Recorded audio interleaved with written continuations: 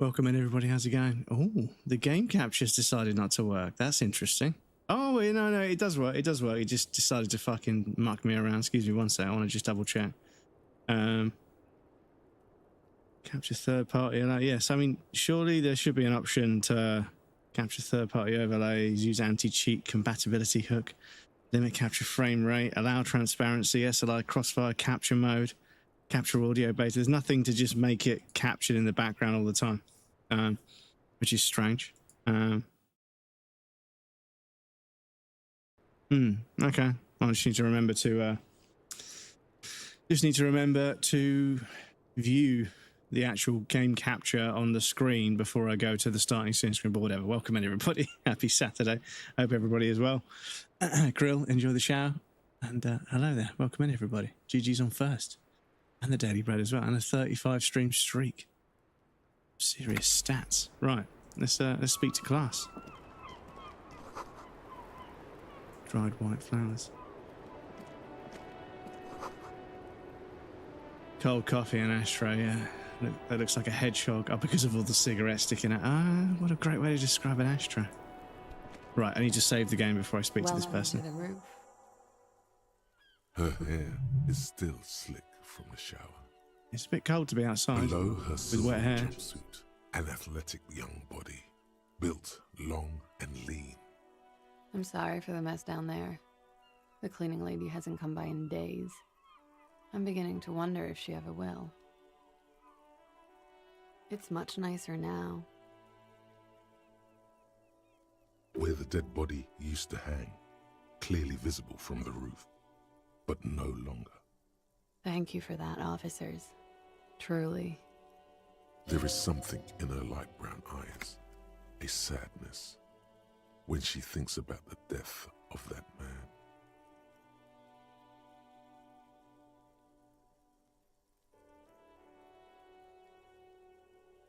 Oh yes, legends of room number 1 have made their way around the building.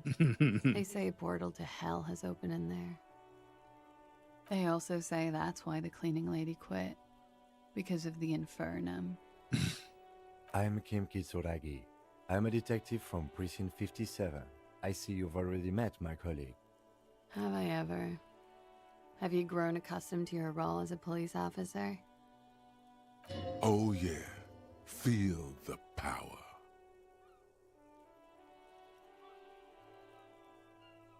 Like riding a coppercycle. There is the tiniest bit of flattery in there. The way her eyes move from your shoulder to shoulder. Miss, we are investigating the murder of the man down there. The people who put him there have asked us to talk to you. Huh. I see.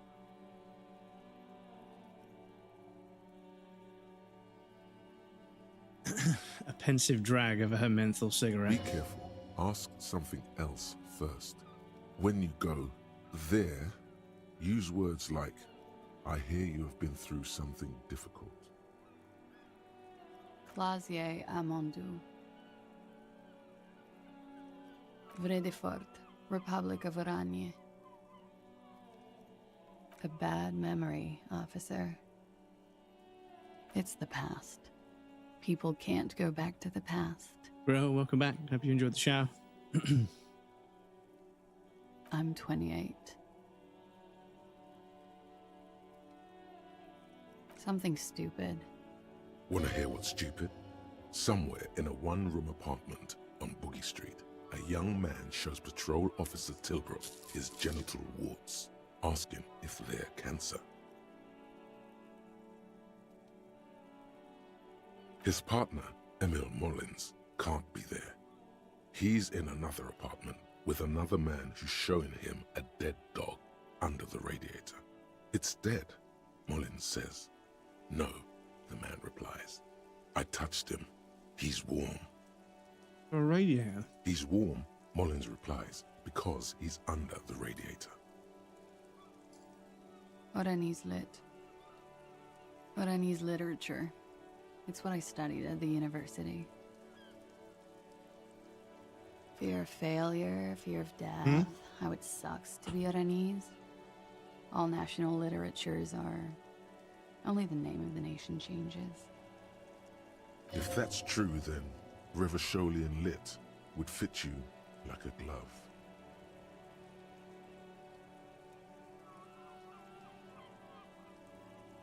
Nothing. I do nothing with it.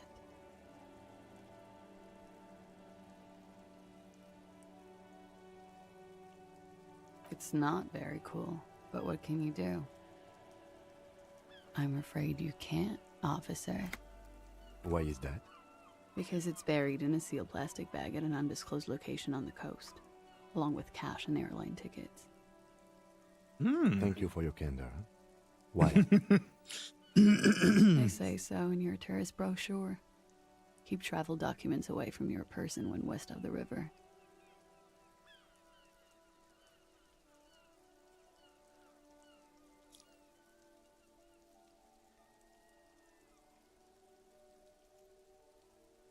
If I were to lie to you, I would come up with a more mainstream name than Clausia Mondu. It's a weird name. It's true. Oh, I'm not too bad, not too bad.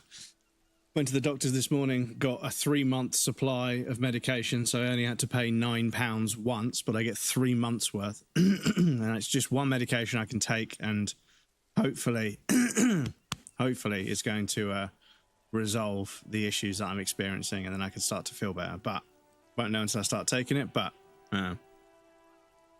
it's class Kill Billy or something. What the fuck? Well, no, I think she's just a very interesting and well-written character, but she plays an interesting role within the narrative, because we know why the guy's mouth was open when he got shot through the back of the fucking neck from the front, but it didn't come out the back. So yeah, wasn't that very cheap for the UK? Yeah, I mean, it should be free, but I'll take it. Undisclosed location along with cash and airline ticket sounds like it's such a CIA. Like, well, yeah, I mean, I'm not gonna lie. Like, I have got. Actually, no, I think I need to repack it. I've got a tiny little carry-on suitcase, and I always keep like 4 pairs of boxers, 4 pairs of socks, 2 pairs of a pair of trousers, a pair of shorts, and 4 t-shirts. Toothbrush and a couple of other bits. I always keep it like a bug out bag because it's just, I don't know, there's something comforting about it. But yeah, keeping your passport somewhere where you can get to it. I suppose obviously in this situation, because they're being a bit secretive, but some people are just secretive. I think people that aren't, I'm not a police officer, but detectives and stuff will tell you that some people are just quite secretive. You think they're being secretive because you're a detective, but it's not. It's just some people are quite secretive. And having some money buried somewhere, in case, it's something, it's strange stuff people do, to feel like secure, if that means anything. It's, different people do different things so that they can feel safe and secure. And sometimes always having a way out of any situation at the drop of a hat is the security somebody needs to just be okay with their surroundings. If they could always go somewhere, open up a shoebox and have some money and, a passport and some stuff to get them somewhere else, and they can run away, and it's not always, people are sort of like, what are they running from? It's like, well, they're not necessarily a criminal. They just, sometimes they have something they might want to run from. Sometimes they're the victim, not the criminal, So, yeah, it's an interesting kind of coping mechanism that some people develop. But I think in this case, it's just because it's a sketchy area. But yeah. Okie dokie. If any of this made her nervous, it certainly doesn't show in her expression or her movements. The record. So official. Yeah, it's pretty deluxe.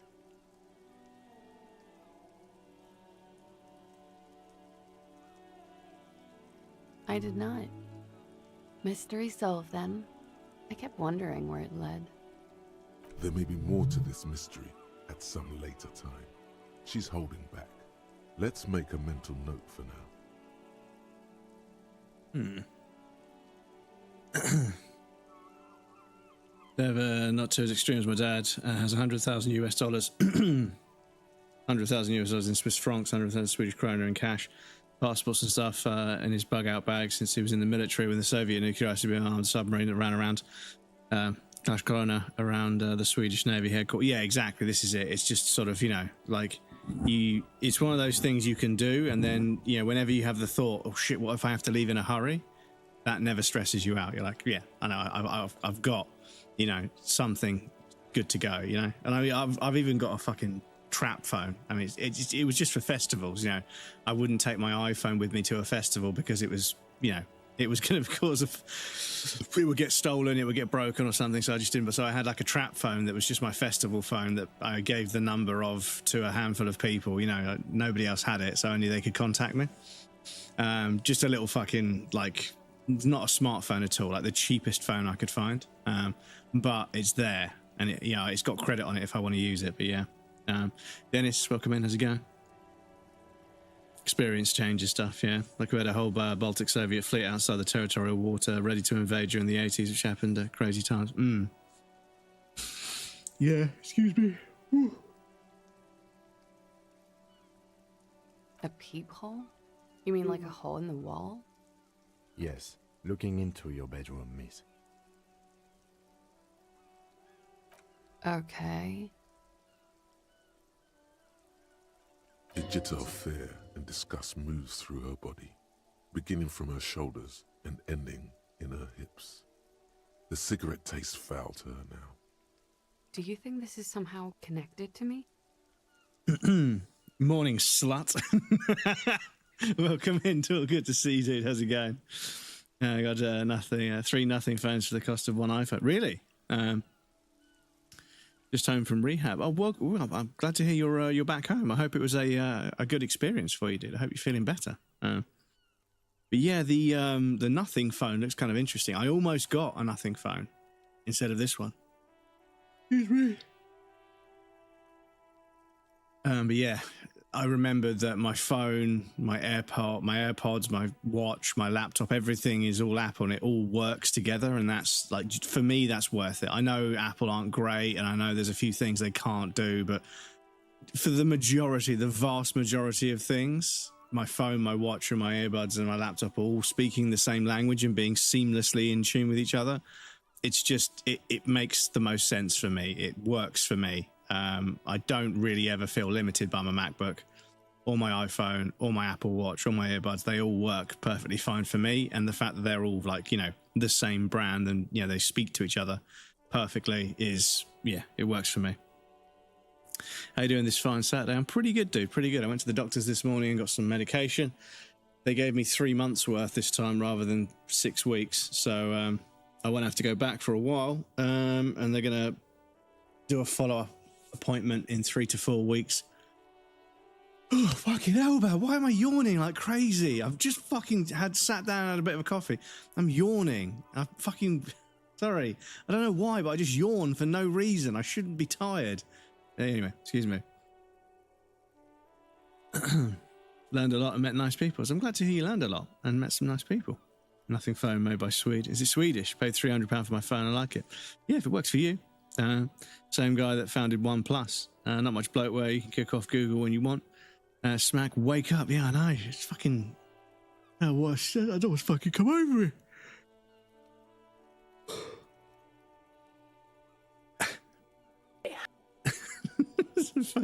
Was that a wake-up blurb? Fucking System of a Down.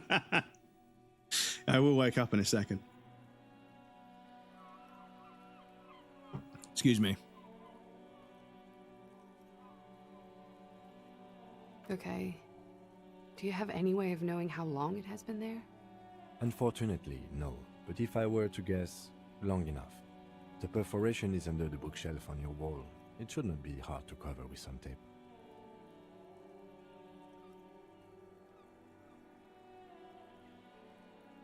Shit. I don't know. Maybe it's been there for a long time. Maybe the local kids use it or something. I don't know.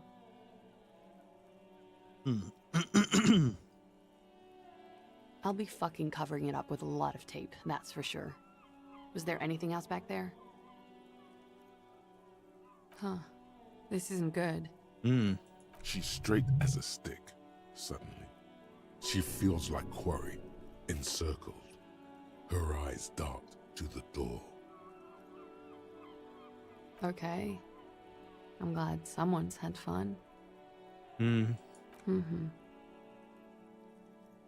She's lost in thought, eyes narrowed, Mm. forehead furrowed.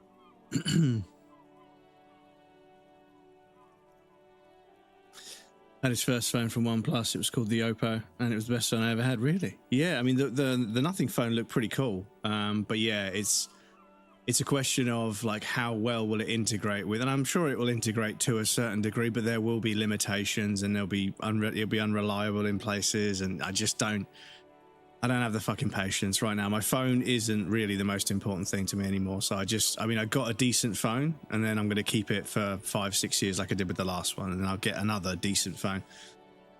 But yeah, like I say, everything working seamlessly and being like made and programmed to work seamlessly, it is what I pay for. Everything else, I mean, the fact that it's made of metal and it's got glass screen, it's not plasticky or anything. Yeah, I pay for that as well. It's nice, but yeah, the functionality of devices has become so important to me, because software dev has fucking gone off the complete fucking deep end, where the environment or the culture of software dev is new features and reward. New features are what get rewarded, not stability and functionality. So shoehorning in a new feature that they can then market with will get that software dev promoted, whereas somebody that spends all month making the platform run better and more reliable goes completely unnoticed and then gets sacked when there's a fucking salary review. Just noticed as well, one of the elements of my overlay is missing. Why is the ticker bar missing? Where is it?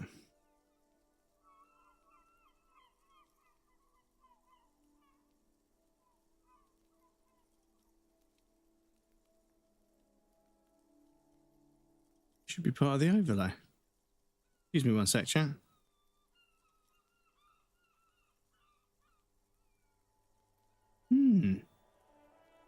Why is that missing?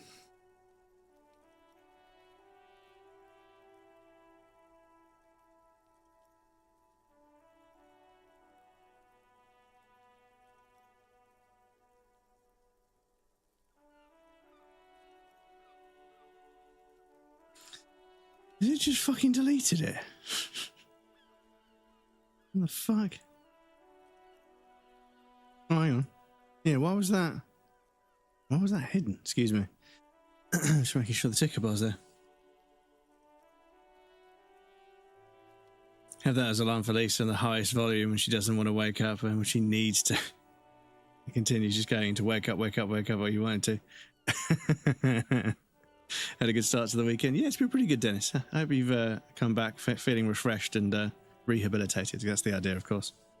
They use the flight attack alarm for the fire alarm. We had one fail alarm. I stand in the bed. Oh, you stayed in bed? Okay.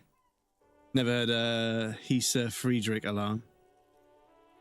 Flight attack alarm. Sweden tests it every Monday, the first month, every month. It's scary as fuck when you hear it a little outside town. Yeah, for sure. And I mean, fucking air raid sirens, right? People keep fucking finding air raid sirens in junkyards and then like turning them on, and it's like, I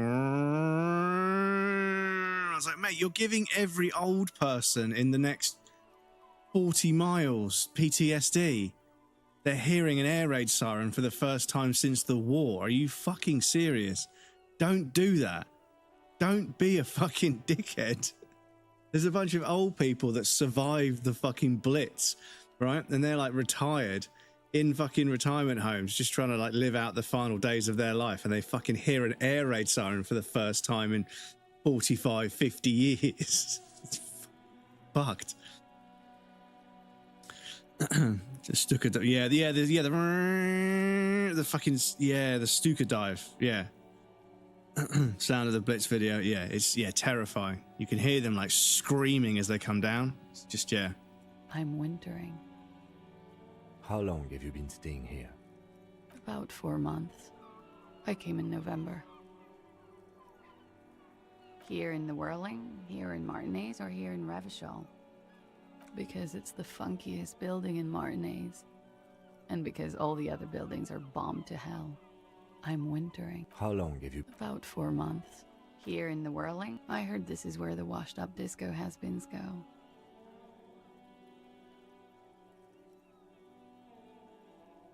I'm really not.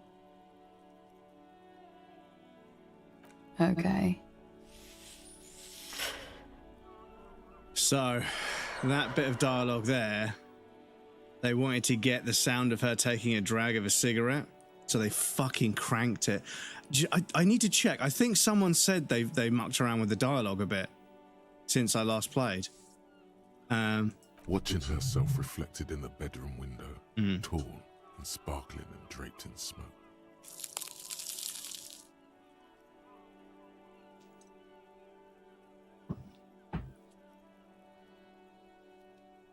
Yeah? All right. Something difficult? I've been through at least half a dozen difficult things. Which one do you mean? By sexually assaulted, you mean raped? Yes. It's a bit early in the morning for raped, isn't it? She sounds positively buoyant, vivacious, totally unbothered.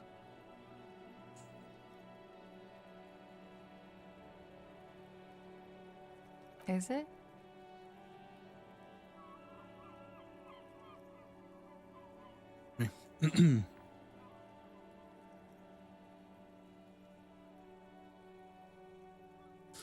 He just see a horseman all his life when he was alive. When he was out driving Dad past some horses, he could randomly say, "Oh, beautiful animals," and they would make the sound when they were burned alive. That was terrifying. Switch back to the cards. Yeah, well, yeah. This is, there were stories of Nazis occupying like rural towns in just outside Poland after invading Poland, and locking people in their homes and burning them and stuff. It's like, Jesus Christ, man, like. It is afternoon. Time flies, man.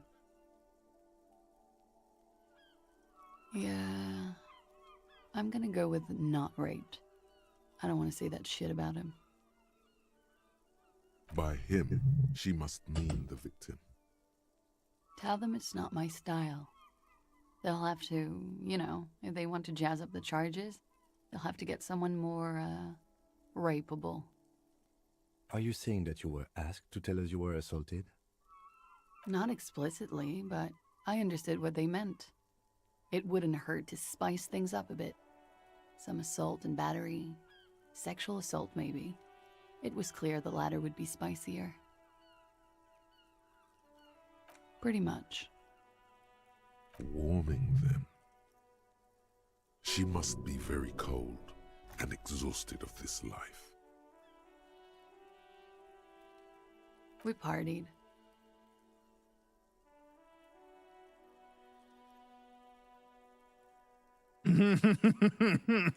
With all due respect, sir, I think we partied a little harder than that. Oh, it is. You're still alive. What did you do when you partied? We drank, sir. A lot. For weeks, basically. We had that effect on each other. We made each other drink harder. That's why I liked him. What else? Stimulants. Speed also has that effect, making you drink harder. And then drinking harder makes you do more speed. It's quite the combination. We also had sex. A little. The drugs were good enough, and we did enough of them. How did you two meet? Downstairs, at the bar. He was on some sort of assignment, a military man, as you probably know. Had a cool, scary scar. She appears aloof, but that scar part, the scary, is stressed and drawn out. What's that about? Apprehension? With longing. She misses him. When was this? A month ago? Something like that. Oh yes. I've had a great view. From the roof, out of the bathroom window, in my dreams. A bitter cringe. It hurts. You look to the lieutenant. He takes a small step closer. You called us, the RCM. Yes. I made it. And I would appreciate it if you didn't tell everyone. In Martinez, they call it snitching. Reporting crimes is confidential in Ravachol, miss. Perfect. Okay, so I think we're going to ask her about the tattoos. Murder weapon, I think we're going to find out was a sniper rifle. That's going to happen at some point. We can go speak to those kids again.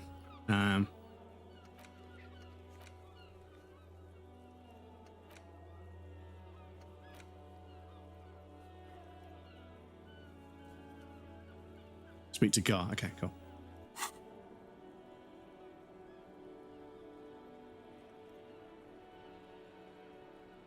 I didn't exactly disguise it. I just muffled the mic and nicked the landline a little. With nail clippers.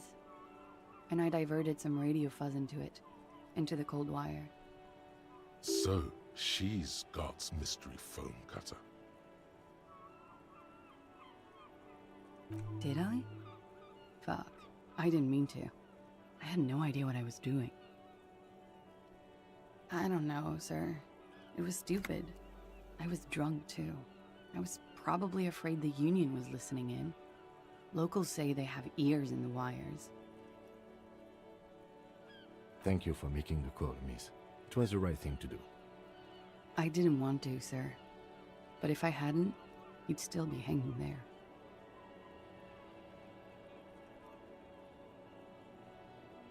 I'm sorry, I can't do it. Not right now. Later, maybe.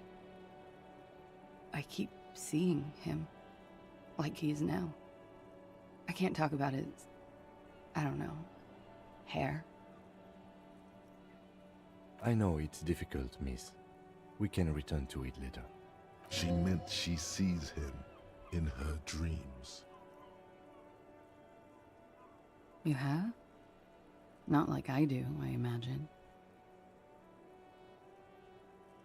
She sees them in each other's arms. She fishes a cigarette out of her pack and lights it, then looks at you with her lungs full of smoke. I can see the similarity, yes. Funny. Funny how? Funny like a clown, I amuse you. Nothing. I also saw him. We had a long inspection and that sort of thing sticks with you. Let's move on.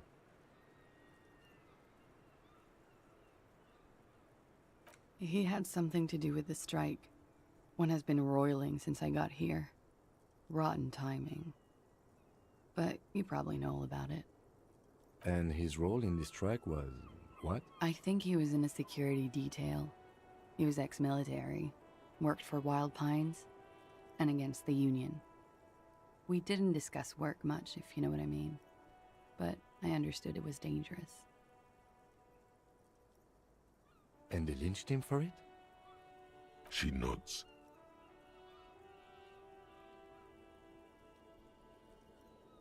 Bullet? They shot him too? They stripped his clothes and they shot him? You mean after they hanged him? I'm confused, sorry. So am I. Were you aware that he had also been shot, miss?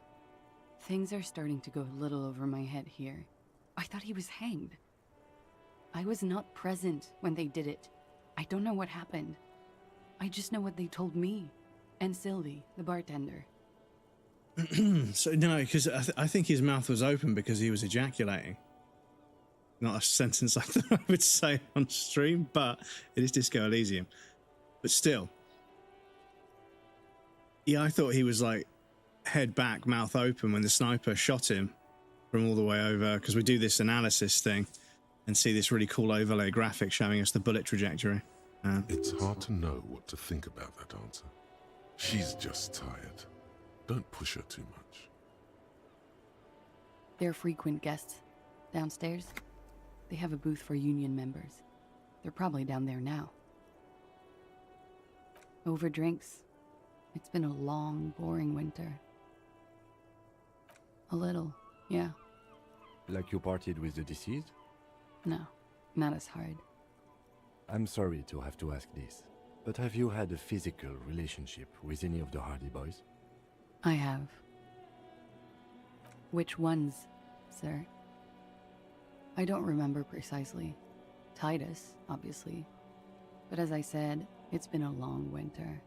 Could that have been part of the reason they hanged him? I hope not. Actually, I know that's not the reason. I'm careful about that kind of thing. Not crossing the wires, you know? But that's probably where they got the rape idea. Men like that? I don't know. It's the way their imaginations work. I suspect it's what they'd like to do to me. She changes balance from one foot to another, crossing her legs. She breathes a silvery sigh of relief and weariness. The air on the roof feels humid. Should we head by downstairs, officer? We may have things to discuss there. She nods.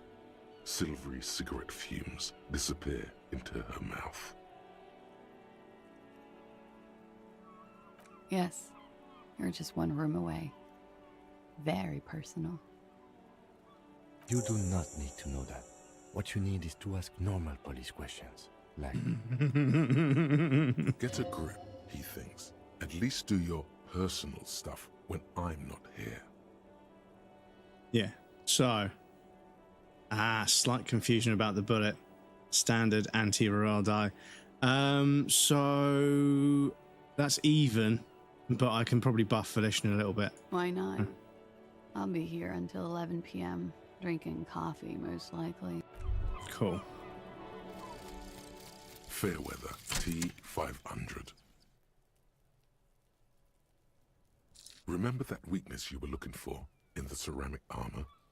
Like, maybe it can only stop small, fast projectiles, but a large, slow-moving pry bar would shatter it? Or, if I run an electrical current through it, maybe it will melt. Or, personal favorite, frequency something something radio weapon? None of that would work. You need to shoot the part of the enemy that doesn't have Fairweather T500 on it, because the armor itself is invulnerable. Good news is, so are the armor pieces on you.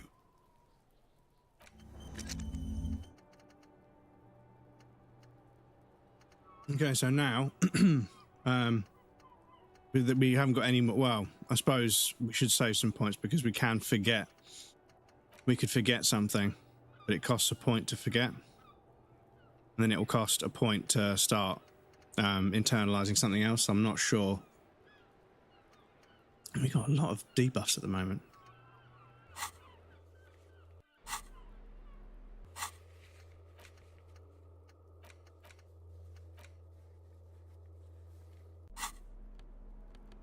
Right, anything that buffs Volition.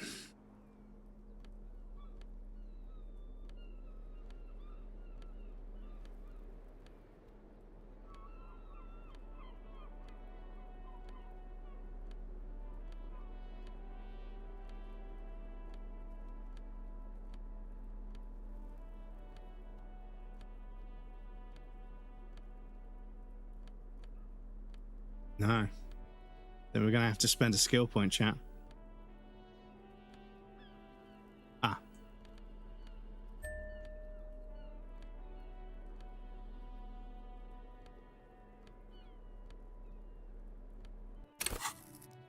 However, excuse me. However, I don't mind putting a point into Volition. looks like we have more to discuss with those so-called Hardy Boys. Half their reasoning just went out the window. Nothing will make them respect the RCM, but it will disrupt the game they prepared for us. We just stripped off one layer of whatever it is. Her decision to not corroborate their story was definitely not part of the plan. What else could she have done? Lie? She saw there was no way to lie and get away with it. South. Welcome in, brother. How's it going? Good to see you, dude. Thank you so much for the raid. Canberry Pie, welcome in. Maid Ressage, classic. Absolutely classic. Only one person posting it as well. GG's. Welcome in, dudes. What were you doing? What were you doing? Ira, were you doing another gym stream? Oh, there we go. Just at the gym, and now we are huge. Amy, welcome in. How's it going? Good to see you. Hello, me Fred, welcome in. Okay, just at the gym, and now we are huge. Panda, welcome in. Keo, welcome in. Limp Paw, Swole Raid messages at the gym now. We're huge. Welcome in, everybody. I hope you guys had a good stream. Hope you had a good workout, Saf. It's good to see you back in the gym. I know you're not interested in getting back in the ring, but it's good to see you back in the gym. I look forward to getting back to the gym once my body is cooperating and I can actually exercise to the point where I do something rather than just spending £35 a month to cosplay as somebody that was at the gym, because my body just won't build muscle because I can't sleep. But it's all excuses. But yeah, I look forward to getting back to a regular routine once I'm able to sleep properly. But welcome in, Reyes. How's it going? For those of you that haven't met me, my name is Breadcrumbs. I'm a variety game streamer from the south coast of the UK. Currently on my second playthrough of Disco Elysium because I want to get the 100% because I played this game last year and I haven't stopped thinking about it ever since. It might be one of the greatest works of fiction I've ever experienced. I think it's, in terms of like the writing and the overall visual presentation, it's one of the most compelling and thought-provoking video games I've ever played in my life. I think it's probably one of the greatest video games ever made. But yes, welcome in. South, I know if you've just been working out, you're probably in the car on the way home, so drive safe. Just said what happened to the people after this game got released. Yeah, it's fucked. It's so fucked. But it's just fucking classic, isn't it, right? Like, even when a group of incredibly talented, creative, hardworking people create arguably one of the greatest video games ever made, it still goes wrong because money. And it's just like, for fuck's sake, man. And the really fucking ironic, the sort of bittersweet irony to it all is what happened to Disco Elysium after Disco Elysium released is the most Disco Elysium thing. It's the most capitalist bullshit thing that could have happened, right? And it's like, it's almost like fucking bittersweet how ironic it is that money and greed and everything got involved as soon as the game was released, when its message is clearly, you know, quite anti-capitalist in a lot of places. But, you know, what can we do? South UK, how have you been in the heat? It's been a bit warm, hasn't it? It has been a little bit warm. It's 26 today. It's going to get to 27. It was 32 the other day. So yeah, it's a bit warm. But yeah, like I don't want to sort of, you know, I don't want to make a meal of it. But yeah, it is getting a bit like over 25. If there's no breeze, it's like, that is pretty fucking grim. And you know, the worst thing is seeing people walking their dogs at like 1:30 when it's 31 degrees outside. It's like, are you fucking serious? Are you fucking serious? That dog is suffering. I can hear that dog is suffering. I don't even need to see it, but its mouth is agape, tongue bouncing up and down. It's fucking struggling right now. And then they go and tie it up outside a cafe and go inside. I'm like, mate, I'm going to steal your dog. I'm going to take your dog away. I'm going to take your dog, put it in my car, take it to a rescue center and say, hi, it's 32 degrees. I found this dog tied up outside. Can you please look after it? And then, you know, get in contact with the owners and maybe educate them a little bit, because it's not okay. It's not. Oh, but he's got some water. It's 31 fucking degrees and they have a fur coat. Don't even get me started on these people that have a fucking husky, fucking Malamute Siberian fucking sled dog. A fucking snowbound sled dog with insulated fur to deal with minus 10 degrees. And you fucking take them for a walk when it's 30 degrees outside. You're a fucking absolute idiot. Excuse me. That pisses me off, man. I've yet to play it yet. Honestly, everyone should play this game at least once. And I think if you play it once, you'll probably want to play it twice. I think that the writing, the narration, the story, the mechanics, the visuals, the art style, the music, it's just every single fucking facet of this thing is just fucking perfect. It's just fucking right there, right on the fucking nose, right in the slot, right in the groove, perfect. It barely puts a foot wrong at all. And the writing, some of the dialogue in this game has cut through me in a way that I've never experienced with any other work of fiction. Films, books, art, other video games. Nothing has hit me as hard as some of the dialogue in this game. I think it's like, you know, it's probably one of the greatest works of fiction I've ever experienced. I think it could be one of the best video games ever made. But yeah, welcome in, South. I know if you're driving, please be safe. play this yet. Writing is easy. 11 out of 10. Yeah, it's some of the. I mean, just every now and again, a sentence just fucking floors you. It just hits you like a train. Like, holy shit, that sentence is kind of perfect. Like, I know exactly what they're talking about, and it suits the mood of the dialogue and the paragraph and the narrative at this point absolutely fucking perfectly. And yeah, the humor is incredibly well done. The characters are interesting and unique and different. Each one feels like they were written differently. It's not just one writer stroking his fucking ego by making every character the same overly verbose kind of like, excuse to use like, ridiculous nomenclature. It's just, yeah, every time I dig into something in this game, it just impresses me even more and more. I just haven't been let down by it. It's, one of the best games I've ever played. Feel you, man. In South London, I'm dying. Yeah, there's no wind in London. This is the thing. In Central, because of all the fucking buildings, there's no fucking wind. And then, everyone's like, why don't we just go to this event? If it means going on the Northern Line, the Bakerloo line, or the Circular, I'm not fucking doing it because it's fucking 40 degrees down there. And it's bad enough when it's not hot. But yeah, the Circular never comes up for air. It just stays down there. So it just gets hotter and hotter and hotter. Walk a dog in the afternoon. Oh, yeah, exactly. No, it's ridiculous. I'm a dog owner. It pisses me off too. Yeah, it's fucked. Their feet burning on the concrete. Yeah, exactly. This is it. It's just sort of like, take your fucking shoes and socks off and walk around on the fucking concrete that's been baked by the sun all fucking day. Yeah, it's not very comfortable, is it? Now look at them. They've got little paws with soft skin on the bottom of them. Not soft skin, but yeah, it's not fair. It's not fair on dogs.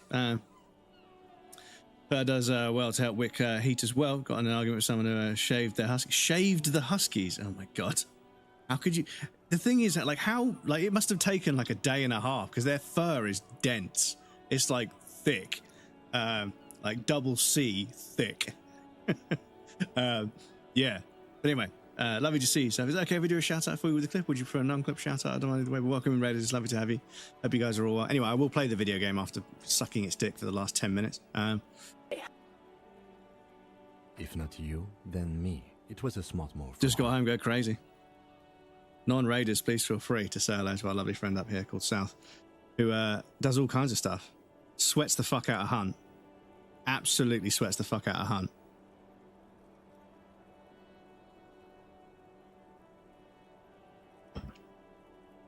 Among other games. Souls games, like a variety streamer like me, but also does gym streams and a few other bits and pieces.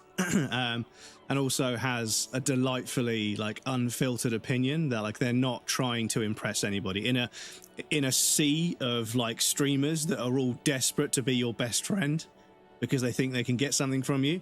South is just a dude. And it's like a fucking breath of fresh air. As someone as a smaller streamer that cruises around, not networking, but cruises around looking for people to watch, people to raid, communities that I think are fun to be part of. I come across 80% of people are super, super friendly for the first couple of months. And then when you don't sub, they couldn't give a fuck. And they're all just, it's all performative. It's all, it's all glad handing and fucking humble platitudes and stuff. They're not really your friend. They don't really give a fuck about you. And they're only just trying to butter you up and onboard you into being a sub. And then when you don't, they immediately forget you exist. But South has way more integrity than that. They're just an honest dude who likes playing video games and talking about them. So yeah, that's why I like hanging out there, because it's a fucking breath of fresh air sometimes. The big old gym workout. It's been interesting doing gym streams lately. I've been struggling to find games to play, so having something else to do has been really nice. Plus, it keeps me honest, making sure it's a good workout. Yeah, this is it. When you've got a group, when you've got a chat full of people, weren't quite there with that form. We weren't quite there. But yeah, what you should do is, right, you should put a couple of plates on and be like, hey, chat, can you spot me? And then just bench. Chat, help. I need you to spot me. But yeah, no, it's lovely to see you. It's been lovely to see you on as well. So better at Hunt than he was at SOT. What's SOT? What was SOT again? Sea of Thieves. Yeah, they used to sweat Sea of Thieves as well. But to be honest, I have been playing a little bit of Battlefield 6. I've been playing a little bit of Battlefield 6.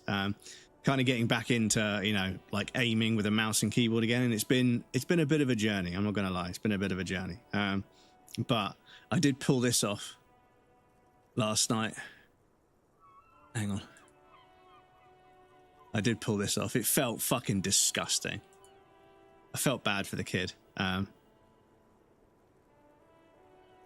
literally just parachuted in, and I fucking took his head clean off with a sniper rifle at like 6 meters, like a completely pointless distance to use a sniper rifle, but you know, it worked. So yeah, I've been getting back into Battlefield 6 a little bit, but it's like there's an awful lot about Battlefield 6 and just first-person shooters in the modern day in general that isn't skill-based, and everyone's gonna fucking hate me for saying it, but yeah, I feel like when kids these days are given like a proper arena shooter where it is just skill, like there is a very, very high skill ceiling, most people don't want to know, and it's a shame because games like Counter-Strike and Quake 3, they prove that actually a really good shooter game is just, it's very simple, but you just create this really high skill ceiling by making lots and lots of things very high level, and then you just let people continue to slowly get better, and you don't get like, because with any sort of mainstream FPS game these days, I feel the same thing every time. Battlefield 4, Battlefield 6, Battlefield 1 and 5, the Call of Duties that I played, every single first-person shooter for me is I'm getting better, and then whomp, I just feel like I perform exactly the same. My accuracy doesn't improve, my game sense doesn't improve, my sort of cerebral understanding of enemy positions and strategy doesn't improve.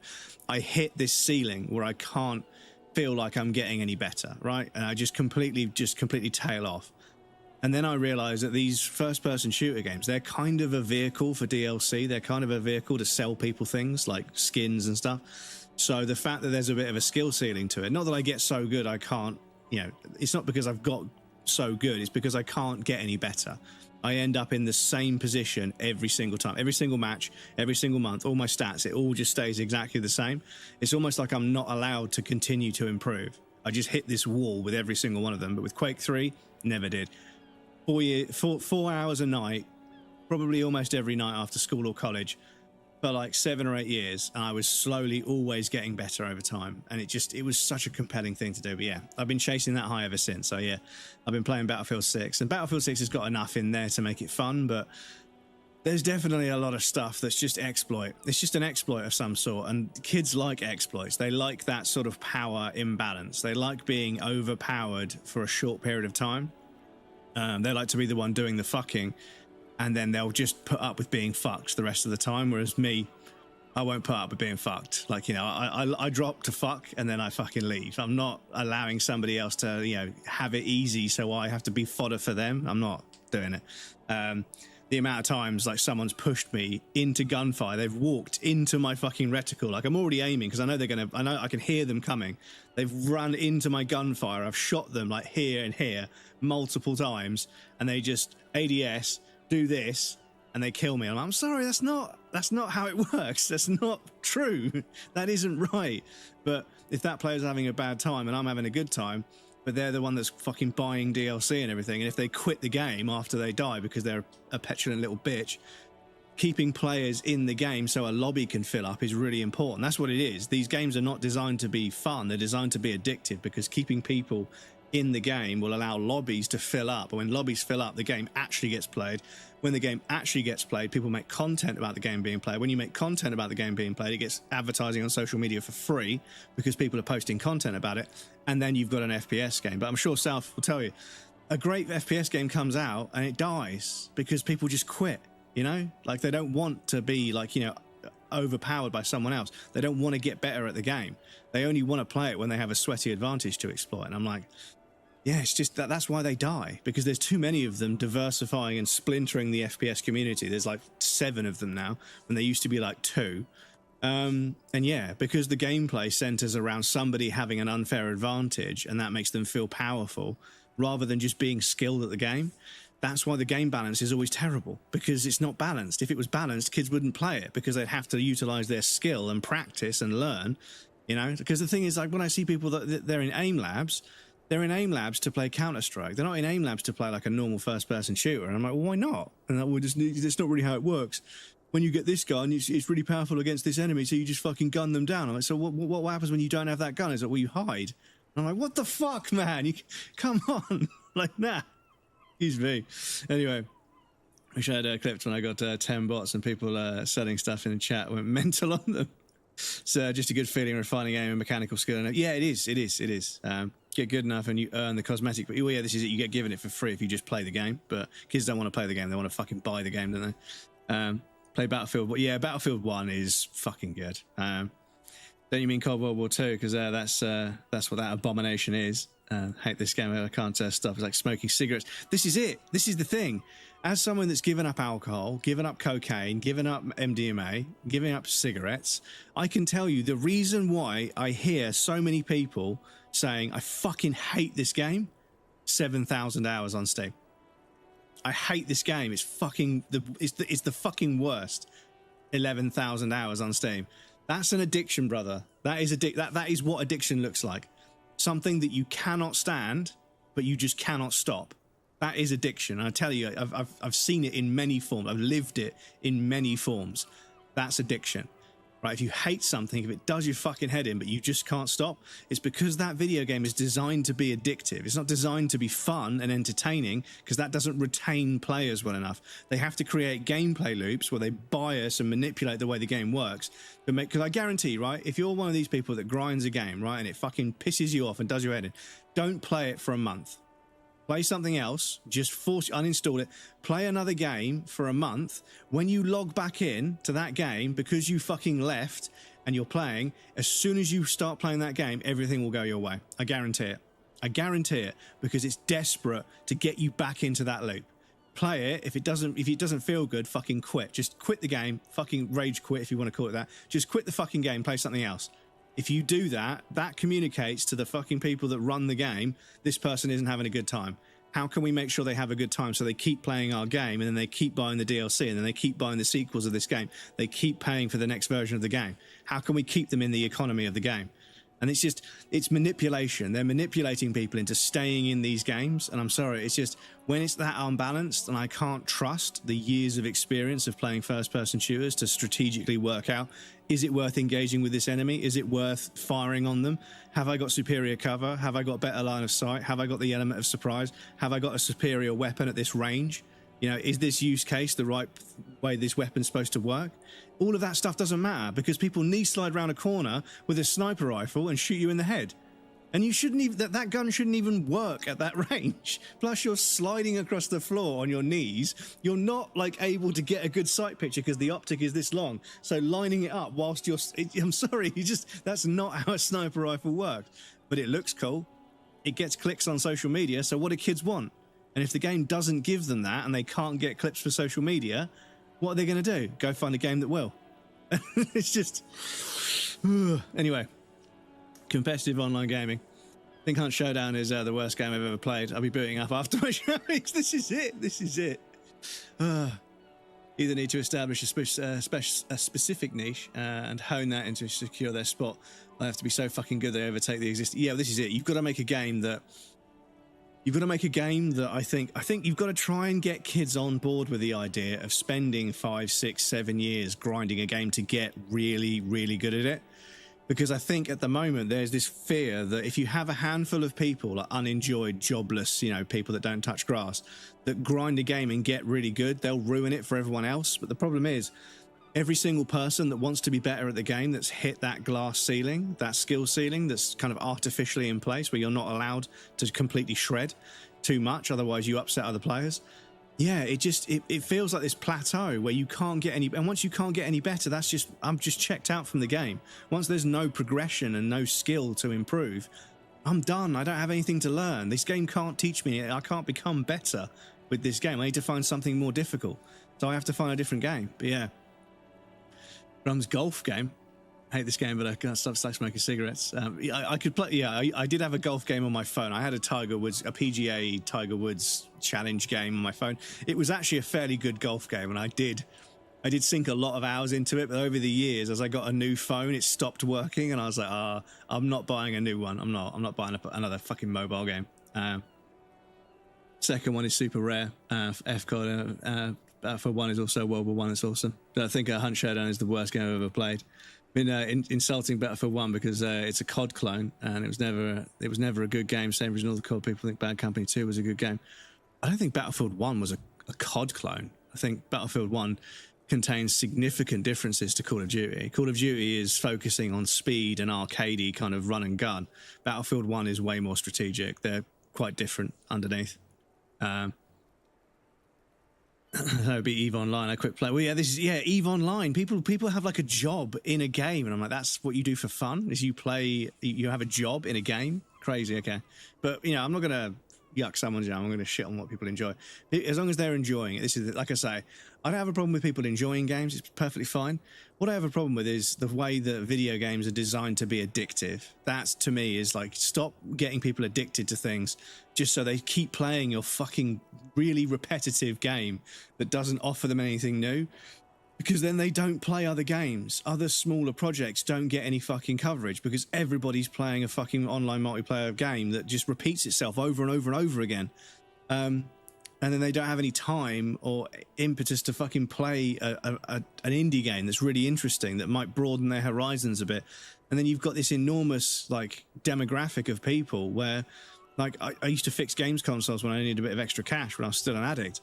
I can't tell you how many times I got somebody's Xbox or PlayStation working again, turned it on to make sure it was working, and the only games they had installed, FIFA, Call of Duty, Fortnite, and a couple of others. They literally, and they get a free game every month. PSN gives you 2 or 3 games. You might only like one of them for free a month, and they didn't even claim them.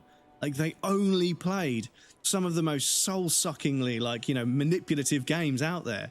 And I'm like, brother, like, there's so many other games for you to play. But like I say, if they're having fun, they're having fun. I'm not going to tell people how they can have fun. As long as they're enjoying it, they're not exploiting, and it's consensual. People can do whatever they want as long as they're having fun. You know, as long as they're not exploiting other people and it's consensual.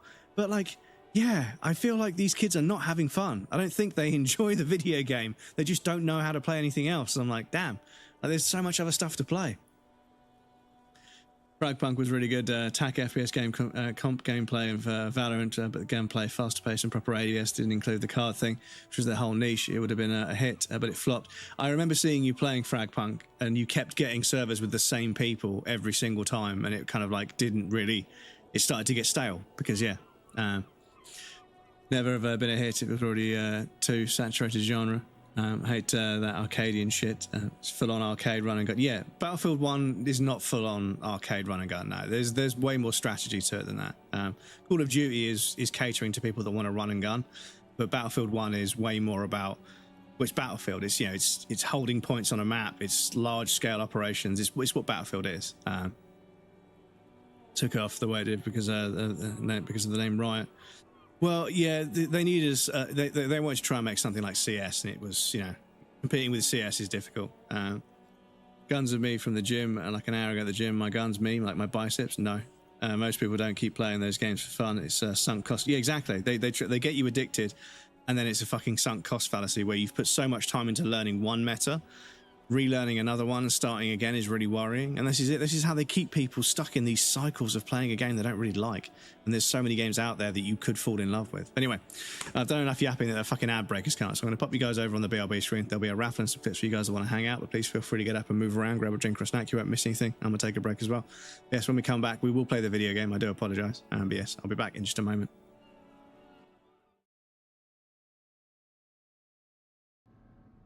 We're reasonable people. I'm sure we can work something out.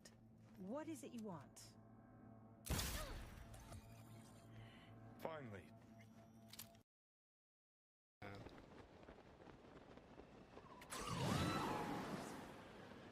Yeah, it just, the gust as well, it doesn't really blow you that far. It, you know, no pun intended, but, you know, it doesn't really blow me away.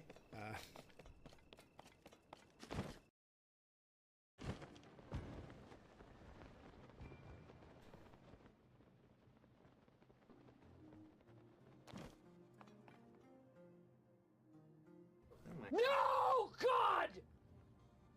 No, God, please, no! No! Stop it.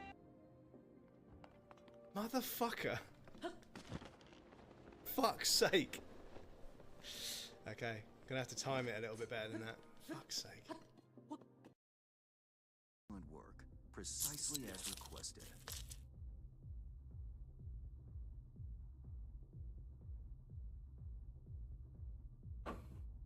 Maybe the one thing I didn't expect, to see the man behind the hollow curtain.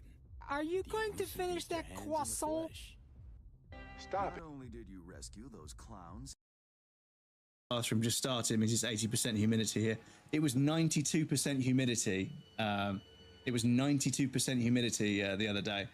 And as a 39-year-old man, when it gets above 85% humidity, I'm going through baby powder like there's no fucking tomorrow. I swear to God, it looks like I was baking a fucking cake in the bathroom. I'm just fucking covering myself. Oh. It's fucking R2 Grill 2. Excuse me. Oh. Dedicate this monument to the memory of the souls lost in the calamity. Okay.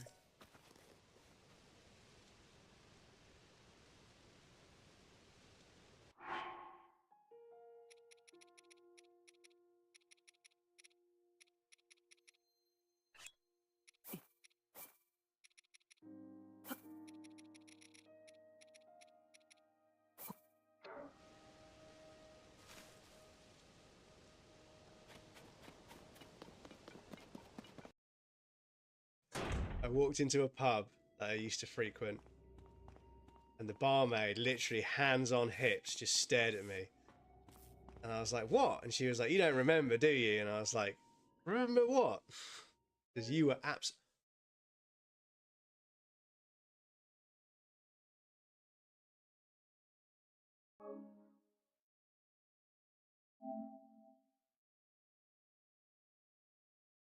Oh, okay.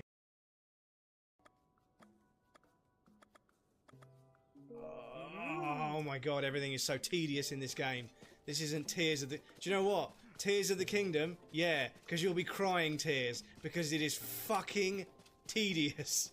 Everything is fucking tedious. It is the tedious of the kingdom. Ah, right. Was it because these were overhanging? Can I leave them outside? Flying Toy, welcome in. How's it going? I'm glad to hear you feel the same and I'm not on my own. Fuck me, everything in this game is tedious. More like Tears of the Player Base! Yes, Stabby. Tears of the Player Base. I love it. Right.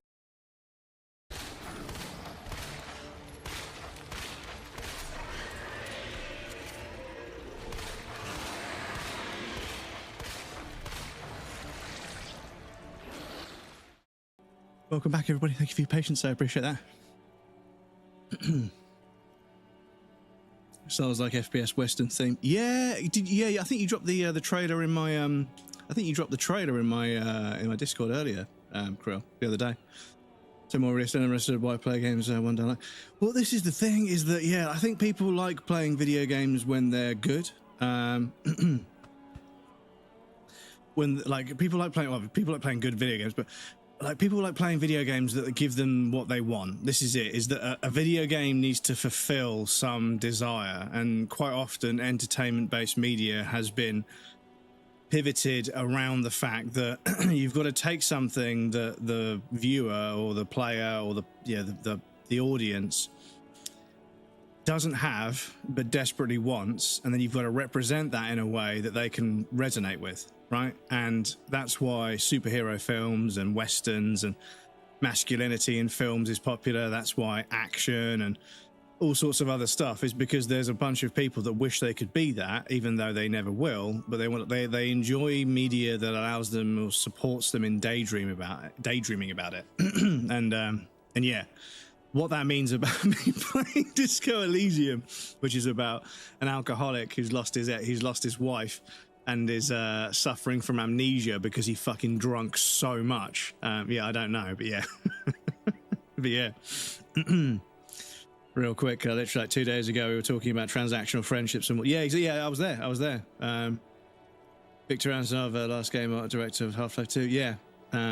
Partner that randomly came into stream like 2 nights ago, didn't follow him back, and now suddenly within 1 day he unfollows, bro. People are fucking obnoxious with it.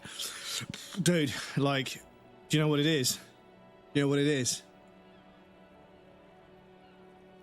you get as many unfollows as follows. You get like a couple of people follow, and then a couple of you get one follow from a TikTok or a tweet or something, and then they unfollow when you don't follow back, and it's just the line just does this constantly, and it's like, oh, for fuck's sake, dude, just stop. Like, just fucking, like, yeah, it's, I don't know. There's so many people that are desperate to try and grow on Twitch as a platform, but a lot of them don't realize that, like, the reason it's so difficult to grow on Twitch is because Twitch is regressing massively. Like, it has gone from, I'm not even gonna fucking paraphrase. It's like channel, like, overall viewers of the channel, are we down? Yeah, we're down below 2 million. So obviously in 2020 it went fucking mental, up to what, 2.52. Oh, this kind of chart's so annoying. Yeah, 2.5 million, and then I think it peaked at 3 million, 3.10 million viewers on the platform. As of today, we're down to 1.97. So effectively a third, like, no, I'm not paraphrasing here, a third, like just over, but a third of the viewership of this platform is no longer on the platform. Like, a third of it is gone, right? So if you take a third away of any market, you're not growing. Like, anybody who's growing right now is growing within a shrinking market. So I'm sorry, it's just, I don't believe it. But yeah, it's the way people have suddenly become really socially manipulative, like exactly what you're describing. The way people pivot towards being socially manipulative to succeed, it's like, brother, like, if you don't love chatting to people and playing video games, like, this isn't the platform for you. Be a YouTuber, be a TikToker, be an Instagram influencer, you know, go and find some other avenue of content creation.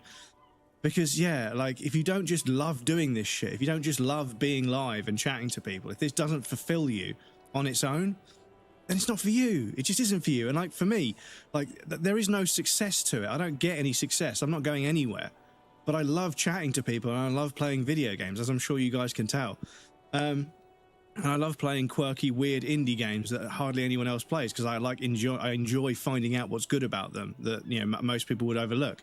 Because I like video games as a creative medium.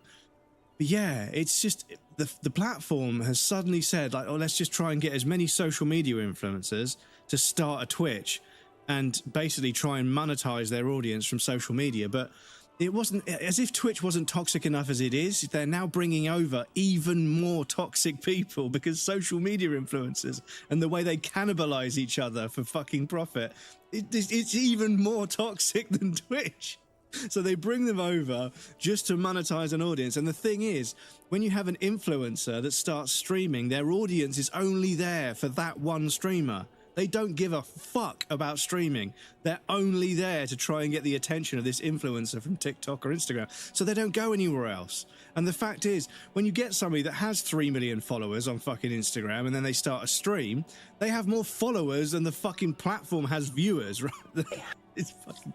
So they bring, like, what, 5,000-6,000 viewers to a stream, but those viewers immediately leave Twitch the second that stream finishes. So it doesn't benefit the platform whatsoever. But when that audience that's being monetized now by being part of a live stream, Twitch is getting a cut of that to pay Amazon the overinflated prices they pay for the server architecture, because that's a thing apparently. So yeah, it's not a good way to organically grow the platform. So it's bringing the wrong kind of people who, let's be honest, social media is even more manipulated and skewed in terms of metrics than anything else. Instagram, TikTok, it's all about buying views. It's all about engagement farm and click farming. It's, you know, it's not the right thing. It's not the right, and it's made the platform way, way more toxic and way, way more transactional, because all these people know how to do is to grow in a social media. They don't know how to actually maintain a community of people, because they've never had to do it before. All they have to do is just moderate their fucking post on Instagram. They don't have to run a Discord. They don't have to run a chat. And because of this, when they've got 5,000 viewers, because there's some social, they're not a good streamer. They're at the top of the list. They're on the top of the pile, partnered in a week, but they're not a good streamer because they don't know how to stream. They're a social media influencer. They're very different skill sets. One is incredibly short form and vertical. One of them is incredibly long form and horizontal. They're completely different metrics, completely different formats. So, yeah, I don't know. You know, rather than like looking at people that do streaming well, I'm not saying me, but, you know, I know lots of people that are very, very good at this. People that I look up that I look up to that are very, very good at this. They've been in the same place for 5 years. Meanwhile, somebody who clearly doesn't have any fucking idea what they're doing, 6,000 average viewers, they get given partner within a week. They haven't even hit the fucking requirements, and they're given partner straight away. And it's just, it's fucked, absolutely fucked. Now the question is, how many of those have you? Oh yeah, this is it. This is it. Sitting at home all the time. Either you guys had lockdowns, but yeah, it looks bad. July 2025, the maximum of 3.5 million concurrent viewers, and a day after 13 million back to 3 million because one streamer got 9 million. Well, this is it. One stream gets 9 million viewers. But yeah, this is it. And yeah, people are like, oh, you know, people are fucking view botting. They're not view botting. It's pretty simple, right? You embed your stream on a website and then you view bot the website because there's nothing you can do about that. It's pretty obvious. All of the really, really high flying people on like 8, 9, 10,000 average viewers, they've got like maybe 900, maybe 1,000 viewers on Twitch, but their stream is embedded on a website somewhere because the Vextra thing, is it Vextra or Vextra? They were embedding their website got like, you know, 5,000, 6,000 hits an hour because they were a tutorial website. So they put their Twitch channel embedded on every single tutorial they have. And that artificially inflated that. It was fucking crazy. Like once people realized what they were doing, it fell off massively. But it was crazy. That downfall was insane. It was iBuy Lanos. Yeah, iBuy. Yeah, iBuy's a massive I think they're a Spanish streamer. But anyway, we're gonna play the video game. Sorry. You think so? She seemed forthcoming. Unusually so. Being forthcoming about some things is a good way to obscure other things. It's true. The best liars are always forthcoming. Anyway, yeah, we should 9 million. I suspect our investigation will bring us back here soon enough. But I think they had some license to stream like a sporting event or like a competition, like an amphitheater, like a brain. What's the fucking word for a big place where people watch sport? Not a football ground, but what do you call them? I just refer to them as football grounds because that's all we have in England is football grounds. Stadium, yeah. I think it was like some big stadium event because I saw it. I was like, the 9 million viewers, that can't be true. That must be, you know, I mean, for Amazon's channel to have less views is ridiculous because, yeah, Amazon is obviously going to use this for streaming stuff, but, you know, they got Prime. But yeah, I looked at it and like, yeah, they were streaming some fucking stadium event. And I think maybe they had exclusivity. Maybe they'd signed some exclusivity deal to be the only place where you could watch it. So yeah, they got all of the viewership and none of it was on TV, but I can't remember. Yeah, I'm not. Yeah, I feel like the only way you're going to get 9 million people to watch a live stream on Twitch is if there's no TV to watch it. I think that's the only way you're going to do it. No offense to the guy. They obviously know what they're doing. No shade to them. They're just playing the game. I don't hate the player. I hate the game, right? So yeah, I feel like that must have been the only way to watch it because yeah, that's television viewership, you know. And that's the thing. Like when people have like 20,000 viewers every stream, even though the platform has massively gone downhill, I'm like, it's funny how the entire platform lost a third of its viewership, but you've maintained all 20,000 viewers. You know, I mean, arguably at least 4,500, 5,000 of those would have been profiles that no longer exist. So, okay. But yeah, like I say, if you've got exclusivity, like the thing is the European situation is interesting because there are like parts of the world with several 100,000 young people that love video games, but there's no video game magazines. The internet isn't great. There's no video game stores. There's nothing. So if you live in that area, you speak that language and you are their gamer, where they get their gaming news from, you're basically a TV channel. And that's why they get some of the TV viewership, right? So I believe that when I see like a Spanish streamer that's like, well, I mean, a streamer from an obscure part of the world that speaks Spanish, and you look into that region and you realize that video games are like £170 English because they're all imported and there's a massive tax on video games because the government hates video games. So suddenly they're a niche, and it's the only way for anybody in that region to see somebody that speaks their language or speaks Spanish or something they understand, to know what's going on with video games. So they all flock to it. So I get that. That's perfect. But some American teenager having 20,000 viewers when all they do is sit there and watch other people's YouTube videos and say really dumb clout chasey shit, I don't believe it. That's not. You're pulling more views than the average TV show that's broadcast to fucking millions of people, like hundreds of millions of people. I'm sorry, I don't believe it. I don't believe it at all.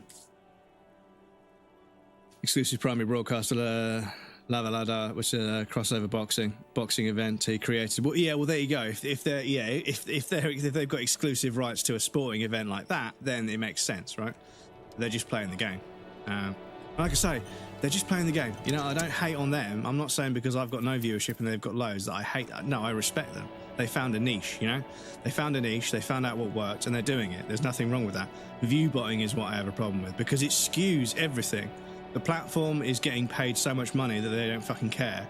And it just means that basically every category has one person in it that has, like, all of the viewers are just going to that one channel. Nobody clicks on anyone else. And it's like, you know, and I deliberately don't. Like, the first 2 rows of a category, I don't even look. I don't even look. I just don't. Because 9 times out of 10, those first 2 rows, they're going to be popular for a different reason. You know, and this is why, personally, I feel if Twitch really wanted to fucking shake things up and make things a bit more sort of logical, I don't think we should arrange people in a list by the amount of viewers. How many hours have you streamed that category? Because I want the first 2 rows to be people that have streamed that game consistently for like 5-6 years. You know, I want those people that have been playing that game constantly, that have untold knowledge and understanding of not only the game, but the community around it, the jokes, the sort of meta, everything about that game. That creator knows a lot, and they should be the place where people find that game and where they ask questions about that game, where they become a part of a community around that game. Not somebody who's just playing it because they've got nothing else to do, but they've got 8,000 viewers every stream anyway. So what does it matter? You know, they're making like, you know, 15, 16 grand a month. So what do they care? They'll play anything. And they don't care about the game. They don't. They clearly don't care about the game. And I know I'm saying that as someone that hasn't played the game very much for the last hour because I'm talking to you guys, but talking to you guys is an important part of streaming for me as well. So yeah. Not a 9 million for his hot tub stream. I mean, ignore them. Yeah. Have a hard time being in streams with hundreds of viewers and hundreds of people that are like, look at me. This is the thing. I know a few people that average, you know, they average 4 figures. They're sort of, you know, in the 3,000-4,000 viewer bracket. But it's chill. You know, they've been doing something, a category of games or a craft or something for like 15 years. They've been streaming since 2018. They're just a very popular stream because they've been around a long time. And the chat is full of people that are all just trying to get along. It's a nice community. Whereas all of these streams where there's just absurd amounts of people there, and everybody, you scroll and pause the chat, and it's just complete bullshit. There's not a single fucking sentient thought. 600 lines, you scroll and scroll and scroll and scroll. There's like 20 or 30 lines per page. Scroll, it's just the same fucking joke over and over. It's just emotes. It's just the same fucking joke over and over and over again. Not one of them has said anything that has any thought behind it at all. And I'm like, do you know what? I wouldn't do it. If my chat was like that, I wouldn't fucking do it. If I couldn't genuinely have a conversation with at least like a portion of you guys, it's not worth it for me. You know, like I want to play video games and talk about them. You know, everybody just spamming the same fucking joke over and over again, trying to get the attention of somebody that's just ignoring them on purpose so that they then spend money to get their attention. Yeah, I'm good. I don't need it. Spooder, welcome in. How's it going, dude? Good to see. No hot tub pool streams today, Marcel. Yeah, no hot tub streams. No hot tub streams. Yeah, I think they banned them. I don't know if the VR AI is going to pick up what I'm doing, but yeah. Second, GG's, Spooder. But yeah, this is rich. Having like a hot tub with a view of the mountains, that's rich. All the lots of other stuff that I see, that's not real wealth, but yeah, Thank you for the streak as well, Speeder. I appreciate that, dude. Give them the German stare.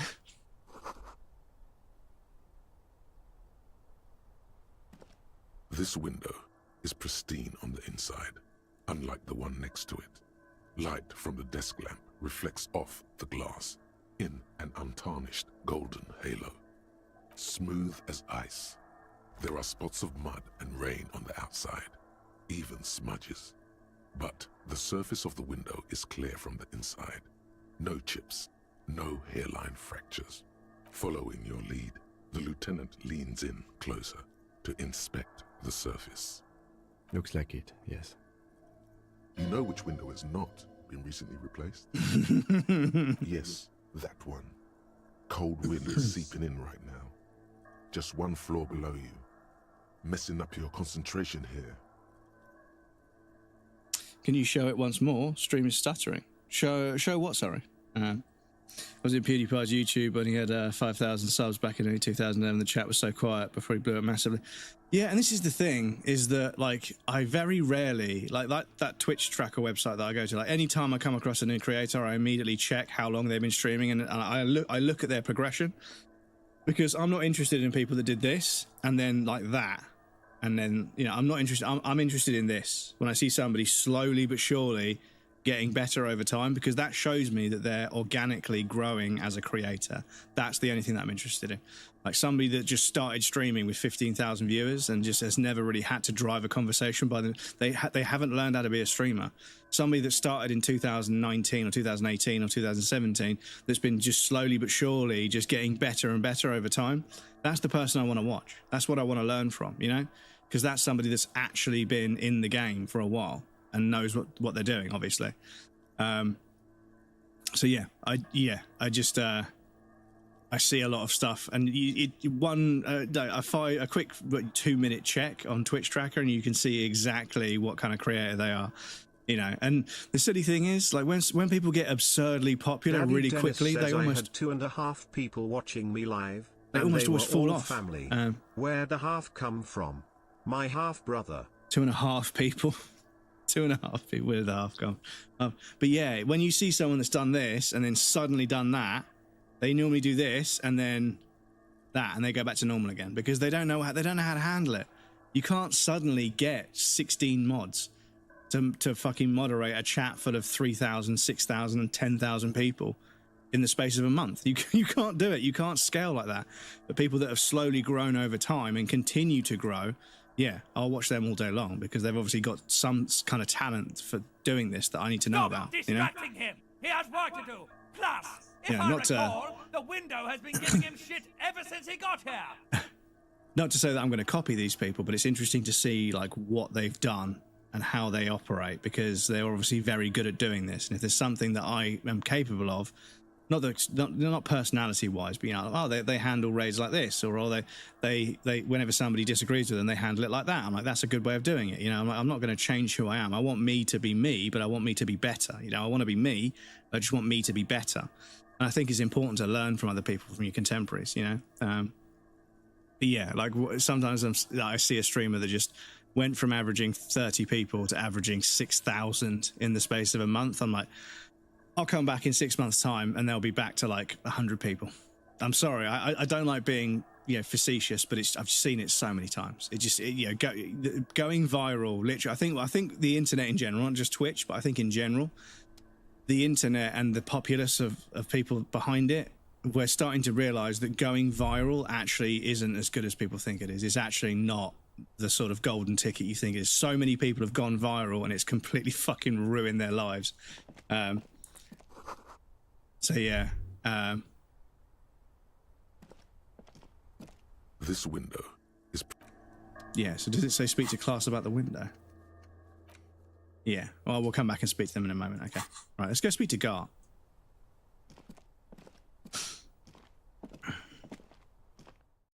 Never change oneself for others. Yeah, I'm not changing for others. I want to be better for me, you know, and if I can learn from others and see how they go about certain things, I can then improve myself. I just need to know what to aim for, right? This medicine cabinet is full of wares.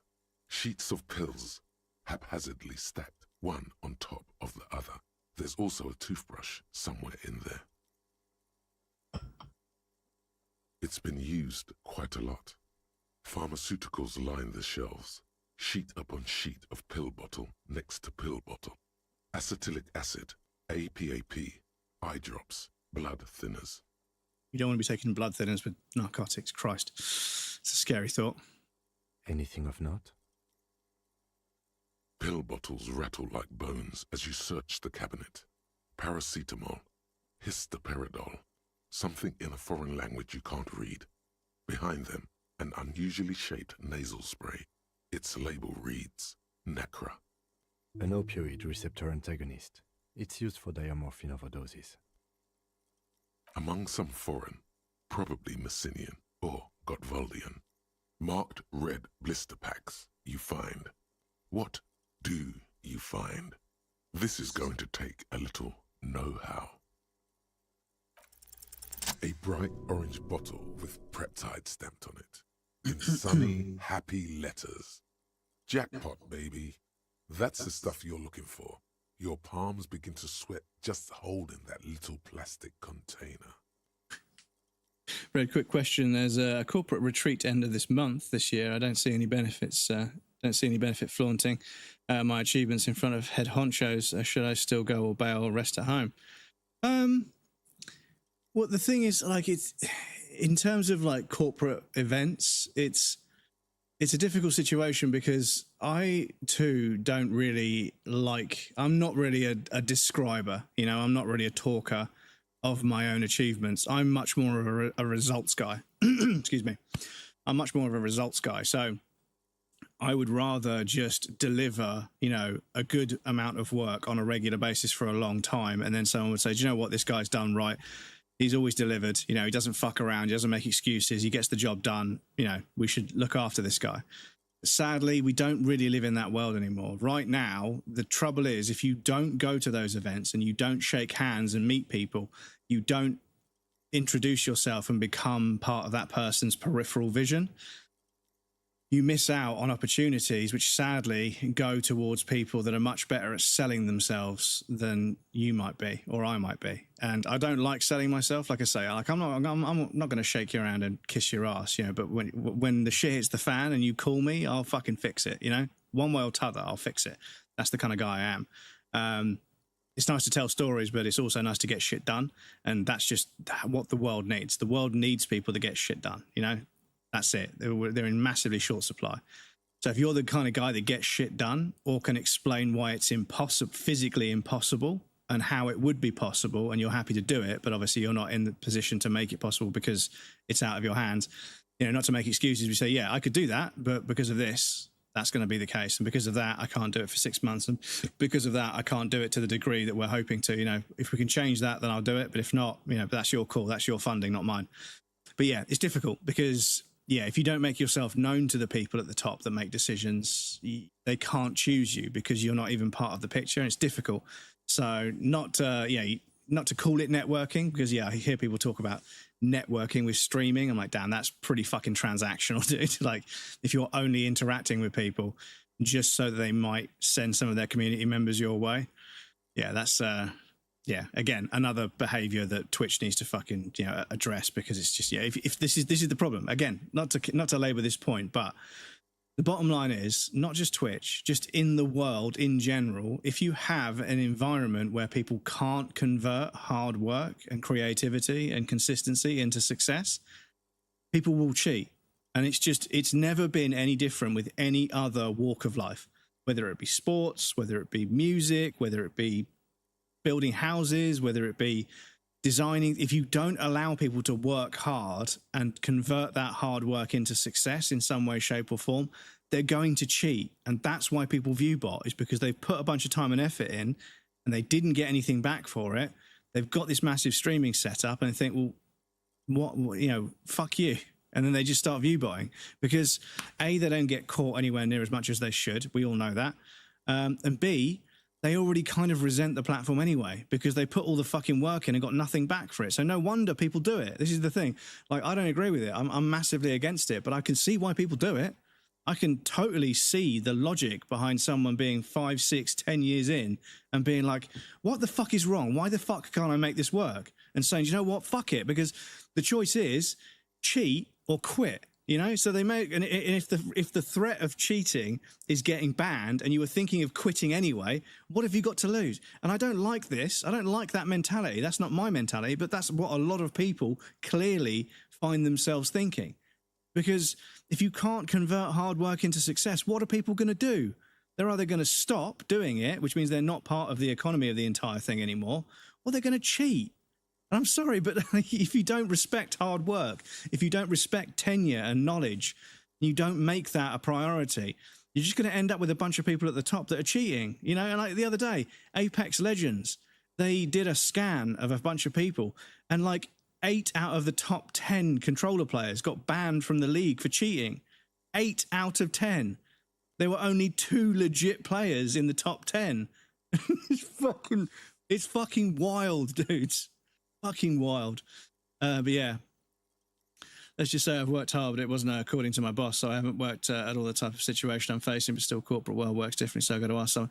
I would go, be polite, say hello to a few people, introduce yourself, ask them about what they do within the business, ask them about their history with the business. How long have you been with the business? You know, where did you come from somewhere similar? You know, don't be annoying, but, you know, try and just get a feel for who's who, because you being interested in who they are and what they do, it shows that you have an interest in the structure of the company. And that's a good thing to convey to the people that are in charge, is that you have an interest in the company's goals. If you align yourself with the goals of a company, you're probably going to fit in and do well. And it's the same with Twitch. If you align yourself with the goals of the platform, you're probably going to succeed. But, you know, when you think about what the actual goal of the platform is, yeah, it's not quite as easy to swallow, to be honest. But yeah, anyway, I've said too much, to be honest, so I'm going to move on. But yeah, doesn't care when you have worked hard, he would find fuck him and his bosses. What I would do in front of the head honchos. We were a team, but in back office, I'm not working, apparently. People are transacting. Yeah, like I say, it's Twitch, it's jobs, it's all sorts of things. And you have to, like me personally, the way I've negated this whole transactional kind of thing is that I'm just a guy who delivers. I don't talk about it. I don't, you know, complain about it. I just fucking find a way to deliver, because that's what people want. That's actually what people want. In this world, there is a certain degree of life which is just giving people what they want. And part of that is if somebody wants somebody to do a job and it's complicated and multifaceted and nuanced and idiosyncratic and everything else, but somebody picks that up, runs with it, and then starts to deliver and then provides feedback saying, hey, I could be more productive and more reliable if this and if this, suddenly you're providing something that helps them with their job.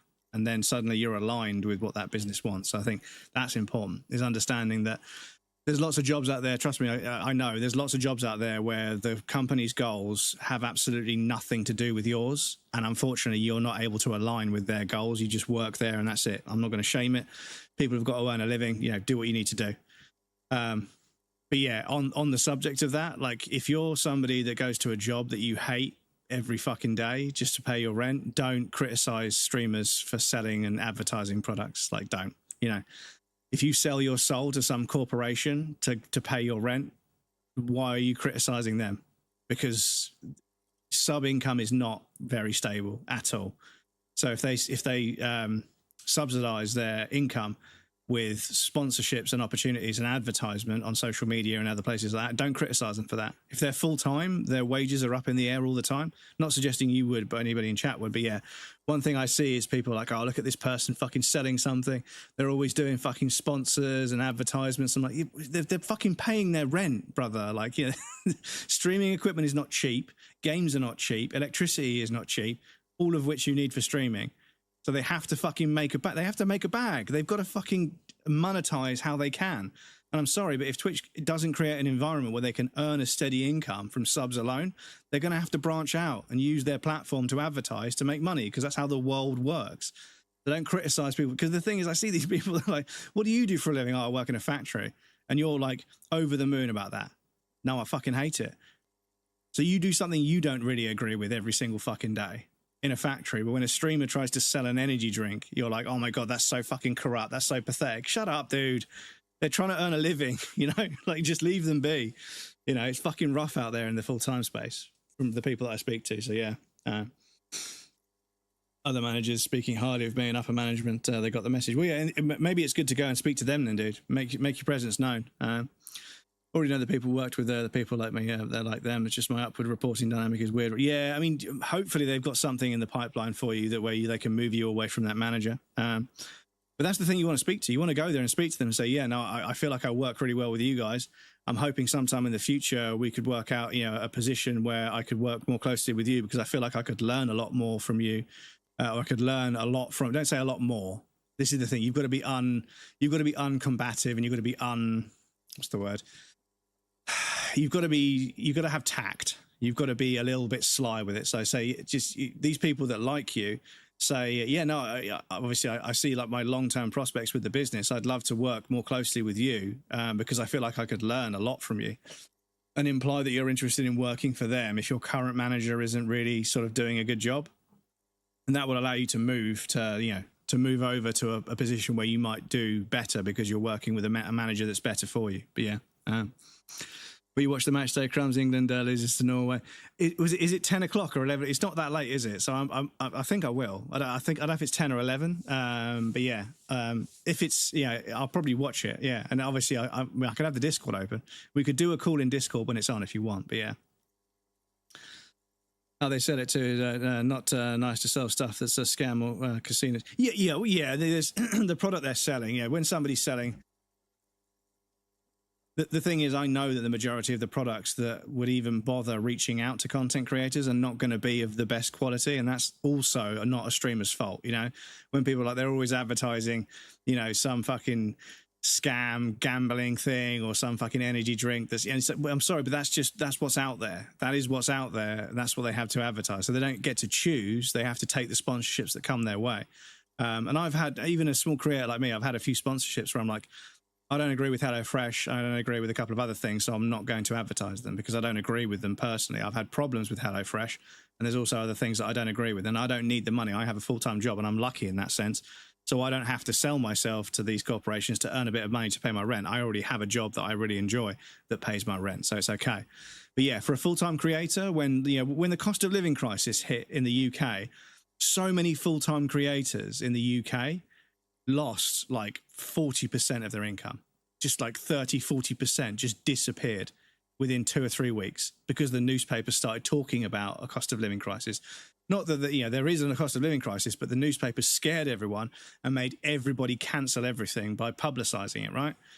And things have been bad for a while and they've got worse, obviously. But yeah, like that's really harsh for creators because a lot of people that would sub to somebody were suddenly canceling all of their subscriptions. And they have a right to do so. I'm not saying it's wrong. But yeah, the full-timers, they didn't have any shield for that. Lots of companies and businesses, there's minimum wage for other jobs. Content creation, you're self-employed, you're not fucking protected at all. Other institutions of self-employment that have been around a long time have unions and various other protections that stop them from economic changes and shifts completely wiping them out because they still provide a service. But content creation as a self-employed career, there's no fucking protection whatsoever. So as soon as the cost of living crisis hit, a lot of full-time creators suddenly started to feel the bite. And yeah, they had to find a way to monetize. They had to find a way to generate more income. So advertising products was the way they did that. And now, because of those sponsorships, the thing is the external sponsorships are more regular. For some creators, the sponsorships they get, well, all they have to do is mention the product once or twice a stream. But they do that 5 or 6 times a month, maybe sort of 10 times a month. They get a steady income from that and they can bank on that. They've got it as part of their workflow when they're streaming. They say it off by heart just without thinking about it. And they earn income from it. So they're just trying to make a fucking living, And I think once you understand that a lot of full-time creators, they're not making hundreds of thousands of pounds. They're not. They're really not. Some of them are, but very few. A lot of full-time creators are making a very modest wage. And therefore, when they advertise things, I think it's perfectly fine, to be honest. I think it's kind of just a symptom of the market that, shouldn't be placed on the creator's, conscience. It's not their fault. That's just how you earn a living as a content creator. Depends on how they sell it too. One of the other ones in Argentina, Switzerland, there's a quarterfinal happening at, I think it's 23, so 22 your time, I think. Yeah, so it'll be at 10 o'clock, yeah. Do you have the channels? I'll just watch it on iPlayer. Norway's biggest match ever. England has a higher chance on the betting sites. Belgium match with lost to Spain yesterday. Did Belgium lose to Spain? Spain are usually pretty good. Yeah, Spain, And Italy, your chest Brazil, swells with they're pretty pride. good. Look, it's made right here in Revachol by San Baptiste, a proud Revacholian pharmaceutical company with great traditions. It's speed, man. Just what you were looking for. They call it dextroamphetamine and talk about psychological disorders. But what we're seeing here is some scientifically advanced trucker speed. Trucker speed for long distance for long distance truck drivers. That was the excuse they used to use for Rizzlers. Like, why do they make Rizzlers, you know, long Rizzlers like that? And I was like, it was for truck drivers that want to make a really long rolly that lasts longer. And I was like, what? Come on, man. But they sell them everywhere, not just at truck stops and stuff. But yeah, Norway betting on my site is 4.98 in betting to win, and Belgium to win. Spain won 2-0. Yeah, makes sense. Peptide, a euphemism for pharmaceutical amphetamine. Prescription speed. The fuck are you waiting for? Let's get super fucking preppy. Told Kim about it. Sweaty hands. The lieutenant looks toward the door as if he didn't see you pilfer that sweet Peptide. Who cares, man? Who cares what the stiff thinks? Here comes the afterburner. Just put it in your sweaty little hand now. I'm confiscating it for evidence.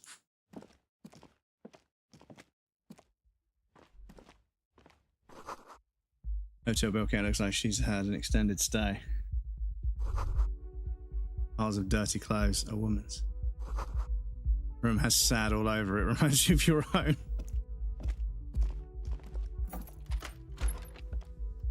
Can we go to Kim's room?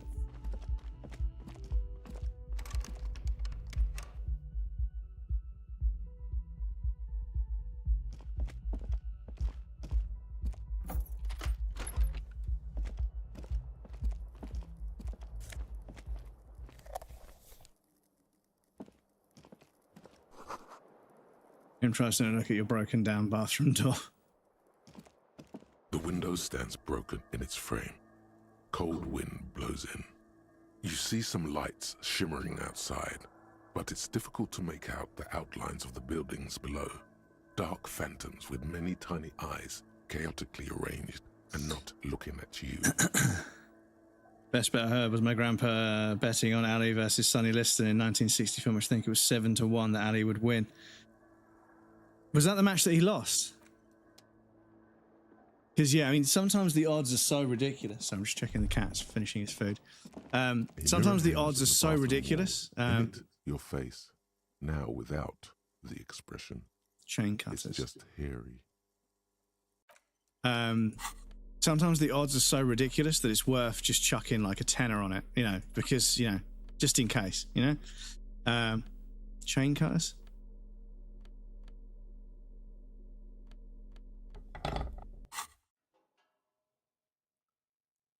A mirror hangs on the bathroom wall. Still pretty low. Your face. Interfacing. Now without the expression. Interfacing.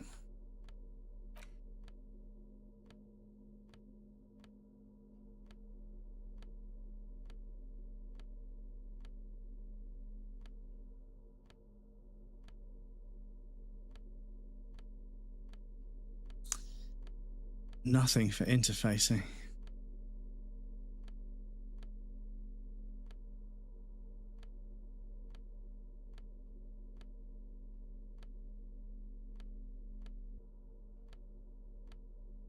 Ah, tell a lie.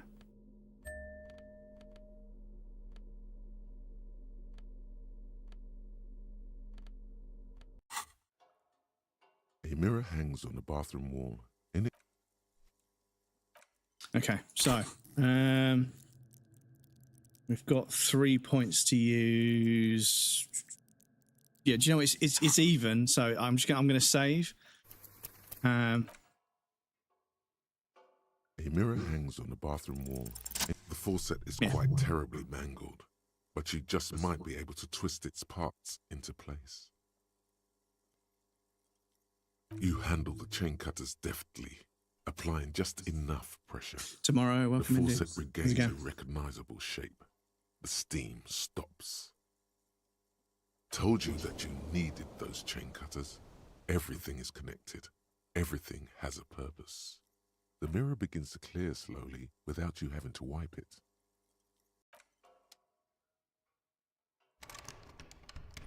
A mirror hangs on the bathroom wall. It's barely covered in steam. Okay. Kim also tries not to look at the pile of taped viscera on the carpet, or the weird suitcase on the hat rack, or the potted plant dying in the corner. But it's all just too morbid to ignore. The man is finding it hard not to trip on the tape, and not to send any of the bottles rolling across the floor. Where unidentifiable sludge makes it hard for him to breathe. Smells of vomit in here. I did it my way. No problem, officer. He'd like to leave.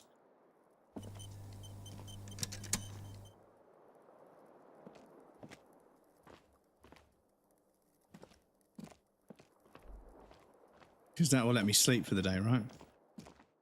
The bed is still cold from the broken window, and not too inviting. Yeah, okay. Not time to rest yet. Right. Cool. Let's go speak to Gart. Garty boy.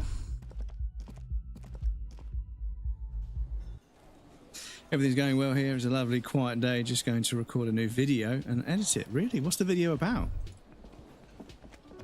Or is it a complete secret? But I have been thinking, like, for the longest time, I've thought I don't really want to do YouTube videos, but I feel like if I can find a subject where I can talk about it a lot and add, because the thing is, like, I know that this is not the mindset to have with YouTube. I don't want to say something that's already been said. I don't want to parrot other creators. I don't want to rehash what other people have said and just make my own video out of it. I think that kind of cannibalization is one of the biggest issues with content creation. If I don't have something to add, you know, then I won't bother. New film project I was working on. Well, I hope it goes well. I hope the editing goes well, because I know editing is quite a lot of ball ache, but yeah, there's certainly a magic to it. I'm just checking I haven't been disconnected, because usually an hour or two into stream I randomly get disconnected, but yeah. Anyway, but yeah, I thought, you know, at the moment there's a lot of talk about physical games, because Sony has recently announced that from 2028 they're not going to make physical games anymore. Turns out the factory, wherever they make physical games, that's going to be pivoted towards something else. I think it might be AR related, or maybe cloud compute or whatever, I'm not too sure, but yeah, it makes sense, that's why they're doing it. However, I see a lot of people making statements that seem to imply that if you buy something on disc, that you have it forever. And I need people to understand that whilst that may have been true in the past, that's no longer true now. Lots of games will ship version 1 on the disc with online authentication built into how the game works. So at the moment, should a publisher want to take a game away from you, it doesn't matter if you own it physically or not. Some games won't, but over time, a lot of games will. So that's the first point I want to make, because ultimately, it's not so much the taking away of physical that we need to worry about. It's making sure we have consumer rights in place that mandate that the proprietor of a piece of media is responsible for providing access to that media, you know, indefinitely should somebody own a license. Or the license agreement that comes with a video game when you buy it needs to change, where you have access to it for 5 years and then they can take it away or whatever. Which is not what I want, of course. I think when you buy a game, you've bought a game like you've bought a DVD or an album. You have the right to listen to it. But I feel as if lots of people are getting very, very agitated and very vocal about them taking away physical without really even talking very much about how consumer rights is supposed to protect us from the way media can be taken away from us after the point of sale. Because yes, if buying isn't ownership, then piracy isn't theft. I don't condone piracy, but yeah, if you own a game and then they take it away from you and the only way you can play it is to patch it into working, then, you know, I know it's against the EULA, but end user license agreement, yeah, EULA. I know that that might be something they don't want you to do, but if they take the ability for the game to be played away from you and you've paid for it, I think you're entitled to play the game. So I think in that case, actually, Yeah. But yeah, I see a lot of people talking about the loss of physical and how they're just going to be able to take games away from us, but they can already do that. This is the thing, is we need to campaign and collectively, you know, collaborate together to mandate the EU law courts to make sure that when media is purchased by an end user, that proprietor that sold them that is responsible for providing it for a set amount of time or indefinitely. And yeah, if that means that you should be able to download a game with the code that's on the disc every single time, yeah, because we sort of used to have CD keys to stop people from, you know, but now because of Steam, CD keys don't really need to. I mean, I'm sure they exist. I'm sure there's something in there that says this is a valid version of the game. But yeah, I think that getting a code in a box, it sucks. But at the same time, if you want your games to be as big and as interesting and as detailed as they are now, Red Dead Redemption 2 onwards, discs as a medium as a delivery mechanism aren't sufficient. We need a new storage medium that can easily scale to 500-600 gigabytes for the next few years, because I have no doubt in my mind that Grand Theft Auto 6 is going to be fucking 400 fucking gigabytes or something crazy like that. It's going to be a ridiculously big game. And you're only going to get the first 50 gigabyte of that on disc. And I'm sorry, GTA 6, the first 50 gigabytes is going to be like the first fucking area of the game. There'll be like 5 or 6 times that again to come. So you're going to be downloading a bunch of it anyway. So yes, it would be nice to get something on disc, and you know, and I know that people that have limited internet connections, they struggle with obviously downloading games, which is why you can pre-order the game early to download it and pre-download it or whatever. But yeah, people kicking off saying that GTA 6, the physical edition, is a code in the box. Yeah, I mean, yeah, like if it was 4 discs and the extra production cost of 4 discs versus 1 was passed on to the consumer, the game would cost £120, not 100, or £100, not 80. It'll be £100 for the version that has stuff taken out. It'll be 120, 130 for the version that has everything, because it's £100 for the version that has everything now. So the extra production cost of making all those extra discs, because the game is so fucking massive, it just forces their hand. So yeah, when people were like, yeah, it's just a code in the box, I was like, well, yeah, it's going to be a 500, 400, 300 gigabyte game. You know, Red Dead Redemption came on 2 discs because it was well over 100 gigabytes, you know? And the stuff's been downloaded in patches since. So yeah, it's, as a delivery mechanism, physical isn't the way. But I think that digital obviously has significant consumer concerns, which are valid. I'm not going to argue with that.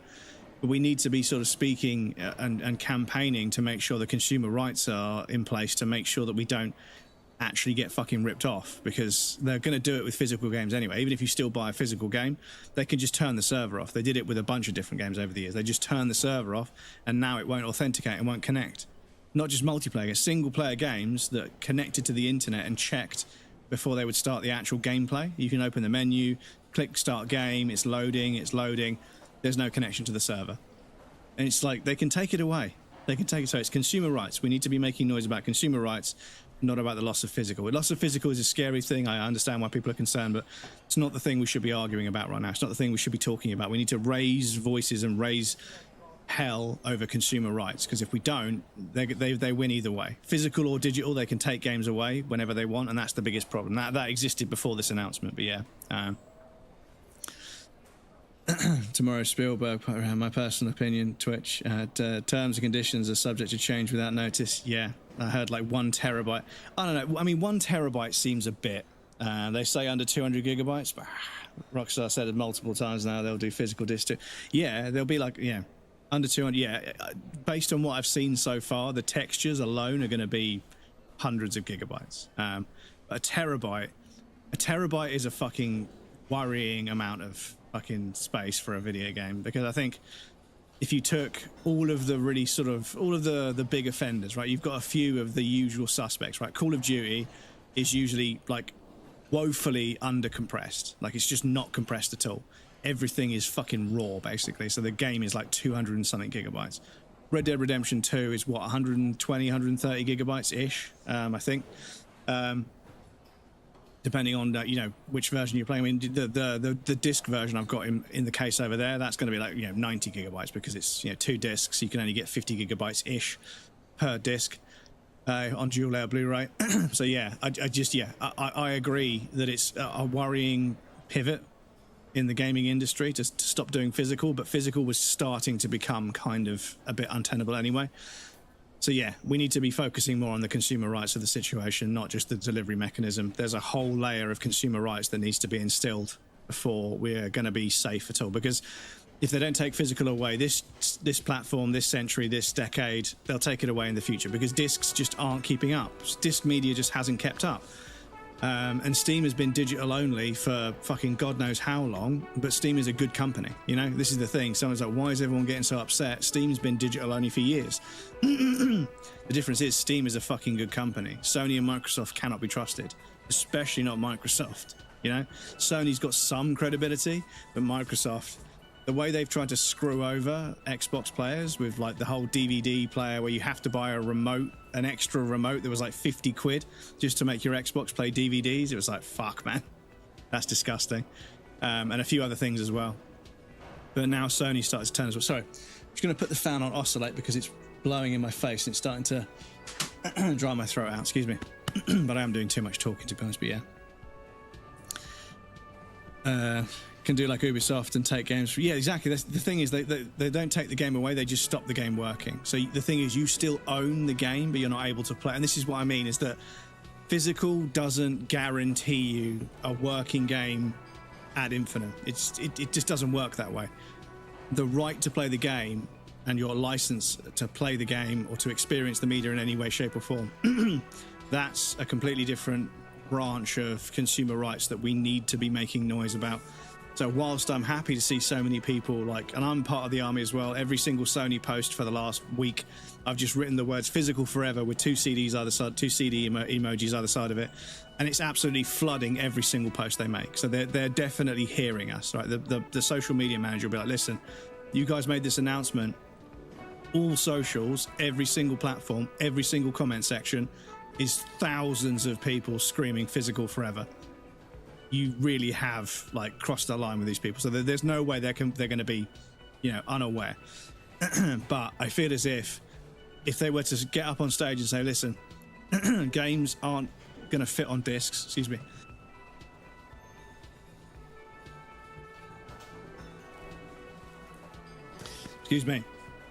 sorry, I had a fan blowing in my face.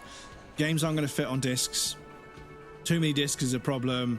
Version control and installing multiple disc games, producing and shipping multiple disc games, it's going to drive up cost. It's more plastic waste in the end. Physical isn't tenable in the future. Unfortunately, that argument is going to hold. I guarantee you at some point there will be some government mandate that says anything that's plastic is bad. CDs, game cases, all of that stuff is all going to get put on the chopping block because of the government anyway. So whilst I think they're a bit ahead of the game, they're a bit sharp with it. They're just going to drop physical. They should be phasing it out.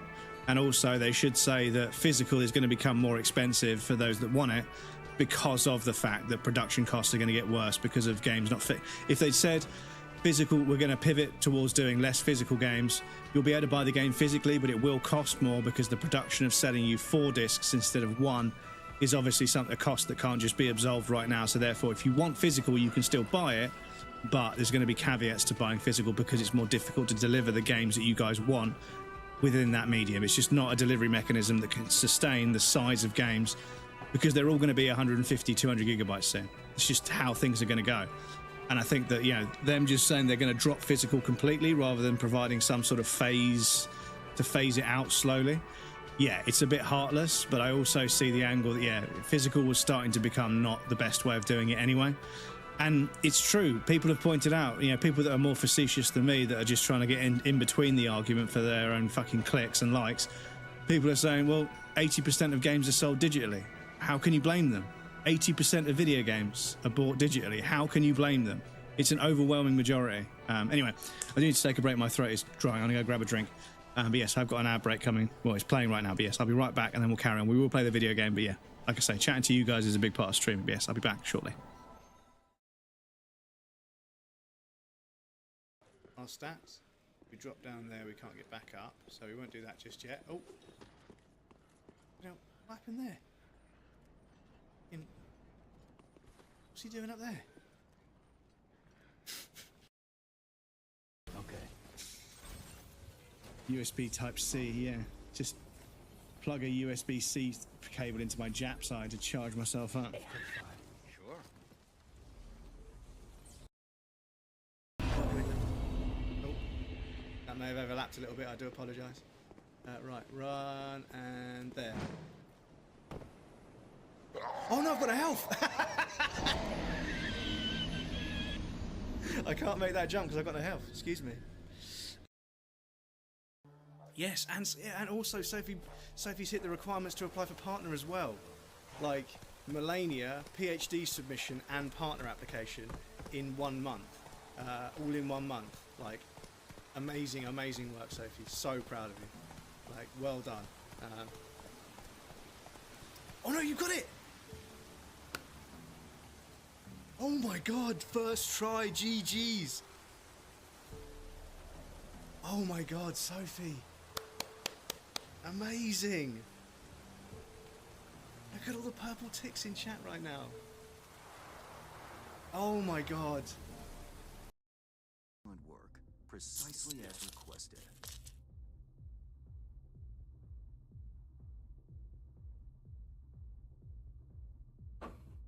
Maybe the one thing I didn't expect, to see the man behind the hollow curtain.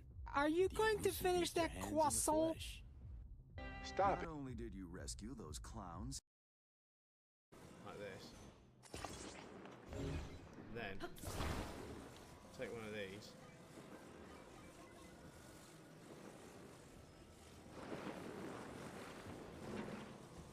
No. Oh no, it's going on my head. No, don't set fire to fuck's sake. Stop it. Okay. The world's vaguest wind-up animation, dudes.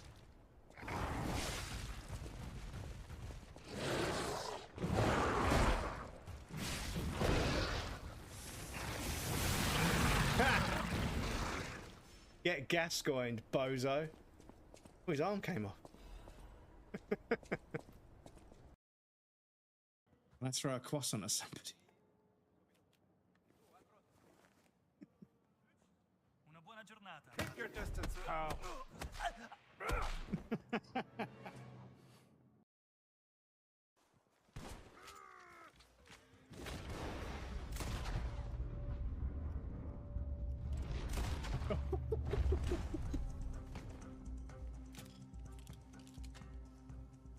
Excuse me.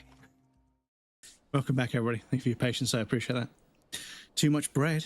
I'm a professional gambler and on Crumbs Talk, so I don't need to hand out. But Crumbs Talk, can't do any gambling on Crumbs Talk. Red Dead Redemption 2 is quite nice without one terrible. Yeah, well, this is it. It's that, you know, if we just say cool, games can be as big as they want because quality. And so there's this other, sorry, a whole other avenue of conversation.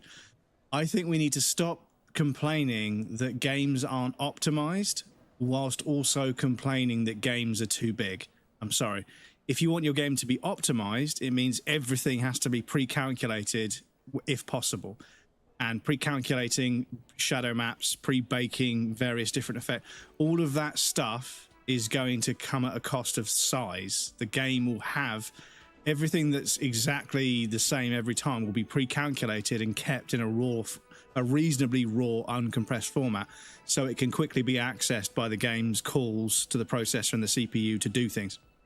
So you can't have a well-optimized game that's also under 100 gigabytes if you want it to be a fully fledged 60-hour AAA campaign game.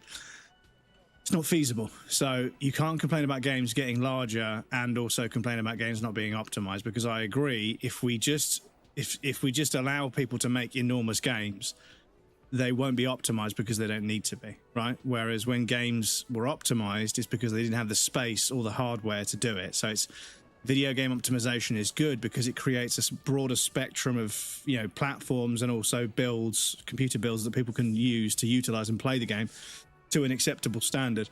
So yeah, I think it's important we maintain some kind of optimization focus within game dev. But yeah, I think also it's kind of like games are going to get bigger because, you know, you want everything to be pre-compiled because you want the game to run at 60 FPS on a GPU from 10 years ago or 8 years ago or something. So I'm sorry, you know, if you want the game to run at 1440p, 120 FPS, you have to buy a really fucking good computer because games are fucking complicated. You know, it's just, you have to decide where you come in to the, you know, and I know that every now and again someone says, well, look at this game, look how well optimized this game. Yeah, but you can't run in that game.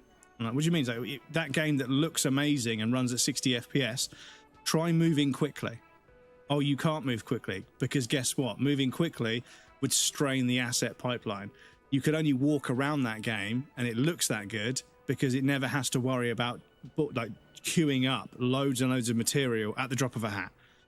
Because you get into some games, you can run really quickly in one direction, stop and turn around and go back the other way, and all the assets will pop in as needed. Frame to frame, 60 FPS, fine.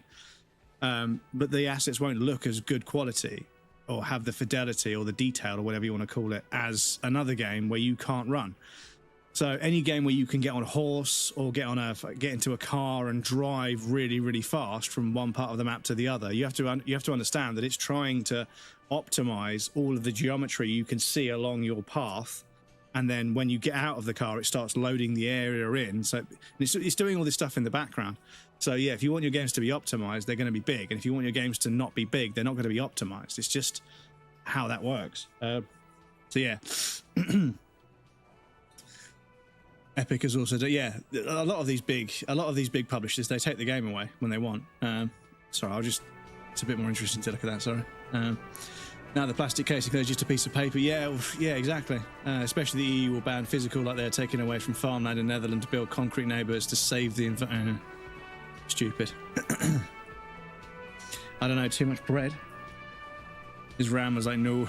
The Satisfactory video, they go, yeah, when he turns around and looks at the fucking giant tower and stuff, and the whole fucking frame rate just drops. Yeah. Hey, is there something you needed? Another thing. Great. I love those. Why? No, fuck it. I don't want to know. I don't want to know why these degenerates do what they do. I thought we had one good guest in the building. He really doesn't like it being classier.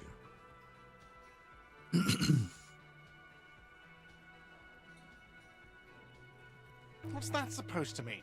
Fuck you, buddy. She's not my taste. Good thing she pays for her stuff on time. Ooh. I'll forward her the bill and be done with it. Wow. She really isn't his taste. Her spell hasn't spread here. Now, was there anything else? I have like 4,000 coasters to stack. And then I need to wash dishes because it turns out I have to do that too now. Oh, okay. Well, I did hear you make noise back there, so good for you. He's really, really holding himself back here. It takes a lot of willpower not to ask. Obviously, he's been wanting to know what's behind the door. Okay, what is back there? Yes, haha. What's actually behind there? Ha! I knew it. I've always wondered where those machines. And your buddy friend, and your friend, and guy. They told me there was some kind of pinball thing here too. What I love about the Canadians, you know, they're really, really friendly, but they will beat the fucking piss out of each other if it comes to it. I've always loved that duality. That they're the nicest people. They're so polite. They will fucking brawl if they have to. It's crazy. Just like the temperature. Both extremes. Were they any back there? In working order, I mean. No, I was just wondering if you found pinball machines there. No, but we could diversify the entertainment options. Yeah, hockey for sure, man. Like, the machine we have in the corner now is broken. Like ice hockey is one of those sports with like a regulatory body and like officials and like referees and stuff where they just let them fight. Like they throw the stick on the ground, they literally just flick the gloves off and they start beating the shit out of each other. But they're wearing helmets. This is the thing, you can't even knock each other out because you're wearing a fucking full face helmet. Yeah, it's bonkers, but I love it. To get a little life in here. Other than the hellish karaoke machine, that one's always causing trouble. However, I did see some footage that was not allowed to be aired on TV of a match where two players were going to crash into one player, because they smash each other up against the glass to get rid of each other. They're allowed to crash into each other. But anyway, two players were going towards the same person, and one of them changed direction at the last second, I think, to try and catch them, and then the other guy hit them, and this guy got hit by one and kept going off the side of them and slipped upwards, and his ice skate, his leg went up in the air rather than like falling down. His leg, and it went right into this guy's neck, and immediately just fucking claret all over, and the ice is bright white. It's like match grade ice. It's brand new for the match. Just fucking blood everywhere. Super fucking scary moment where like the fact that they have razor blades attached to their feet was brought into focus. I was like, holy shit, man. They crash into each other a lot, and obviously, you know, you're putting your hands down on the ice and they're skating past you. They could easily just skate over your fingers and they would go straight through the bones. Like they're fucking like solid steel, like sharpened edges. It's fucking terrifying. Especially on hockey matches, they take the helmets off. Yeah, they do. Sometimes they take the helmets off as well, yeah.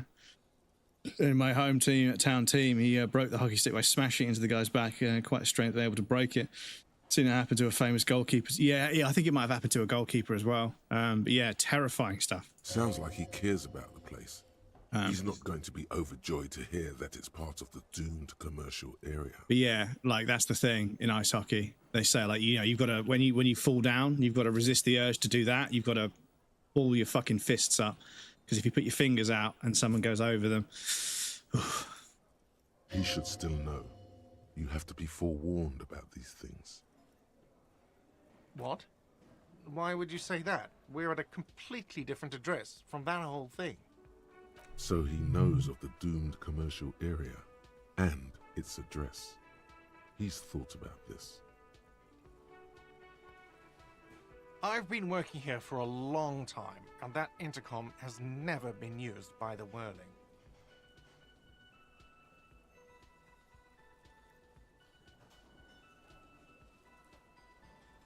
Does this look like part of a doomed commercial area? This pre-revolutionary tilework, these high ceilings, the nice rooms, well, most of the rooms. For 14 years, man. That's how long I've worked here.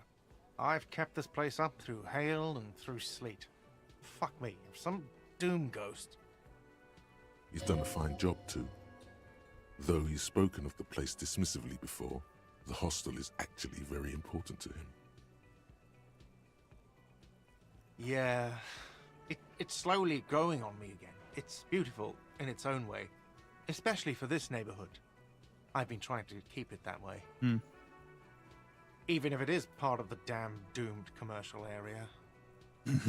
Yes, your police skills have delivered. I'm sure you'll get a commendation, maybe even a promotion. Some real estate management company, they never come around here, just collect money from afar. Honestly, I think some money laundering might be involved.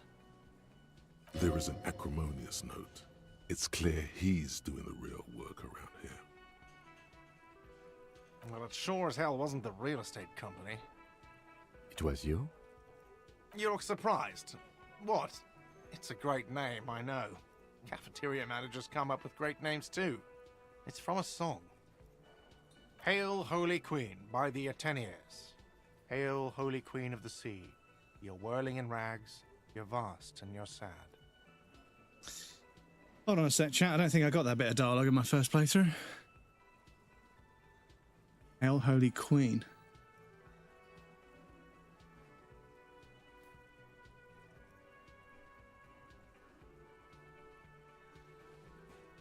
Oh, is it not by the Ateniers? It's by...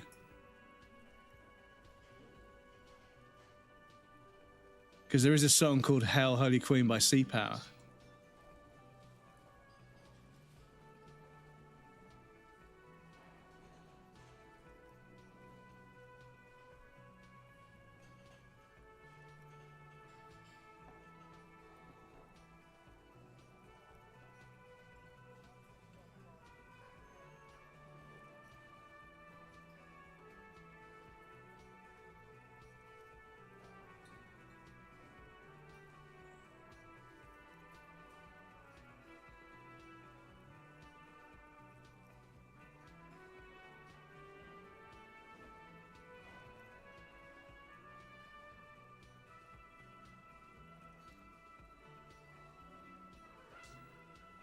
So maybe are the Ateniers a band as well?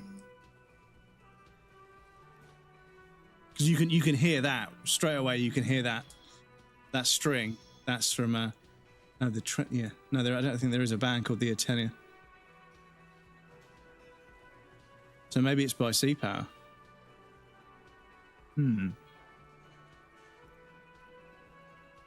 Okay, I'm gonna whack that on my shuffle, and I'll listen to it because that'd be a cool way to figure out the name of the. Kim's into it. What about them? One is a basement dive frequented by chain-smoking communists. I can't tell you how sick I am of Kraz Mazov and Ignis Nielsen and all those old ghosts. He's hesitating, not sure if he should share this information with you. Encourage him. The other is a kebab cart. It's very successful in its way, but it's nothing like the whirling.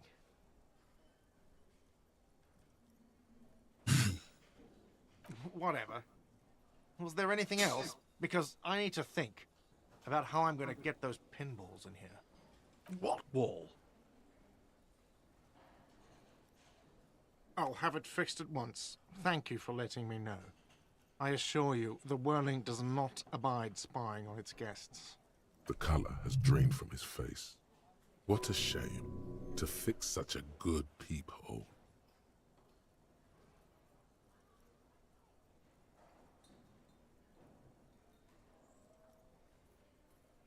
Absolutely not. Fuck you for even implying it. It wasn't me. It wasn't my staff. The establishment will look at it and ascertain what it was. Sir, he was only asking a question. It's his job and mine. See that it's covered. Yes, I absolutely will. Sorry, it's been a bit of a day. And now a hole in the wall. Thank you. I'll patch it up personally. Was there something else about the establishment? Yes. Got the 20 real? Then why are you wasting my time? I kind of like annoying him, to be honest. I shouldn't. But I kind of like it. Yeah, so we are clearing up. We used to have like a fucking massive list of stuff to do. So I think we need to speak to class about that. We do that later. It's going to happen on its own. We're going to go speak to them later during this day's cycle. Find the armor pieces. I think we need to find a helmet yet. Offer the figurines to Dolores. So we do that in a dream sequence, I think, at some point. If you ever meet her in person. Yeah. Make Van Eyck's. Yeah, so I think we've got the tape from the room that we give to them as well. So we go confront the Hardy boys, yeah, and then ask class afterwards, and yeah, okay, do that. Right, cool.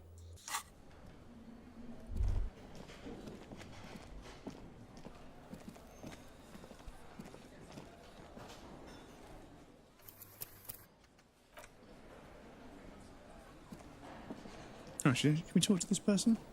I've got nothing to say to you. Why are you wasting your time? I am not. You could be, Liz. You could be anything. You could even be a model. Even a mod?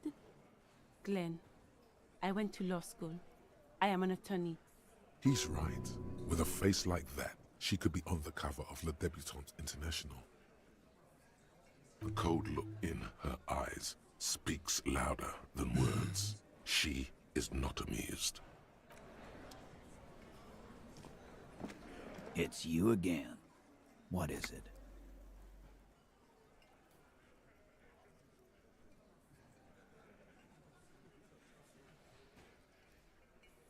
Again? Seriously, man. Fine. Fire away. Yeah, whatever. Again. About fucking time. Fuck! I knew that fucking whore couldn't be trusted. A whore, huh? A lot of that going around lately. From the mouths of distressed men. Whatever the case, you've hit a nerve. He's angry. No, more than that.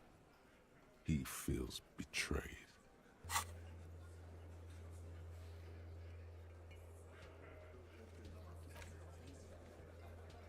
Okay. I think we must have ticked one off the list, I suppose, For the just doing that. But yeah. Titus Hardy did not explicitly specify the victim as a whore, nor did he say anything about trusting her. Oh, shut up and stay out of this, Liz. He raped her. He was out of his fucking mind. You have no idea. She's just in denial, asshole. You don't understand the traumatic experience. She's shutting down, and she doesn't fucking trust you. Yeah, she's crazy, you know. A crazy bitch. You know the type. She's fucked up. Yeah. She wasn't raped. The witnesses' statements were very clear. Lawman, I'm at the end of my goddamn rope with you. I fucking told you not to push her. His hands become fists. And you went and pushed her. I am gonna fucking hit you. Duck. Titus Hardy. Success. Titus backs off. Fists down, everybody. Goddamn, no one tells you to put your fists down. Everett personally sent me to take care of this. If this goes south, we'll all be in the shit. But you, Titus Hardy, are going to be buried. Am I understood? The room is so quiet you could hear a pin drop. The rest of the cafeteria has gone quiet, too. Someone has to rush in to break the tension. The second in command. I have to get the foam roller out tonight, chat. My back is Look, Copper. We know that fuck was a rapist and a killer. We got him confessing to it on tape. Okay, so you've got some evidence then. Show it to him, T. What's the harm, right? Here, jerkwad. Listen to this shit. And then come back and tell me the soldier of the apocalypse was an innocent man. You don't care about evidence. The fuck are you a cop for, then? Pigs, T. They don't care about getting the truth. They care about getting convictions. They are fucking keeping a score on their bulletin boards. I won't be on your bulletin board. If you don't listen to the tape, we got nothing to talk about. What's on it? We call it the door gun a mega mix. You'll know why. Won't you listen to it? A door gun is a gun mounted to the door of a transport airship. They have a habit of mowing down civilians. Farmers mostly. You think we go into this shit deaf and dumb? You RCM aren't the only ones who know how to bug people. There's no university degree for that. We have machines. We're in logistics. How do you think a harbor works? It's advanced stuff.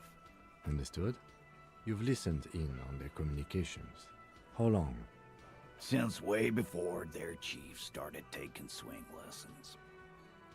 Things got nice and quiet after that. It's not advanced. You just hold up in a coop all day, writing down what they say. It gets hot as hell in there. Don't put yourself down, Angus. It's important work. Yeah, man. You're like a radio genius or something. Those notes are some in-depth stuff. Indexes and shit.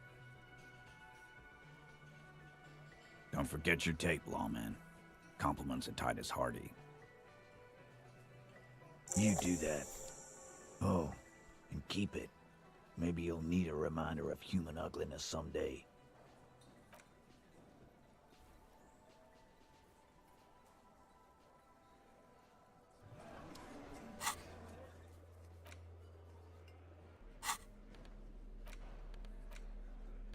The porter reel is just what you needed.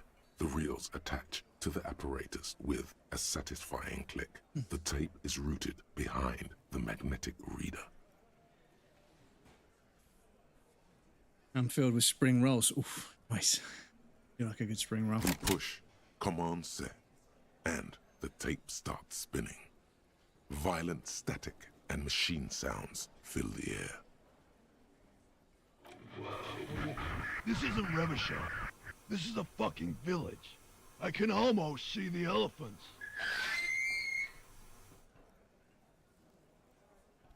The harbor. That's the son of a Kvalson crane. When this shit is done, I'm gonna tear that place up. Soldier of the Apocalypse style. Kill shit. Dogs and chickens too. Gonna run a room, Cordy. A real nice room. I don't give a shit. I'm fucking done. I'm done mentally. I'll fucking do them all in. Rape that disco cunt on the counter. You know, the dance a whore upstairs. Do it Kohoi style. Never did get that taste out of my mouth. The lieutenant presses the button marked Arrête on your porterille. The tape stops spinning. End of recording. It seemed authentic enough. Probably recorded off the shortwave, then edited to seem more incriminating. He sounded like he was on patrol around the harbor walls. Still. There's more going on here than we know. Corty could be short for Cortenard, one of the other mercenaries, the one he was talking to. Probably the mountain at the harbor gates. Mr. Right to Work. A village on the Samaran Isola, in South Safre. Grad committed war crimes there, the kind of thing he talks about. Who knows? Maybe the tattoos would have an answer. We would need to know the story of this man's service. I think we've got a few more questions for class here, don't you? This seems to contradict her testimony, at least to some degree. Right, so yeah, hopefully we're going to ask her about the tattoos. That'll clear. That we're going to do later on. Yeah. So, I just want to double check, sorry. I know this is a bit of a sin, but this is my second playthrough, but I want to check how we find all the armor pieces.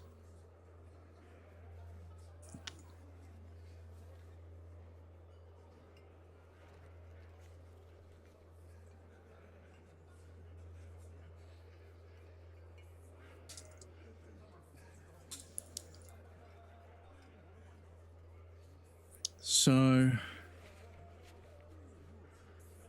Greaves, get the hangman boots, welding and rags, gauntlets, found them.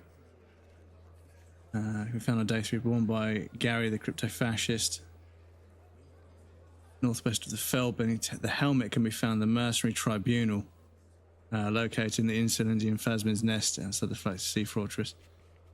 Outside the Flak Tower and the Sea Fortress in the Deserter. So that's the last bit we're missing, because the I've got that already. Yeah, I've got the Curias already. The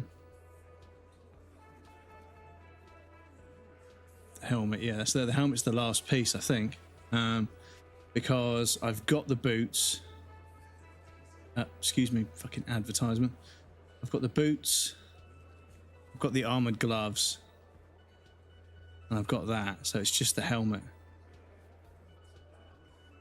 That's the only bit we're missing, I believe. Excuse me. I've got the gloves, got the cuirass, I've got the greaves. It's just the helmet we're missing. We find that later on, so that's fine. That was the only bit I was confused on.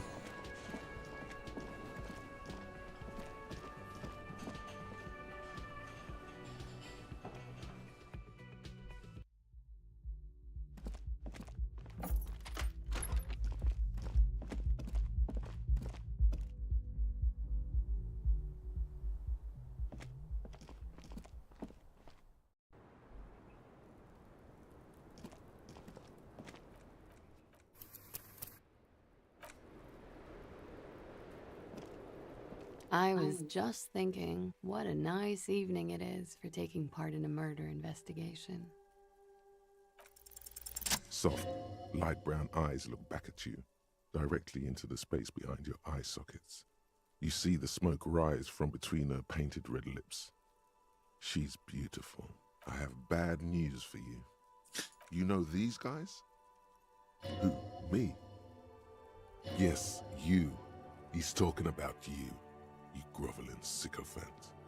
Dude, the fucking aspects of the main character's dysfunction, mental dysfunction, are fucking arguing with each other. You too. Me?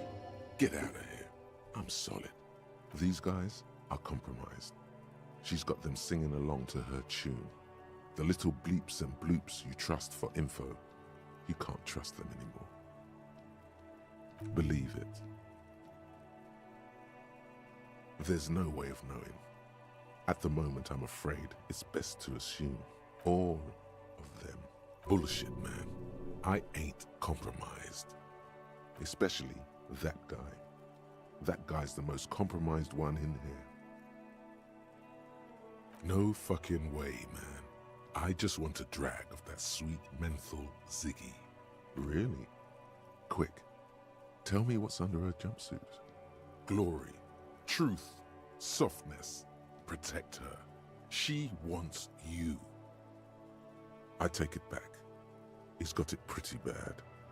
But this next guy's on another level entirely. She likes you. The crown head is a boring condom. He's jealous. This is human nature. How it always does, through subtlety. There's nothing you can do about it. You are how you are, and she is how she is.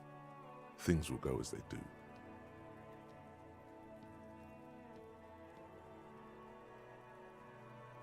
No.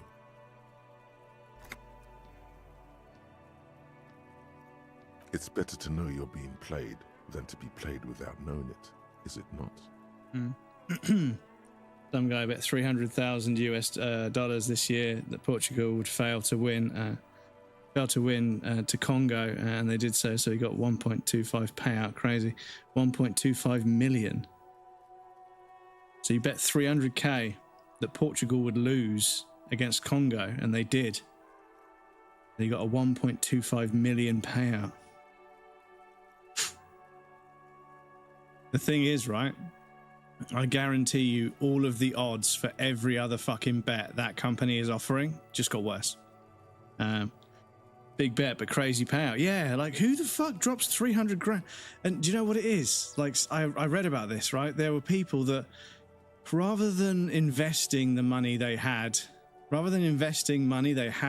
that was over a tax threshold. So let's say you earn £650,000 a year in some dreamland, right? You earn £650,000 a year from some entity or some job or whatever, right? But there's a tax limit at 500, right? So the tax goes up quite a big jump at £500,000 a year. If you gambled 150,000, you pay less tax, right? So you're not getting taxed as much. But if you win on that 150,000, you then get that money. So some people would do that. Some people would be like, well, fuck it. I'm not going to give it to the government. Fuck them. I'm going to fucking gamble until I'm below the threshold. Because if I lose, I pay less tax. But if I win, I win. So it's like, fuck. And they're dealing with fucking large sums of money. So, yeah, I mean, I don't know how much the tax would go up. But yeah, once you get up to like 30 or 40% tax, let's say if you earn 500 grand, you're paying 30% tax. But if you earn 510, you're paying 48% tax. If that is less than 150 grand, roughly speaking, then just fucking gamble it until you're beneath the threshold. Because if you win, then you win. And if you don't, then you don't. You pay less tax. So yeah, it's fucking bonkers because like there'll be institutions that earn like £5-6 million a year and they should be taxed like 40%, 50%. But because they give a bunch of it to charity, which they own a registered charity, they donate a certain amount to be below the £3.5 million threshold or whatever the fuck it is for this particular kind of tax.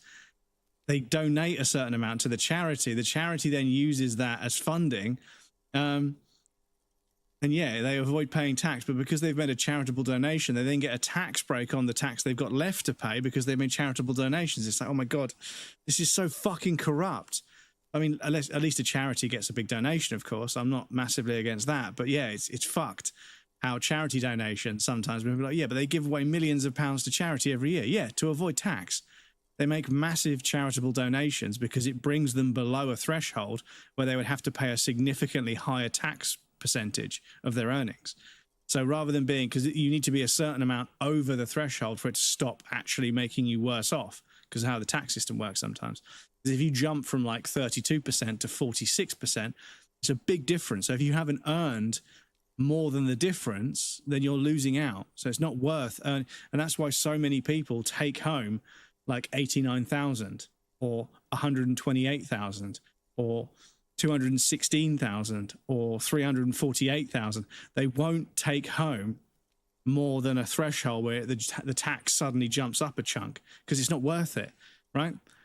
So instead what they do is they either make donations to charity to get them under the threshold and then get a tax break from there, or they just refuse to take a salary up to a certain. They take a salary up to a certain point, but they refuse any more salary. But that the other things they get are stock options and various other things that have less liquidity, but they are still payment of some sort. They're still getting richer, just not directly from salary. So they pay their income tax correctly, but they're taking a big chunk of it, of their payment, not salary, but payment of what they're owed in other formats that are less taxable or more difficult to tax. And it's like, oh, for fuck's sake, man, it's so corrupt.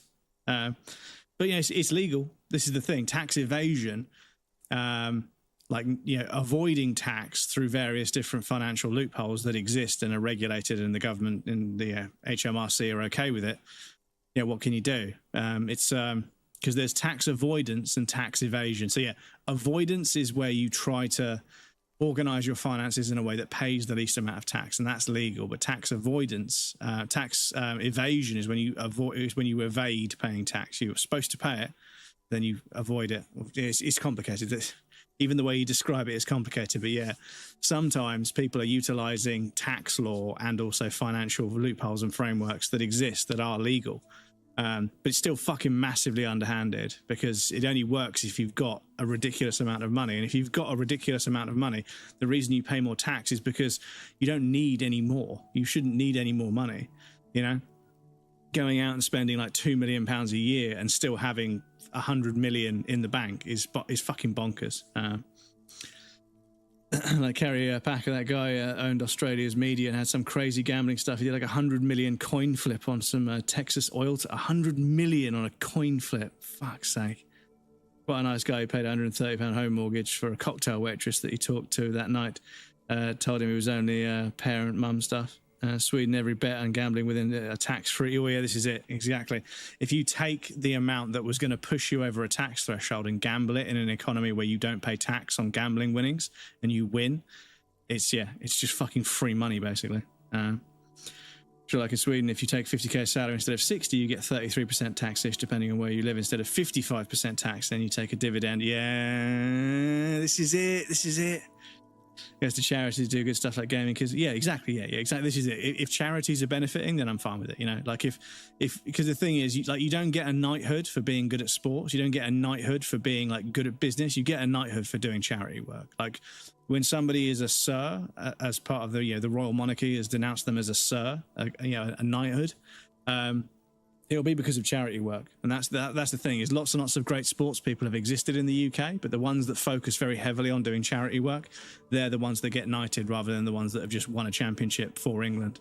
So yeah, it's a bit underhanded, but yeah, some people would say they're buying their knighthood through charity, but at least charities benefit. And that's kind of the thing, is that in a late stage capitalist world, sorry to keep mentioning this word, but in a late stage capitalist world, if the best we can do is charities get help so that people avoid paying stupid tax, I suppose that's a silver lining, you know? But yeah, it is kind of silly, because I feel like when I do my tax return for streaming, like I don't even make more than £1,000 from streaming. Like I don't. So the fact that I still have to pay tax on it because I have a full-time job that I'm taxed on as well, and I do charity work as well, I'm like, for fuck's sake, you're fucking screwing me here. Like, I'm a tiny little creator. I don't make more than £1,000, so I shouldn't pay tax anyway, but you're taxing me. I have a full-time job that I pay tax on as well, And I do charity work as well. I raise money for, not a lot, obviously, because I'm a tiny creator, but I raise some money for charity every year, which is a lot more than a lot of other people do. I'm like, what the fuck? Why am I being taxed so heavily? But that's how it works. The tax keeps me where I am. It doesn't allow me to become middle class. It doesn't allow me to become, wealthy or, secure, because everybody that pays for the governments earns their money from everybody being financially insecure, because everybody pays for things in a way that is, beneficial to the financial services that support the kind of borrowing. Because, I mean, most of the UK is debt. Most of the UK is debt. So many people have debt because some people have to. They just don't have any other money. They can't budget around the fact that they are £600 short every month. So until things improve, they're just going into debt to survive. And it's fucked. It shouldn't, it's fucking absolutely criminal, but it is unfortunately what we're seeing. And banks, they make an absolute fortune. That's how they make their money. If you just put money in a bank and take it out, it doesn't make them anything. You're costing them money to do all the administration. But if you borrow from that bank, suddenly you're a customer because you're paying interest, and that's how they earn their money, is they lend you money you haven't got, and you pay them back interest on top of the original agreement, and that's how they make money. So the banks are fucking fully set on trying to get everybody into debt, and they're winning. The banks trick people into getting into debt all the fucking time. It's fucking terrifying how easy it is to get into debt. And once you're in debt, it spirals out of control. If you can't pay it off reasonably quickly, it just fucking spirals. Interest rates spike, and suddenly you owe 6-7 times what you originally agreed to, and you just can't afford it. And that's it. You're in debt for life. You're paying the bank to stop your debt getting worse, but you're not paying off the original debt. And student loans used to be like a reasonably low interest loan that was 100% worth it for living and paying for your tuition. But now kids are leaving university with like 20-30 grand's worth of debt, and then they're paying off £500-600 a month, and it's going up. The fucking, like they say, I owed them £17,800. I've been paying £280 a month for the last 6 years, and now I owe them £18,950. It's like, it's gone up by a couple of grand. And this is the trap. It's a debt trap. They're trapped in that debt now for life, and there are kids that have got qualifications, but they refuse to accept a job because of the pay. As soon as they start earning, they start paying back the student loan, they're screwed. As soon as they're supposed to start paying it back and the interest rates and everything kick in, they're fucking screwed. So there's no point. They won't take a job. They'll have a degree in something, but they'll go get a minimum wage job, because the second they start working in a field with a degree as the entry requirement, they're earning 40-50 grand a year. No, they're not. They're earning 16. They're earning 20. They're earning less than minimum wage because their fucking repayments on their student loan are so high. And on top of that, they don't even pay the debt off. They're just keeping the best they can hope for right now with the economy the way it is to keep the principal, is to keep the fucking interest from going up. They can't actually pay off the principal. They can only really maintain, it's like an interest-free, it's like a interest-only mortgage. You're not paying off the actual property. You're not paying off the loan. You're just paying to make sure it doesn't go up. You still owe the full amount, but you're paying on, it's fucking criminal how so many fucking qualifications have been just completely fucking, it doesn't matter. I don't even know how to fucking say it, but kids go to college and get qualifications. They go into the job market and there's no fucking jobs. There's fucking 1.3 million unemployed. 700,000 job vacancies in this country. 700,000 jobs that are out there needing someone to do them. 1.3 million unemployed. You could hire everybody tomorrow. You could get every single one of those vacancies filled tomorrow, and there would still be 600,000 people looking for work. England is fucked. England is actually cooked. Actually fucking cooked. We are so fucking screwed. Housing market, fucked. Job market, fucked. Economy, fucked. Healthcare service, fucked. Public transport, fucked. Third spaces and public spaces, gone. Fucking knife crime, up. Violence against women and girls, up. It's a fucking shit show, dudes. It's absolute embarrassment of a country. And this is the thing when people are like, why aren't you patriotic? Are you fucking kidding me, dude? Are you kidding me? This country's a fucking mess. sort the fucking country out, and then my generation, the generation after me, and the one after them, then we might be patriotic. But right now, it's a fucking shit show. It's fucked. But anyway. Texas oil tycoon was cocky as fuck and bragged he was richer. Who won the coin toss, though? So Americans and English people do charity on their own charity, and then the charity don't give anything to the charity. Yeah. Kerry won. Okay. How much did you earn from that? How much did you earn that you had to pay tax? You said. So falling. Yeah. Well, every empire rises and falls. So for transparency, I think my total earnings, subs and gifts and everything else, and donations and everything, I think it was £823, which sounds like a lot, and it is, and I'm very thankful for that. But over the course of a year, it's like 30 or 40 quid a month. It just adds up over time. So the threshold where you start to pay tax on extra income, so when you've got a job but you have an extra, they call it side, they literally refer to it as a side hustle on the tax website, so that's accepted nomenclature. They realize people work full-time and also have to have a side hustle so much that they call it a side hustle. The government calls it a side hustle. That's fucking scary stuff. But yeah, so you're only really supposed to pay tax on your side hustle if you earn more than £1,000 a year from it, but I don't. I have done in the past, but I don't anymore. So yeah, I earned £823 from streaming, but I also spent probably £500-600 on games and other bits and pieces of equipment. I've probably spent a fair bit, so that's expenses because it's directly related to streaming. Plus, I should probably put down that I do charity work as well to see if that gets me a tax break. I probably don't earn enough money for charity to get a tax break, but I'll try. But yeah, I still had to pay £120-something in tax. I think it was £152 this year. £152 in tax. Bearing in mind, I have a full-time job that pays me what it pays me. I'm not going to go into my personal life. And I pay tax on that, the normal sort of tax rate, because I'm not earning that much, but I'm also not on minimum wage anymore. So yeah, I do feel it's a bit fucking cheeky that I'm being taxed for less than the threshold, and also with the fact that I've spent a lot, expense-wise, I spend quite a lot on streaming. So yeah, it's a bit fucking bent if you ask me. City of London has already started moving every bit of business to the Cayman to continue with it. Yeah, without still living. Yeah, exactly. You can earn £18,000 on Twitch if you want and not tax on it. Sounds like it's easier. You just go to the company house, set up unlimited. Yeah, I don't think you could earn 18 grand from Twitch and not pay tax on it. That's yeah. I mean, I cannot. Yeah. Well, there you go. We'll just earn £18,000 from Twitch, Krill. Surely, if it's that easy, just earn £18,000 from Twitch. I think it's safe to assume, yes, Mr. Thespian here hasn't been speaking up.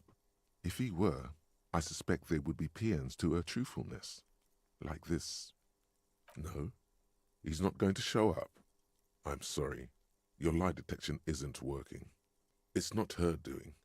He's just totally inept. It looks like you're also an idiot, but that's not her fault. No, not an idiot. You're just more of a sensitive type. I mean, it was easy, Mr. Thinks Threshold. with his Yeah. heart. This Yeah. woman's pain draws you in. So I think the threshold in the UK, you can earn £12,000 a year before you start paying tax. So that's roughly £800-900 a month or something. I'm not too sure. Hey Siri. No. It's £1,000 a month, obviously, but £1,000 a month before you pay tax. If you were taxed on that 1,000, it would be 22%, which would mean it's 780. I can't remember. But yeah, I think the threshold is £12,000 a year, which is in today's world, £12,000 a year, £1,000 a month is nothing. Like your rent's going to cost you £600-700, you know, and food another £200-300, and then before you know it, you've got like £100 for like energy and internet. You know, it's just people just can't survive on it. But I think the national minimum wage did change recently, but I don't know whether they changed the tax threshold as well. Because I mean, if you weren't minimum wage but you didn't pay any tax, but then the trouble is everyone's on minimum wage, then no one would pay tax. So yeah. different country classify Twitch income as different too. Like the Twitch for me is a service income tax, and my salary is a normal income tax. Yeah, this is the thing. Is the UK is known for it. It's just fucking Can't draw a sound. just tax everything. You The know, one he usually does, sis. like literally anything that if money changes or if money is involved in any way, shape, or form, there'll be a tax attached to it somehow. And they have pretty much like basically incorporated tax into almost absolutely everything they can, and they just don't have any other choice. They're going to have to start taxing millionaires and billionaires soon, and then we'll see how that has an effect. But I think they should have done this a long time ago. They should have, because they've bled the working class dry with tax. Not only have they allowed companies that provide things that people need for life, food, energy, shelter, these three fundamental pillars of survival, not only have they allowed those sectors to become grossly overpriced, like they price gouge the fuck out of the working class, the government just fucking taxes the working class into the ground as well, because every time they fucking spend more money on something, they're paying more VAT because it's more in cost. The prices are higher, so therefore the percentage of tax is higher. So it's clearly in the government's interest to allow this to happen, which is why it's happened, Huh? No, Mr. Conclusion. Yeah. You're always kind of limited in your analytical abilities. They could literally That's slash not the her duty. There's so many taxes they could just scrap. They could stop taxing people in a handful of ways, and that would put a bunch more money in people's pockets, which they would then go and spend on things, because that's what people in the working class do. They spend money. They don't hoard it like millionaires and billionaires. But I saw a TikTok earlier, Gary's Economics, the guy was talking about how, like, if somebody already has like £100 million in the bank and they earn an extra 10 million, they're just going to buy 10 million pounds worth of assets, because why wouldn't you? And that's the thing, is in a capitalistic world, ownership of assets, property, rights to things, all that sort of stuff. If you just own loads of assets, you passively make a fucking shitload of money, because those things go up in value. And you can also extract value from them in certain ways. Let's say if you own shitloads of art and then you loan those pieces of art to galleries and stuff, that can get you a tax break as well, because art galleries are registered charities sometimes, or quite a lot of the time. But yeah, if you give somebody that's struggling money, they'll spend it on energy, food, and shelter, because that's what they have to survive on. If you give somebody that's already got all those things covered more money, they're just going to buy up other stuff, i.e. houses, businesses, infrastructures, and slowly but surely the wealthy end up owning everything, and there's nothing for anybody like me to invest in. But also, because they own everything, they can charge whatever the fuck they want, because I can't go anywhere else. England is a tiny little country, so I can't go to a competitor. There's nobody across the border that can help me, because we're not even part of the European Union anymore, so we can't even fucking really do that anymore. So yeah, it's fucked. Absolutely fucked. Don't worry. It's only been 4 or 5 seconds. You've got this. For a second, her face disappears from your cornea. Only a silvery negative remains. Only leaves a school fee for me, and that's a public school. It's £4,000 a year.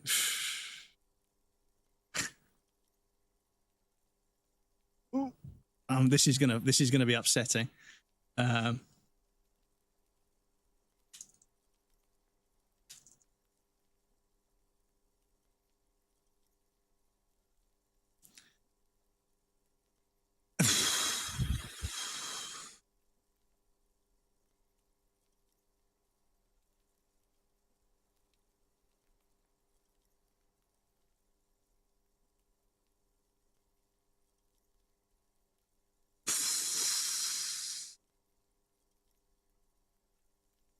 So, I mean, there are also free schools, but just like everything else in the UK that's free, you can tell that it's free.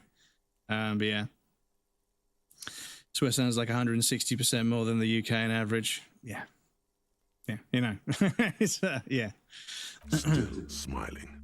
Like I say, smile. England is fucking cooked. So yeah, the thing is, I don't like this dialogue option because they put in so-called assault. Now, she said to us that she wasn't assaulted, but I don't want to refer to it as this so-called assault to downplay the severity of sexual assault, because that's not. We shouldn't use that language at all. We shouldn't say this so-called assault. if someone says they were assaulted, you have to take them seriously until you can disprove it strongly.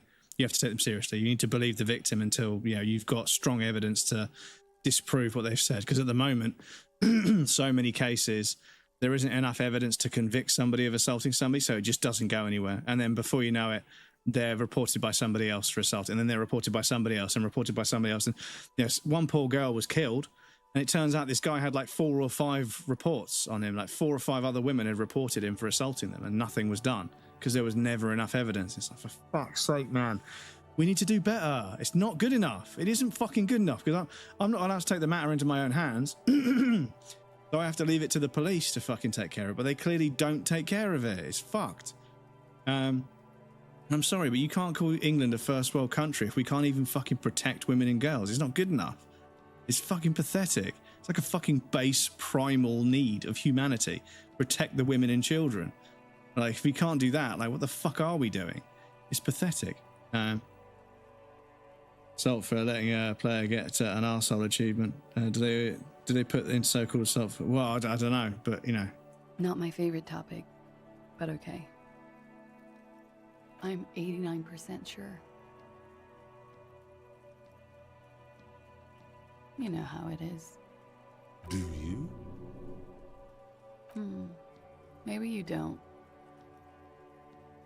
There are numerous cigarette burns on those silvery scales. Easy to see now that you're closer. In conclusion, officer, I'm gonna go with a mild to medium not raped here.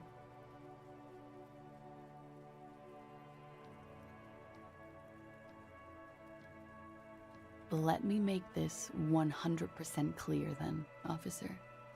I was not sexually assaulted. Sorry, yeah. Would I be as flippant if I had been? How about we, change the subject to something more lighthearted now? Yeah, sorry, I just to make sure that there isn't a dialogue option there that clarifies that, but I didn't want to click on that dialogue option, I promise you. She puts her coffee cup down. I didn't go very well at all. With a soft ring, as the porcelain meets the little table.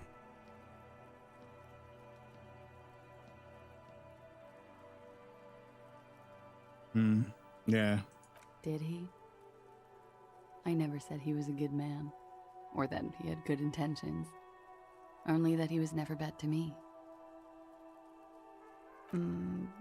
Where did they get this recording exactly?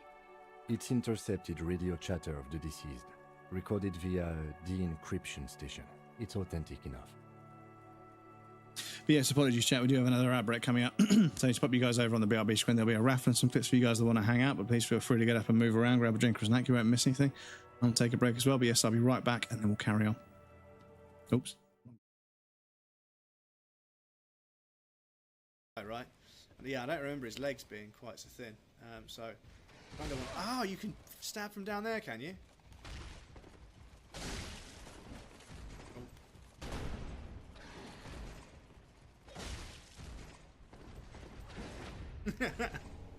See you later, bozo.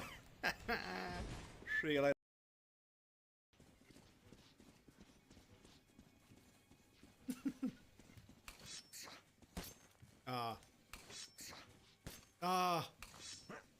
Oh my god. Fuck you, game. Fuck you. But yeah.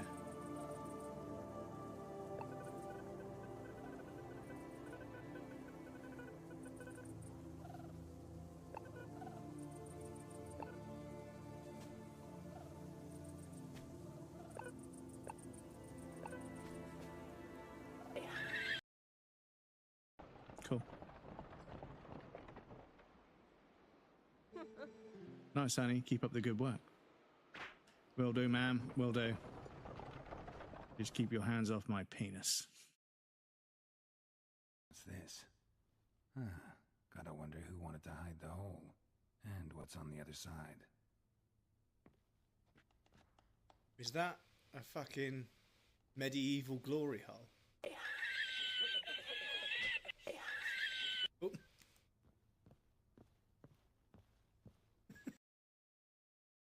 Tell me something, right? The shower cubicle, right? Where you have a shower in your flat.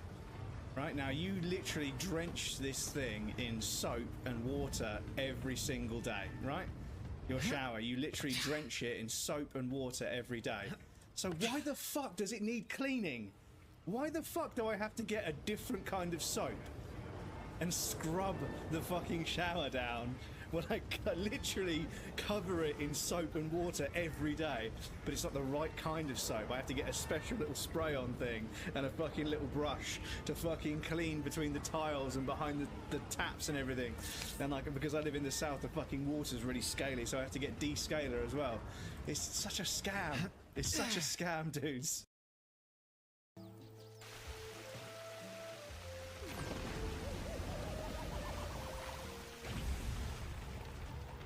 Oh. For a second there, I thought that tree had titties.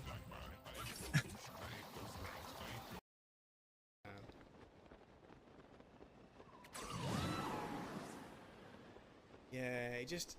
The gust as well, it doesn't really blow you that far.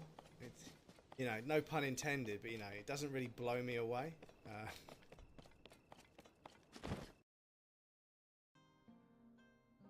Fucking hell, Rockstar! You guys can't see, but there's a left and a right T button. For fuck's sake, Rockstar. Fucking hell.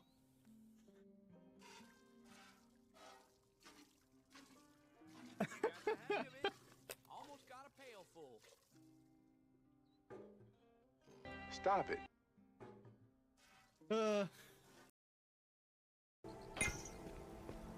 Or You implying something, Mr. Pepper? Me? Imply? Never. I just connect the dots. Well then, connect them elsewhere. You're sniffing around the wrong mouse hole. this is my office. Like, what are you talking about? Like, this is my office. What are you doing here? See? My office. I can kick the windows in. It's fine. Try to, Oh, the fucking... Wow, okay. We got away with that. I don't know how the fuck we got away with that, but I'll take it. And it's that's definitely an iconic weapon, so I wouldn't have sold it, would I? Sit and wait for $2 grand to sit and wait on a bench. What is this, England? $2 grand to sit on a bench. Fucking capitalism, dude. Say, Hammond, I cracked the secure files. DC was here for more than just a mining zone, huh? What do you mean? This outbreak started on the colony after the miners dug up some artifacts. Something alien. Please feel free to say hello to this lovely human being up here.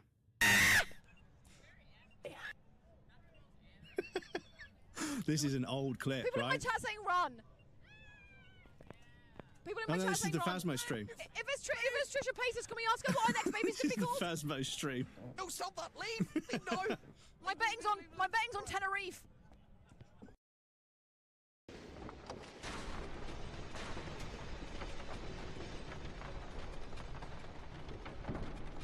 Gonna fall on my head.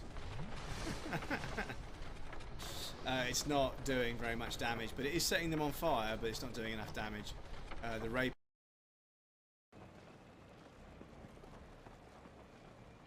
Yeah, this is what we want for exploring.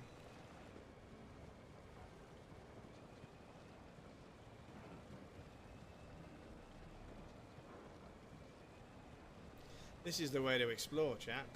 I need some more battery, but oh shit.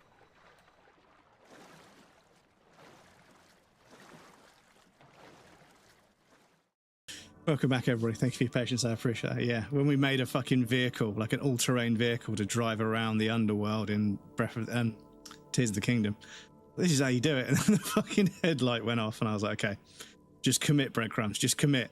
If you can pull this off, it'll make a great clip. I think eventually went off a cliff and fucked it. But yeah, that's screaming. Yeah, sorry. Does he say he's gonna do it Soldier of the Apocalypse style? Yeah. That was practically his pickup line. A memory surfaces in her tired neocortex. It's not entirely unpleasant. Did he say whores a lot? Was he pretty much on the verge of doing it Kohoi style? He liked the way it sounded when he said it. As to Kohoi, he wasn't actually there. He didn't do a tour, or at least didn't tell me he did. Would have been overkill anyway. He lived his own little Kohoi. It wasn't his everything.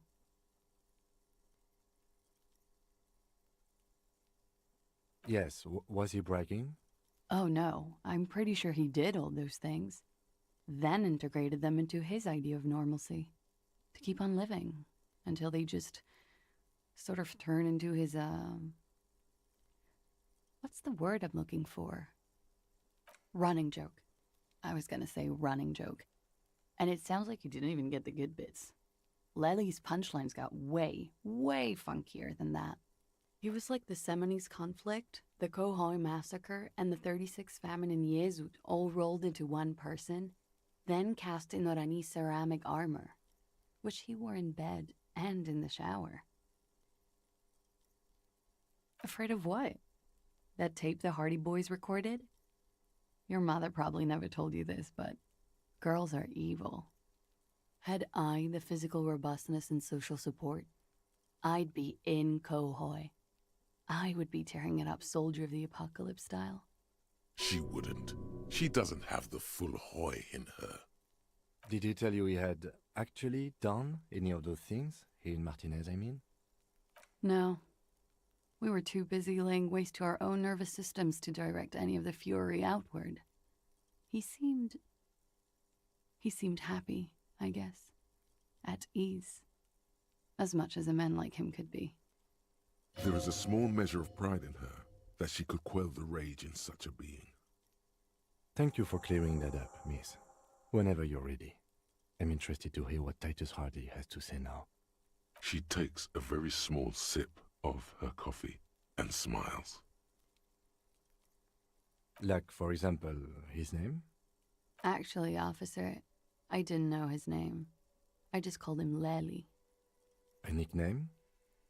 I guess. He came from Lelystad. It's short for that. And it was his army name, apparently. He said his real name wasn't his.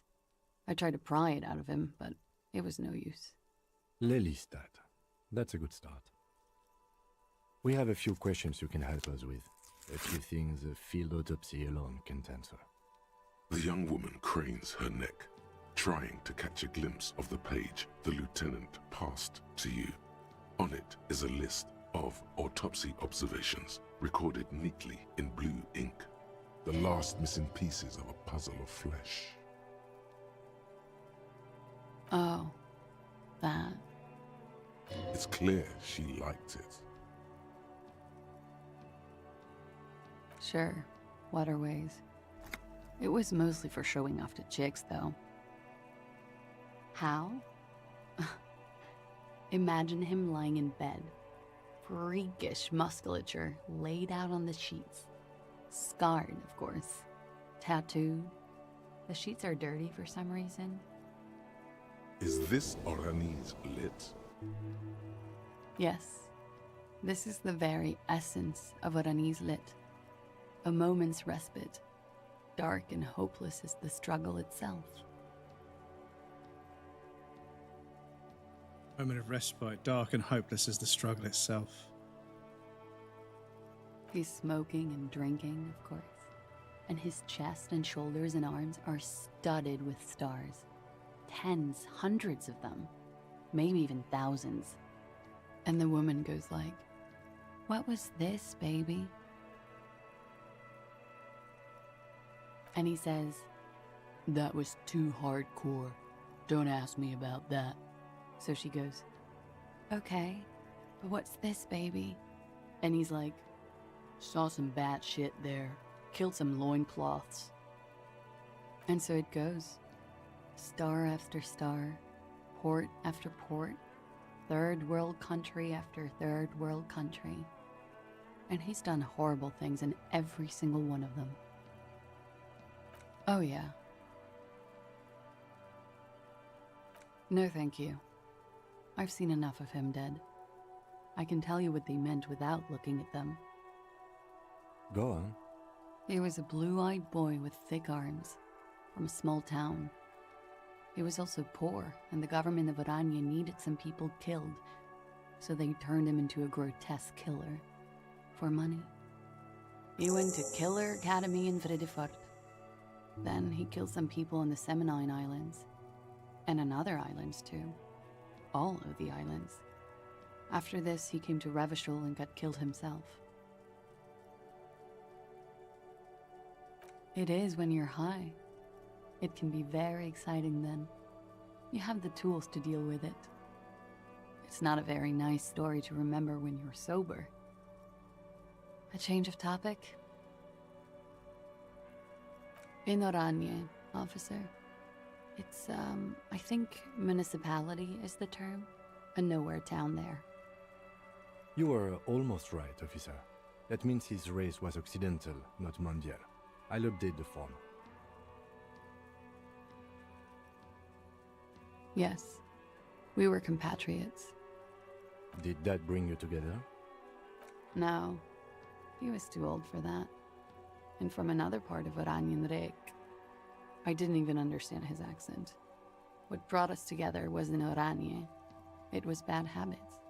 Sex, alcohol, speed, probably also sildenafil. No love for Muta Oranje? Wasn't he a soldier? No. He left the National Service after they taught him to do what he did on Seminine. He wasn't the flag-waving kind. He was the making money, killing people kind. Mercenary. He was by no means a stupid man. A people person. A small platoon leader. Certainly not a patriot. A flash of rage comes over you. The words have already left your mouth. Yeah, because you do meet these people, but like, you know, you read about people that have served in like military combat for long periods of time. If they live long enough, sadly, they quite often all begin to say like, this is fucking pointless. Like, nobody is winning here. Like, neither of us is winning. One of us is going to die. The other one is going to have to live with that. And the cycle continues. And a lot of them are like, why are we doing this? You know, they're out there as like, you know, contracted operators for various different governments and powers around the world. And they're like, this is fucking ridiculous. You know, it's 2026. Why are we still shooting each other? You know, like, have we not grown out of this phase? You know, back in the 40s, the 50s or whatever, when we didn't really understand the world because we weren't connected like we are now. Yeah, the enemy was unknown and worrying and frightening. So people decided to kill them before they could kill us, even though they probably weren't going to kill us. But now, in 2026, we're still shooting at each other over what? Religion, oil, money, land, and the ability to make money with that land? It's like, fuck's sake, dudes. Have we not grown out of this? Have we not matured as a species to the point where we, you know, can just sit down at a table and organize, you know, diplomatically, you know, the kind of diplomacy that I pay my taxes for, that we can't organize some kind of equilibrious solution where various nation states and regions of the world are able to do something better than the rest of the world. So that's their responsibility and that's what they bring to the table. Can we not slowly bring it all into balance? There must be some way to balance this stuff out. Like, we don't need third world countries and first world countries. We need countries, you know? And everyone's like, why should we help these people out? Because they're fucking human beings, you selfish fucking piece of shit. I don't want fucking people growing up in fucking famine, dying at 7 years old just because of the poor fortune of where they were born. It's fucking barbaric. Have a fucking heart. I mean, why should we help these countries? Fuck off, man. Why should you be alive? Why should you get to exist in such comfort and security? Fuck off, man. You know, and this is why, like, scholarships are so important, because what if the cure for cancer, what if the cure for AIDS is trapped inside the brain of a child that can't afford an education, that can't make it into medical science or can't make it into engineering or can't make it into some scientific field that develops the solution to one of the world's biggest problems. You know, like intelligence is not like anything to do with quality of life. You know, people are born geniuses all over the world in third world countries and never realize it. There are people with IQs and people with more dedication and more fucking grit and consistency and hard work in them than me out there right now. And they're fucking cutting up old bits of machinery to get the copper out of them and melting it down into ingots that they sell for like $2, and they make like maybe $10 a day so they can eat fucking the same food every single fucking day and sleep in a shack. It's fucking bullshit, dude. As depressed as I am because my health is so fucked, as drained of empathy and compassion as I am, I still can't just ignore that. The fact that somewhere out there is a bloke that is harder working than me, smarter than me, more dedicated than me, less distracted than me, out there just fucking slumming it because that's all they've got access to. It's fucking bullshit, dude. Some of the greatest human beings that have ever lived we didn't even know about. That's the terrifying thing. Is there are people in third world countries that could write books that would change the world if we just taught them how to fucking write. We just taught them basic English or basic literacy. But they're out there fucking remolding bicycle tires from scrap rubber for fucking like $6 a day to buy some rice and some water to go sleep in a mud hut and then get fucking malaria at 16 and die. It's fucked. It's absolutely fucked, dudes. Anyway. Had he passed that test, sorry, we wouldn't have gotten along. Come to think of it, maybe it was our hateful Aranya that brought us together. I love Revachol, though. I hope she loves me. Don't become an electrician. Very less war for every decade, so maybe it's slowly being less and less. Yeah, I mean, we're fighting less and less wars. And, like, ultimately, everybody is on the internet slinging insults at each other on a fucking Facebook post instead of beating each other over the head with clubs and sticks. So we're still attacking each other, but we're not doing it in a way that kills each other. We're doing it in a way which insults and upsets each other, which is one of the reasons why mental health has become such a problem, because we're not physically attacking each other and we're now mentally and socially attacking each other, which is why depression, anxiety, and all sorts of other stuff has become so much worse, because we live in a very emotionally and mentally combative world where we're constantly having our views and our ideologies questioned and ridiculed and thrown into sort of question by everyday happenings on the internet, because we're so much more aware of the world, and therefore we see and hear almost everything, and it's very overwhelming, and it's making people very depressed and very anxious. And I don't think that's that's not like unrealistic. When people are like, why has everybody got anxiety now? I don't know, maybe living in a late stage capitalist world where rent is 90% of your income and you've got nothing left for anything else, where food goes up in price so quickly. Most people that use food banks, a lot of them, maybe not most, but a lot of people using food banks, a scarily large portion of people using food banks are employed, but they rely on a food bank.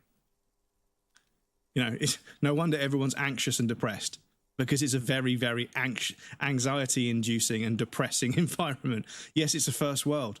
Yes, in between Tinder, Spotify, Amazon Prime, and fucking Deliveroo, I can get pretty much whatever I would ever want at the push of a button. I can do everything from my phone. And it's not even a button, it's a touch screen. But when you remove the friction and the process of earning things from everything, when you establish this sort of futuristically naive, frictionless society where you can get whatever you want quickly and easily, you take away one of the fundamental reasons why you want something in the first place. And the problem is, it makes it far too easy to distract yourself obtaining all the things you want. You begin to lose sight of what you really need. Compassion, empathy, connection, love, community, purpose, all these things that actually would make you feel less anxious and less depressed and less, frustrated. But there isn't a fucking app for community. There isn't a fucking app for, having a purpose within society. There isn't an app for being loved and cared for and caring for others. Those are human traits that you can't quantify with some fucking social media platform. Pretty clear. But people are so drawn into the validation of having their opinions validated by traction on social media, they begin to realize that actually it's just an opinion. It's just a thought that's in your head, a feeling, an emotion that's driven by all the chemical reactions that occur within the biomechanics of your body. It's valid. It's who you are. But don't lose sight of the fact that it's your connections with the people that you love and your exposure to the things that you love and the sort of joy of working towards things in a long-term fashion. That's part and parcel of what makes things worth doing, because it takes time. Look at how many things in the modern world feel incredibly cheap and just, you know, they're just a frivolity and they're not really there's no substance to them, you know? Yeah, takeaway food, yeah. Like getting a takeaway to me now feels pointless. It's expensive and it's the same food I could get if I just get in the car and go and get it myself, because it's too easy, you know? Video games, there's fucking thousands of them. So most of them don't appeal to me. I need something very niche and very interesting like this to get my emotions involved, you know? You can make 1,000 friends in a week, you know? But now the simplest of things can make somebody just completely turn their back on you and pretend that you don't exist, you know? We've removed the friction from so many things that we're beginning to feel numb to everything, because there's no friction in anything. There's no difficulty. You don't earn anything anymore. You just buy it. And because everything has a price tag attached to it, you end up in this situation where, you know, just buying something, it doesn't have the same weight to it.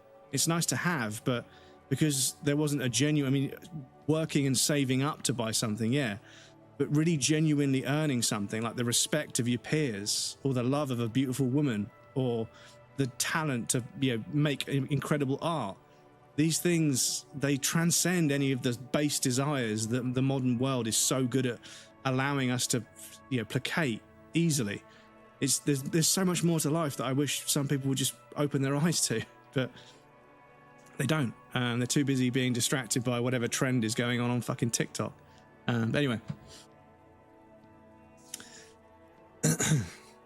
Africans in Guinea are smashing the batteries and taking parts of their hands while their acid is going into their blood through their skin and breathing. Oh, yeah, it's terrible. Terrible. People recycling batteries and battery acid and stuff is, yeah. More than 90s, less than 40s imperial wars during the 1,000 years, most of Europe though. Rather far right in Germany. But yeah, you know. More East Germany because the infrastructure is less. East Germany is harder economically compared to the rest because they are under the DDR for so long. And blame others with another leader and a wall. Someone should understand a wall ain't the solution. It should be. This is it. You know, when you do, like, if I don't want to say as a man, but you know, as a person in life, when you do well, you do better to build a longer table than a taller wall. If you building a fence and building a longer table. Building a longer table and building a taller fence are two, like, you know, you could either bring everyone into the fold and help everybody else succeed, and then you've got a table full of people to enjoy, you know, your success with, or you could build a wall and try and shield everyone and protect yourself from everyone else. And I don't believe in it. I think that, you know, you build a longer table, not a taller wall. I think that when one person succeeds, they should bring other people into that success so everybody can succeed. But people get selfish, you know, they start doing well, you know, and they refuse to admit that the emotional support and just the companionship and the way that you're influenced by the people in your life, you know, you didn't get to where you got to on your own. No one did. Nobody got to where they got to on their own. They were all subtly influenced in certain ways that got them to where they are. And those subtle influences were their friends and family. So when people are not like, you know, when people try and pretend that, you know, oh, yeah, I did this all by myself. It was my idea and I managed it and it was all me. It's like, nah, brother, you're standing on the shoulders of hundreds of people in your lineage that got you into the position to do what you did. You know, like your mum had to fucking breastfeed you and teach you how to use a spoon, teach you how to tie your fucking shoelaces. Your friends were there to support you during difficult times, you know, and to celebrate good times with you. You know, you can't turn your back on them just because you got rich overnight, you know, like you were in the position to do well because of all the people in your life. And that's fundamental. You need to understand that as a person.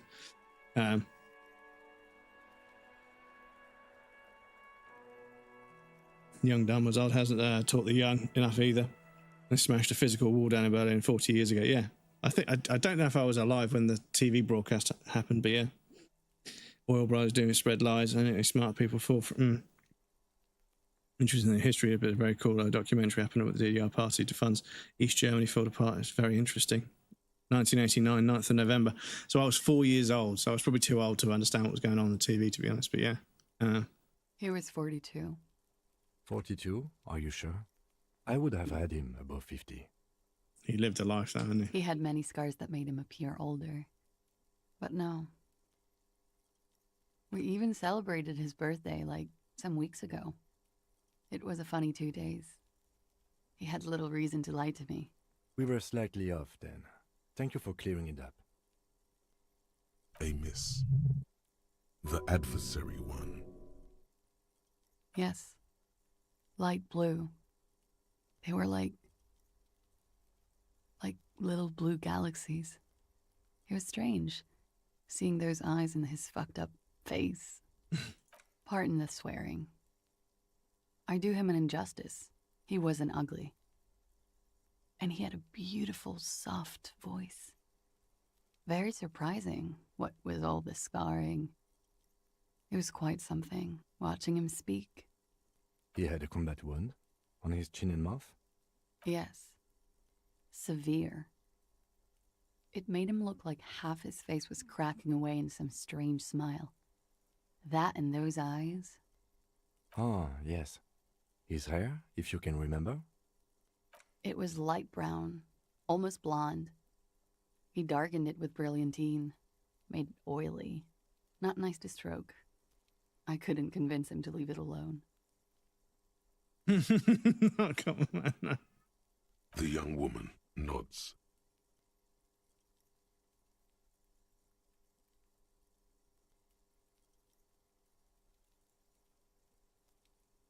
Why do you ask? Just have her answer the question. Don't give explanations. I don't think he enjoyed dying, officer. He had too much left to do. Too many third world conflicts. Couldn't tap out just yet.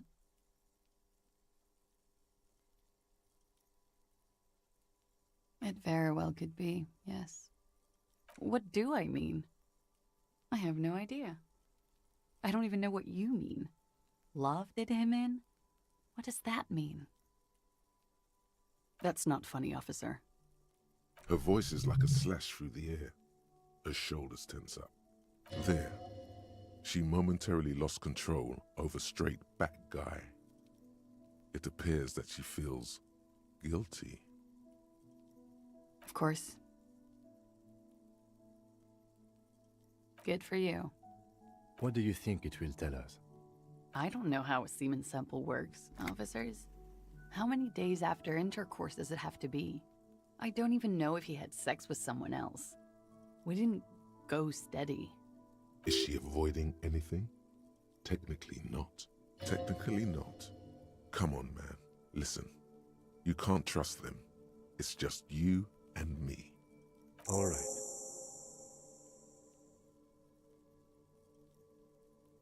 Coolly, gracefully, she pours herself more coffee. Wait, stop. That man, bloated beyond all recognition, was 42?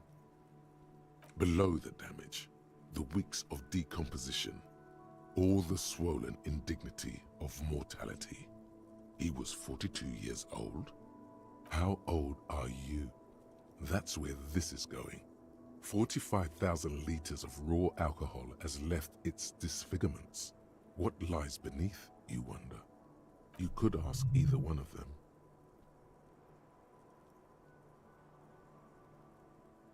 Huh? How old? 58?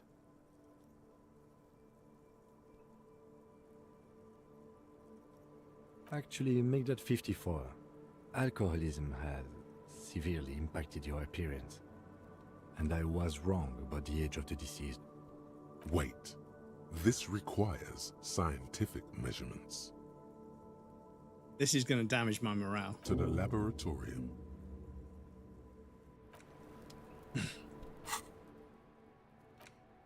Date of birth generator. Right, cool. Talk to Titus about the door gun and Mega Mix. Ask class about Sunday night, so we haven't done that yet. Right, and also find the murder weapon. Yeah, we're back up to 4. Cool. Find the murder weapon we do on the island, so I might go and do that now. But I feel like we figured out... I think we figured out the trajectory of the bullet from the window being broken. And that's what led us to that island. So...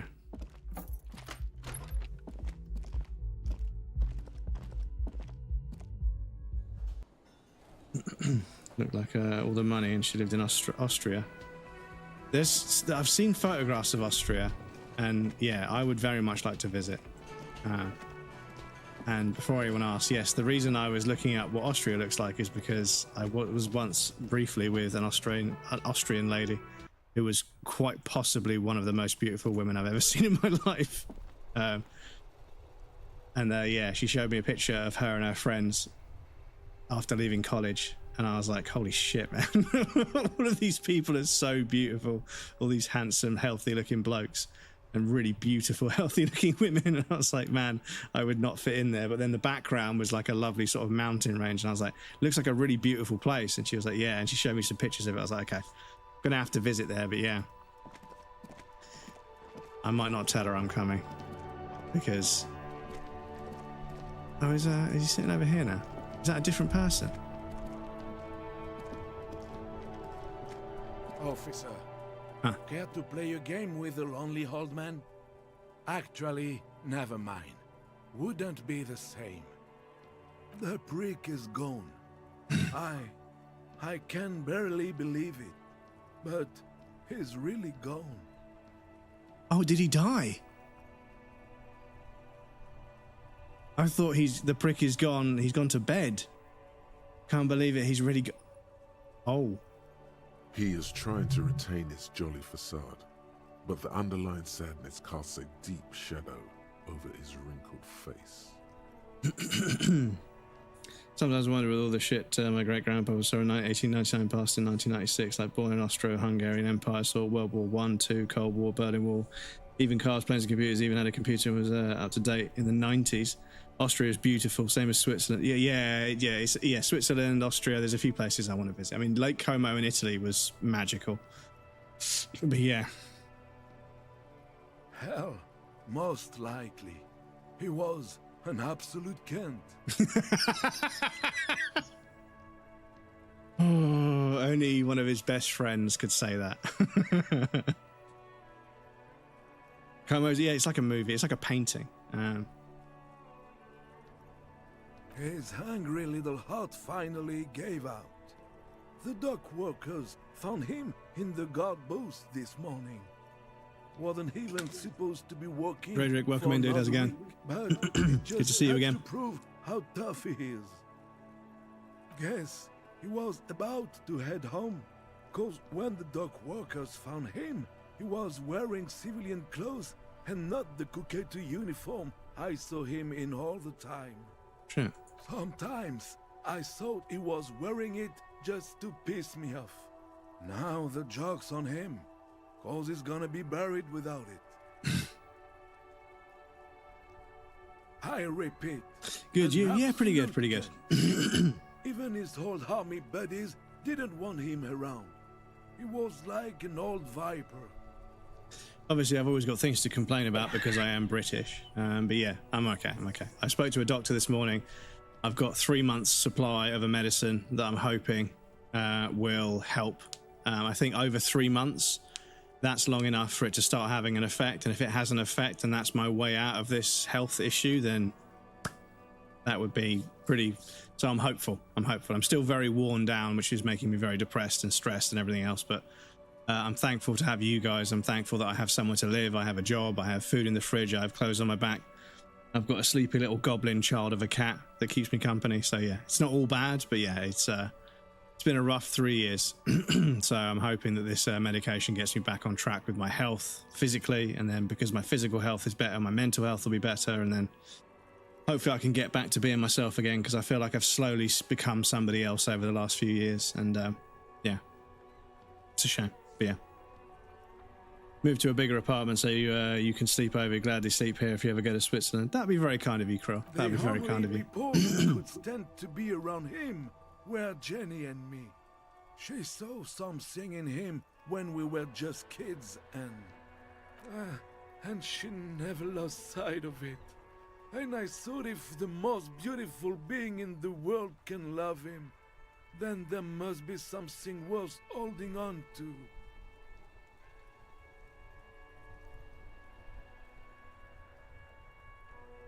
The only people who could stand to be around him were Jenny and me.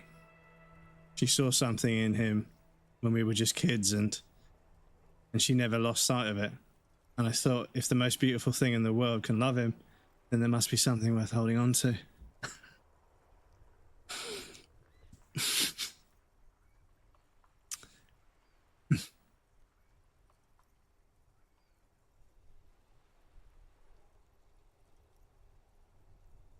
We've hated each other our entire lives. This is so much, it. in fact, that This is it. We've hated each other our entire lives. So much, in fact, that he's about to realize that actually they've always needed each other around. So maybe they didn't hate each other. Maybe they loved each other. They just didn't get on. And that's a very, very peculiar situation to be in, where, like, I have friends that, like, we respect each other as peers, but we disagree on just about everything. But I'm sure by now you guys have realized that I'm pretty laid back and I can kind of get along with just about anybody. But that means that I do have the occasional acquaintance who disagrees with me on just about anything. But because we both conduct ourselves with tact and integrity and professionalism when we discuss things, we've never fallen out and argued. We've only ever discussed things. I think that, yeah, it's an interesting situation to be in, where, like, even though you might disagree with somebody all the fucking time, if they were gone, you'd miss them. And it's a weird avenue of human affection that I don't think gets an awful lot of coverage, in the sense that you see a couple that is just arguing all the fucking time, yet they refuse to break up. And I'm like, but they're literally at each other's throats every week, every month about something, but they just won't ever break up with each other. And I think it's because even though they disagree, like, at a surface level, there's this attraction underneath that's actually so strong it can maintain a relationship even when two people disagree, which is crazy, because sometimes there's people that, like, you know, they agree on everything, but they're just not in love. And it's heartbreaking because the relationship just slowly disintegrates around them. And then they're in a relationship just in name only. They don't really love each other anymore. It's fucked. But then, like I say, I've met couples before where they're bickering all the fucking time, but they clearly love each other underneath so much that it doesn't matter. They know they're meant for each other, even if they can't see eye to eye on it. And it's a really, really idiosyncratic and nuanced way of looking at it. But yeah, it's a really interesting dynamic when I've seen relationships that on paper seem fucking perfect, and I've watched them implode. I've watched them slowly drift apart, you know? And then I've seen two people that I'm like, oh yeah, they fucked a few times, they'll get bored of each other and they'll break up. And then I get an invite to their wedding 7 years later, and I'm like, what? And I'm like, yeah, you know, and they're fucking arguing over how to cut the wedding cake. And I'm like, fucking hell, how does this work? But it works, you know, it works. You know, he asked and she said yes. And I wish them the best, you know. But yeah, it's wild. It's crazy how some relationships work and some don't. Like, you can't, people try and write books about it, but I think that, you know, something that you feel in your heart, it's, you know, it's so internalized and personal, it's difficult to really quantify it in literature, should we say. Weather is a lot better today. It's 27. It's going to peak at 27. It's 27 now. It's not that hot in here. But I am still going to see if I can get some fans that fit in front of the window with some, like, that you slide out these, like, little walls, these little sort of sections at the side, and you put it in front of, like, one window, and I'm going to get two of them. I'm going to have air blowing out of that side of the flat and air blowing in from the kitchen, and I'm hoping that will pull, because the air, like, literally the kitchen is crazy. Like, the kitchen is, there's no door, it's just there to the right of the lounge. But if I walk in there, you feel It's like walking into an air-conditioned room. That kitchen, because it's mostly, I mean, it's got a window in it, but for some reason, I don't know if it was designed this way because it's a purpose-built flat. It's a block of flats, purpose-built, so it's all concrete. It's all lined out the way it's supposed to work. It's not converted like a lot of flats are. And yeah, I feel like the kitchen is always cold because it's good to keep food cold, and also, yeah, but yeah, kitchen's the heart of the home apparently. But yeah, if I can pull air in from that room into this one, I might be able to keep it cool without getting air conditioning. But yeah, it's crazy how it shouldn't be that different in temperature, but it really is. So what I want to do is amplify that by making air go that way and pull it in from the kitchen to create some circulation, and that should hopefully cool things down a little bit. But yeah. Someone needs to support poor Brits like rabbits, like Lisa called English. Rabbits? Marriage 101, my parents had separate living room and argument with the TV went insane. We had a weird arguments, like she always argued about what I had on my sandwich. And I was like, mind your own business. Well, yeah, this is it. Like someone, like a friend of mine who got married when he was 19, still with the girl now, like 15, 20 years later. It's fucking crazy. He said that, you know what, like marriage is just shouting what from the other room. You know, and it's, you know, there's some other sort of candid ways he looks at the marriage, because he's been married for a long time, and lots of people are like, oh, you got married quite young, didn't you? So he's had to speak about it a lot. So he was saying that, you know, marriage is betting somebody half your stuff, that you're going to live longer than them. And I was like, it kind of is, you know, and marriage is saying, I love you so much, I want to get the government involved, because there's, you know, government ramifications and everything. But yeah, he understands the most, and this, I kind of gleaned this from him when I was talking to him. He, from a very young age, his parents very clearly illustrated how much work a relationship actually is, because the first 3 months are free, right? First 3 months are free. You're young, well, you're not young, but yeah, it's a new thing. You're attracted to each other. You're fucking each other's brains out. It's all good. Everybody's happy. After 3 to 5 months, you have to start learning how to be a couple with each other, and then you have to learn what work needs to be done. And then after, you know, a year, you've got to start doing that work. And, you know, once a relationship lasts for 3-4 years, yeah, you're good. If a relationship can last 3 or 4 years, the amount someone changes over that time, and if that can be absorbed by the relationship and it still holds together, you guys are going to be fine. You guys are going to be okay. You're both obviously on the right track, the similar tracks in life. So, yeah, you're going to be fine. But, yeah, the first 3 months is easy. The second 5 months, you know, after the first 5, the next 5 months, the next 7-8 months, that's, you know, where you've got to start figuring out how to make the relationship really work, you know, how you're going to get along with each other. And then you've really got to start doing that until it becomes normal. And the thing is, I think, like, I've been single for ages because I don't go out and I don't meet people.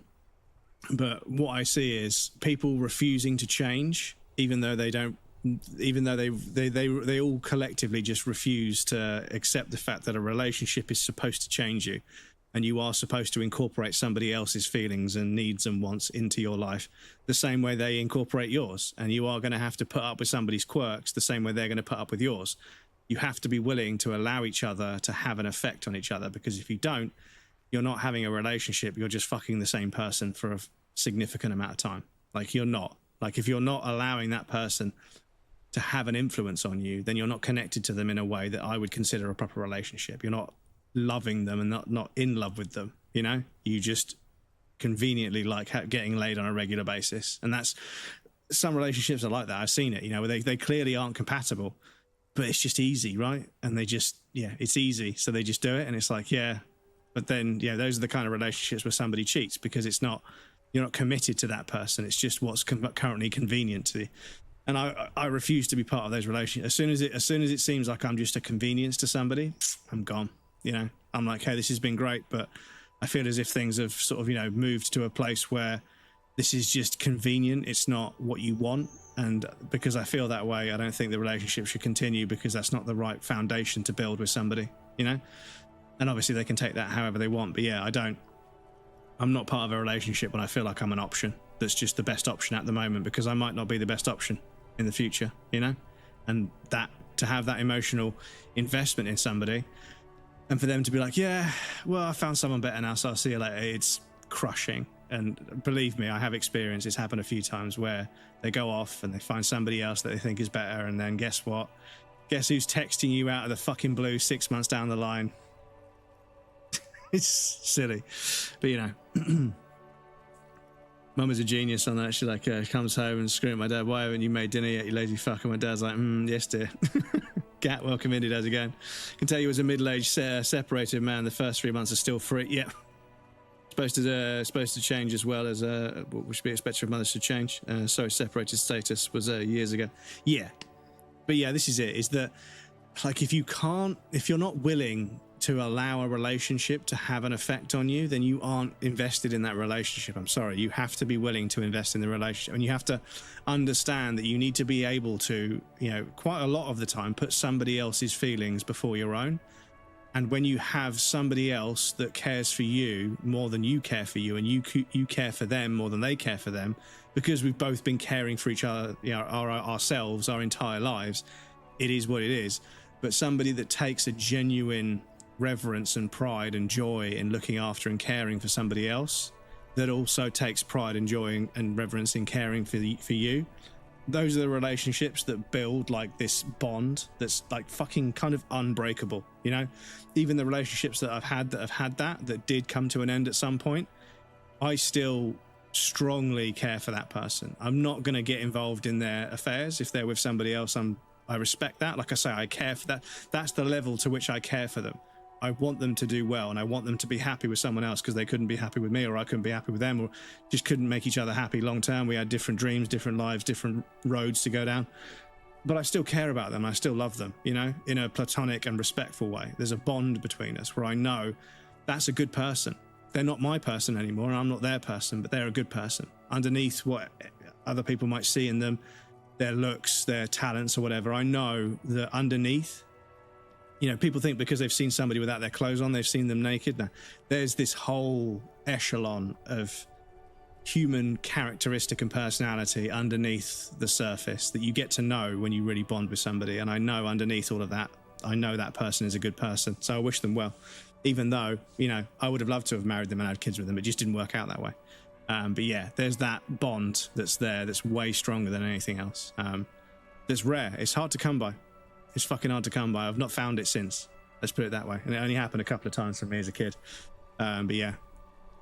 Yes, I loved that angry prick. He didn't deserve it, but I did. You know what his last words to me were?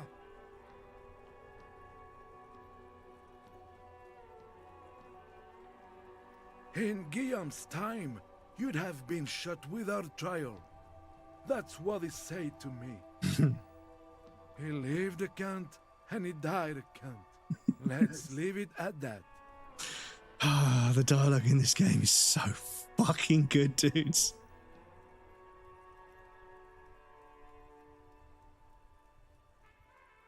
Let me see.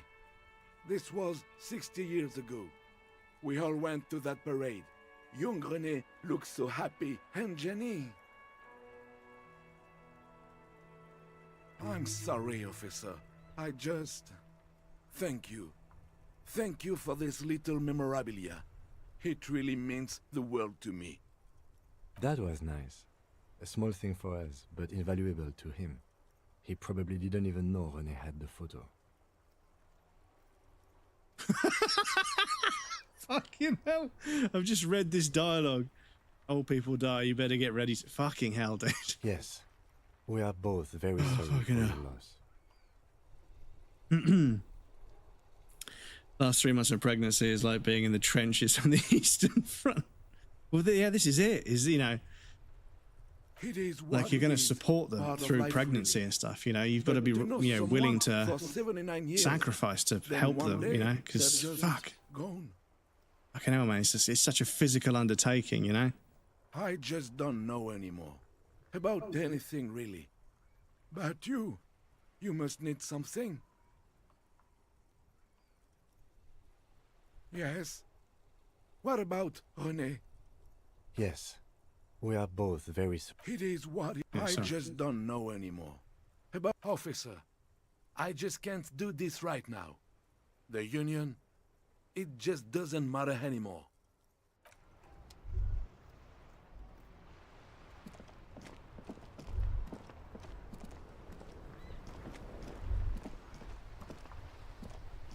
Yes?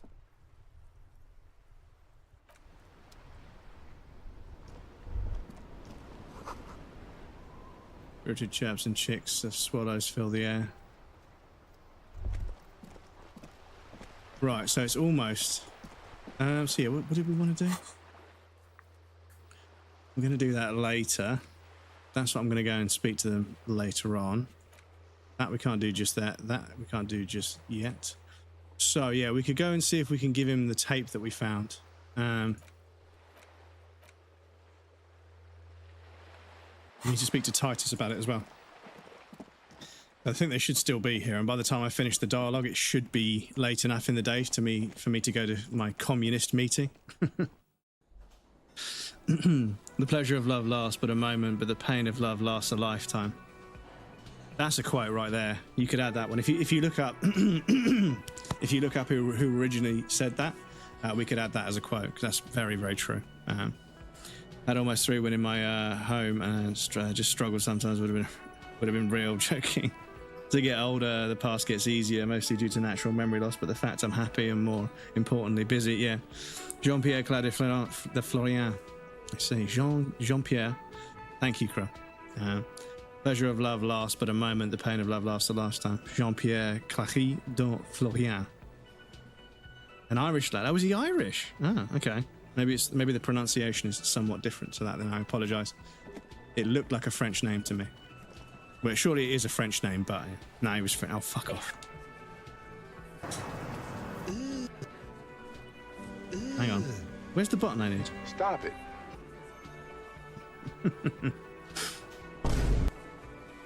Most French name ever. Yeah, it was, Jean-Pierre. Was he a transplant like James in Derry Girls?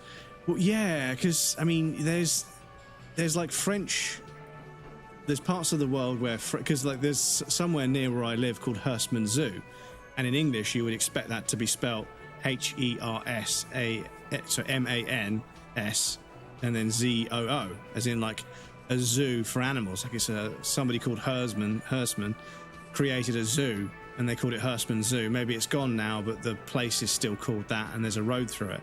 But no, it's French. It's like H-E-A-R-S-T-C-O-X. It's Hurstman Zoo. It's like it's a French spelling. I was like, okay, but that's because there's some parts of the UK that are still called the French name that they were given when the French invaded. We just never changed it for some reason, which is kind of interesting. But yeah. Watch Derry Girls. It's not a lot of episodes. Yeah, well, it's another TV show on the list, right? Because I need to watch a few different TV shows. And, like, I think I've got, like, probably about 45 different films on my backlog. But there's 3 or 4 that I want to watch. That I have... I've had them ready to go for fucking ages. I just haven't got around to watching them. Probably not a good idea to access my cloud storage whilst I'm live. But at this stage, if I get disconnected, I get disconnected. 2004, which is a Chinese film from... No, 2046, which is a film from 2004. Oh yeah, the Back to the Future films. I've got them as well that we were going to watch. I've watched those. The Whispering Star. Train to Busan I watched the other day. But yeah, Whispering Star I think is the film that inspired Death Stranding in some way, I think. Or is it something else? The thing is I need to do some reading about... I think that was called something else. Somebody found a film that is like apparently a very strong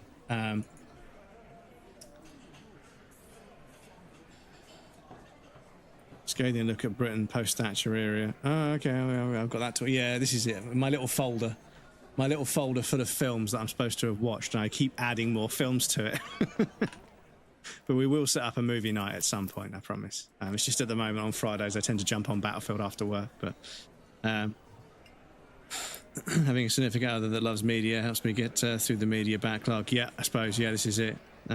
Doctor Who is too much now. Yeah, there's several seasons of that. Who fans have just have one Doctor they love and they stop. Yeah, this is it. And like I was never a huge fan of Doctor Who, but I've definitely seen and heard dialogue from them and thought, yeah, that's really well written, you know. Peter Capaldi. Because, yeah, it was... Fucking, I forget his name. Billy Piper was the doctor at one point, which was kind of cool. But there was some other guy, and like numerous people have come forward and said he is an absolute joy to work with, like just a genuinely great human being. And it's nice to hear that there are some people out there in the creative space of making film and television that are good people, because apparently a lot of them aren't. So David Tennant, it may be, yeah, I think it may have been David Tennant. But yeah, like I say, I have enough media to consume. What is it? I have enough media to last me a lifetime, so I can't add any more. I'm very careful about adding more to it. That fucking fucker. You're the worst cops in Revachol. Great Scrooge McDuck too. I gave you gold on that tape. Locker room talk. What are you, fucking brain dead? I've been to plenty of locker rooms. They don't plan rapes there. Sounds like he wanted it to change her mind about the hanged man. This is definitely personal. What did she have to say then? Fine by her? This is what people are supposed to be like? Fucking whoop-de-doo. I can confirm that. Yes, Kim. Fucking yes, Kim. Get in there. Like, I thought that's a bit bitchy to say. She didn't actually say whoop-de-doo. But Kim's definitely like, yeah, I can confirm that. Like, he was right in on that. I see what you're doing. I love there. Kim. Let's push him. I see what you did there. Yeah, let's push him. She didn't? Well, whoop-de-doo then. Yes. In fact, I think she thought it was a little funny. Kim wants to get under his skin as well. Funny? No good goddamn psycho whore. Right. Oh, fucking right then. What's the matter, Bubba? Yes, it's good then. That fucking... Please try to control yourself in the presence of visitors, Titus. This is just perfect. Just fucking perfect. Any thoughts on this, lawmen? Yeah, they're all queers. Can't bump, hard fist, or anything.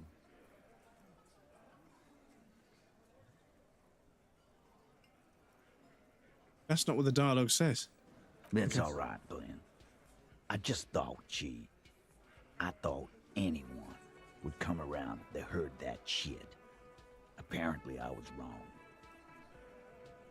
wrong. What a quite whoop-de-doo. Grief, I found, is really just love. It's all love you want to give, but cannot. All the unspent love gathers up in the corners of your eyes, and the lump in your throat, and then the hollow part of your chest is grief. It's just love with nowhere to go. James, that is another nice way of putting it as well. We could add that as a quote at some point. Yeah, it does hit in the chest for sure. But yes, what doesn't hit in the what does hit in the chest for the wrong reasons is we do have an ad break coming up, so I do apologise. I'm going to pop you guys over on the BRB screen. There'll be a raffle and some clips for you guys that want to hang out. But please feel free to get up and move around, grab a drink or a snack, stretch your legs a little bit. You won't miss anything. I'm going to take a break as well. I say get good. Experience heartbreak, but did you die? Well, yeah, I mean, obviously, as a kid, you know, like you tend to grow up, and physical pain you get used to because you're a kid. You're clumsy, you're playing, you hurt yourself, and you get used to what physical pain is. Emotional pain doesn't hit you until you're a bit older, when you actually start doing things that have emotional consequence to them. And that's why it's so significant, because you thought you got used to what pain is, but then you find out that there's another form of pain which is not physical and can't be healed in the same way or dealt with in the same way that you've dealt with pain thus far. You've got to learn a new way of healing. And the joke is that you've got rubbing alcohol for outside wounds and you've got drinking alcohol for inside wounds. But I don't condone that because, yeah, you shouldn't do it. Anyway, we do have an ad break playing. I'm going to pop you guys over on the BRB screen. I'll be right back and then we'll play the game a bit more. But yes, I'll be back in just a moment. Say, Hammond, I cracked the secure files. DC was here for more than just a mining zone, huh? What do you mean? This outbreak started on the colony after the miners dug up some artifacts. Something alien. Okay. We might need that later. We might need to create one of these. Oh no, no, no, no, no, no, no, no.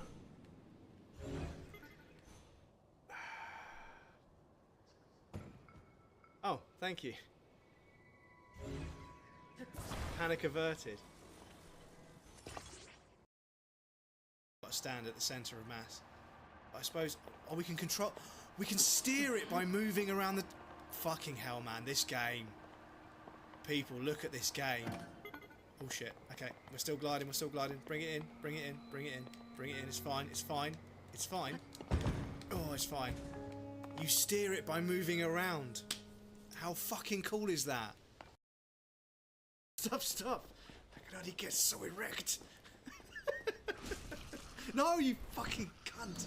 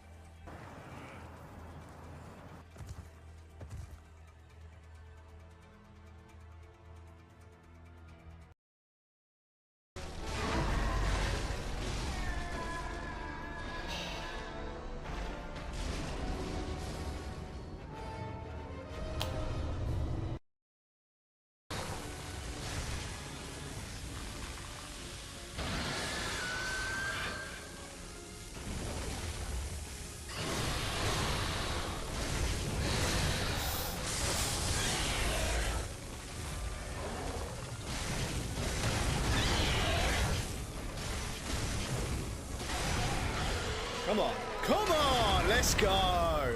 Okay, you've got to take its legs out. Oh shit. We can hide in this room. Woo! Fucking hell. You see that fucking... Welcome back, everybody. Thank you for your patience. I appreciate that. Excuse me. Yeah, that was fucked up. He wanted her to see the man for what he was. Now that you know, you might want to lay off this topic, or else you might antagonize him. Another part of my psyche is going to step in, but no, what if we want to antagonize him? I just got too worked up. Big man's lost his shit. It's cool now. Nah, I know her. She's just a girl. In over her head.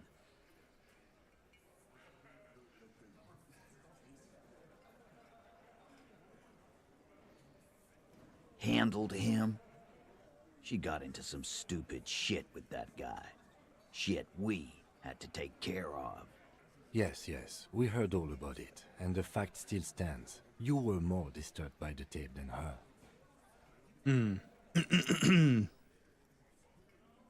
Yeah, maybe. That is a possibility. He does not sound very convinced anymore. I already told you. We fucking hanged him. Oh, new task. Hardy and the boys know the whole story. It'll be difficult to get it out of him. You have to... Have you thoroughly inspected the body, looked around for the witnesses, gotten friendly with the union boss and the company of the rep? Really? Gotten to class? Okay, so maybe we've got to speak to class first. There's less gusto in his voice now. His men too are growing increasingly silent. Come on, Titus. We know you didn't hang him. He was shot. I know you're tired. So am I. Why don't you just... You know what? I am tired. I'm tired of you and the whore upstairs. Next time you see her, tell her Titus said, "Fuck on!" This is the petulant rage of someone who's at the end of their wits. Yeah, we've got him, chap. That lying, scamming. We're done. This is over. You understand? Your little investigation is over. Yeah. On the floor, beer drips out of the can into a small puddle. No one does anything about it. What is this quiet funeral shit? All we need is some beers in us. Bartender, 20 beers for the Dock Workers Union. Why do we make it 40, huh? Why do we make it 100 beers? You're not loud enough. 100 beers? Now we're talking. Hoppity hop over here, cafeteria manager. The window might be closing. The more beers they get in them, the less cooperative they will be.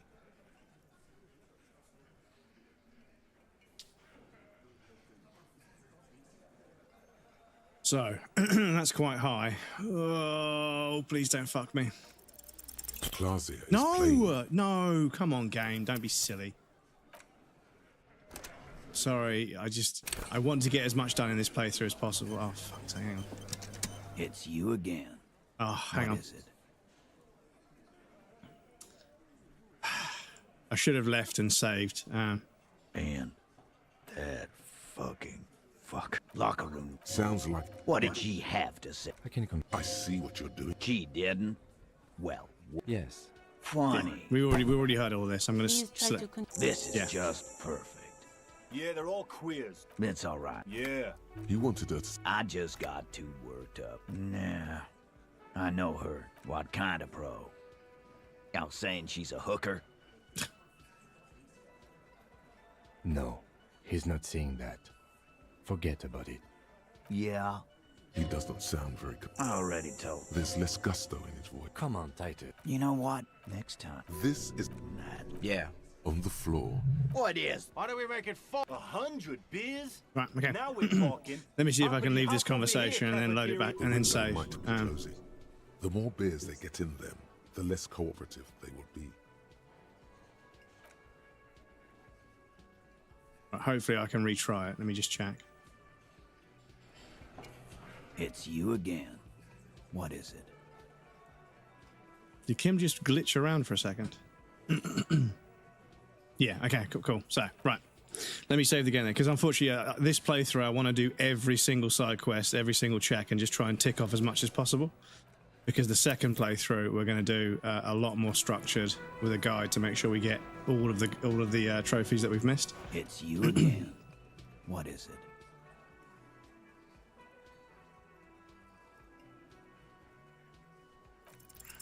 Clausia is playing them like a fiddle. Tell them how bad they got played, and they'll tell you the truth. There are many ways to go about it. All of them really good.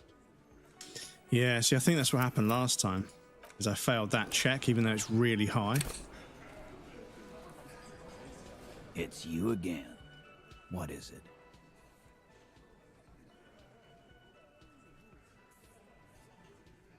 It's rhetoric.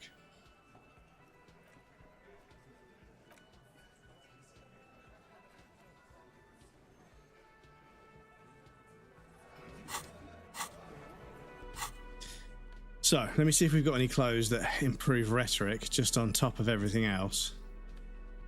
Because, yeah, I want to see what that dialogue tree says. But I'm also thinking the second playthrough we do, there is a plugin and whenever I get a choice, it immediately becomes a vote and you guys get to choose what I select. So I think it would be fun to let you guys do a playthrough where I'm just kind of like, you know, a passenger. Kind of like a DM. Excuse me. -1 rhetoric. Shit.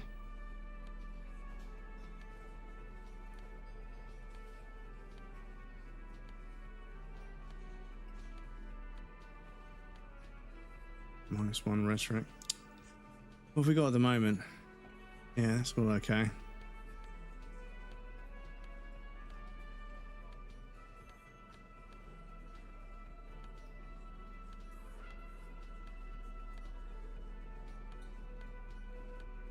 I don't think we've got that many clothes that improve rhetoric, unfortunately.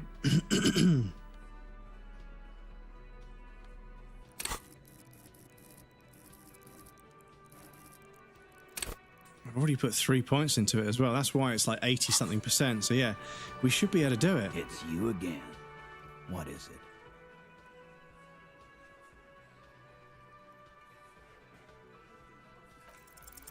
Convince Titus he's being manipulated. You should know by now. Titus Hardy will never falter. Just remember, it's about more than Glasia. It's about these men and Martinez, their district, their responsibility. Outside in the evening light, ruined and old, shadows lengthen on the pavement. A distant gunshot. When the shadows first lengthened, one stood against the demon hordes or something. And those that knew the bite of his sword called him the Doomslayer. Huh? Literally the hardest fucking intro to an album ever. Just one of the best intros to a metal album I've ever heard. Probably the best that I've heard, in my opinion. Got it. Kill you because they don't like you. All because... Bring that up one more time, and you won't get to write that report. The man's fists under the table are balled. You can tell from his neck and shoulders. He means it. Yes, I understand, Alain. That's your name, right, Alain? You'll kill us. That's what they do in the Wild North.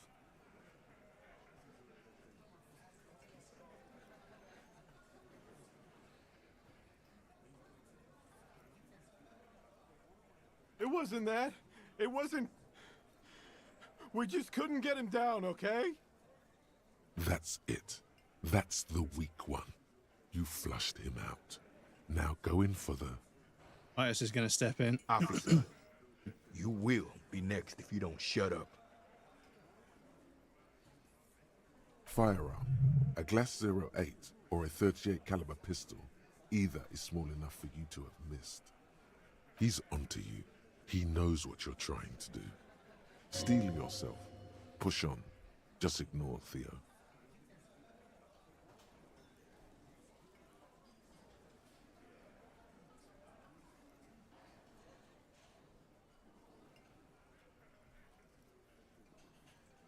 The lieutenant has put down his notebook. His hand is resting on his holster. He gives you an imperceptible nod. He's ready. What? What does that mean? Go for it. The lieutenant has his eyes set on the fat guy. Push Angus. We're almost there. Oh, I think my mouse, after telling me the battery in my mouse is low for like a month, I think the battery actually finally died. Hang on. Give me a moment, chat. So, the battery's just died. I need to check. When did I get this mouse? Future breadcrumbs. Double check when you got this mouse and when you started using it, because that'll give you a rough idea of how long one battery lasts. But I've had it for a while. Yeah. We didn't kill him. We didn't even hang him. He was dead when... Shut up, Angus! Fatty! Say one more thing to the cops and I'll... Dennis, stand down, or I'll beat your head in. Theo, take your hand off the belt. This isn't 31. I've got this under control.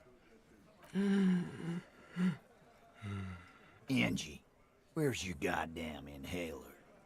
You sound like you're dying. I left it home. I can't get it. I'm too fucked. I'm sorry. I have a GP 200,009 batteries for my Xbox controller. They last a long time. Yeah, this is the thing: is that I bought recharge. I didn't want to buy batteries for everything. So I got some rechargeable batteries that were highly rated, and this kind of like rack that you snap them into, and it's got like a little indicator to tell you charge them in twos. And it will do AAA as well as AA batteries. So that's pretty much most of the handheld devices I have are AAA or AA. But the voltage is too low. Like some devices won't work with rechargeable batteries because the voltage is like 0.8 volts lower or something. And I'm like, for fuck's sake, man. I'm taking the fucking piss. Why are you so fucking fat, Angus? Now it's all pointless. Because of you. You wasted my time. I told you, Titus. I told you just give her up.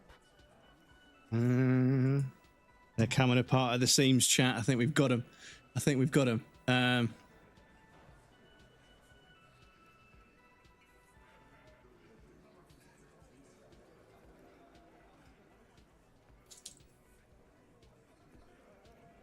Sorry, there's cat hair everywhere. So, standard disposable alkaline batteries have 1.5 nominal voltage, but their power steadily degrades as they drain. Rechargeable batteries generally provide 1.2 volts, but maintain this stable output throughout their entire life cycle. Modern rechargeable lithium-ion batteries built in regulators to output modern rechargeable lithium. I need to get some modern ones. Okay. Yes. But yeah, the thing is, I was trying to use batteries, 1.2 volt batteries in devices that were expecting 1.5 volts, and it was such a small amount of voltage difference that the device didn't always pick up on it. So it would start working, but then stop working under certain conditions because it was drawing a few too many volts. Whereas some devices wouldn't even fucking turn on, even with a fully charged battery. I was like, oh, maybe the battery's broken or maybe the charger's broken, but no, it's because they're, yeah. So yeah.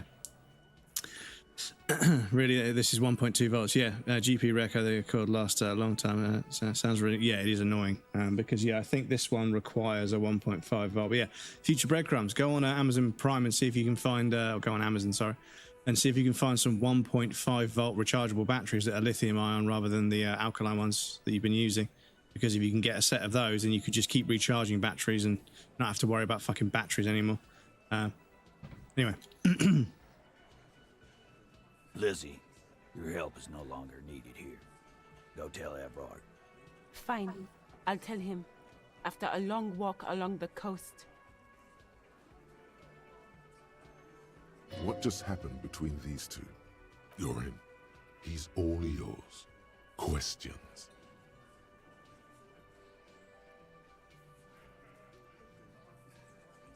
Me too.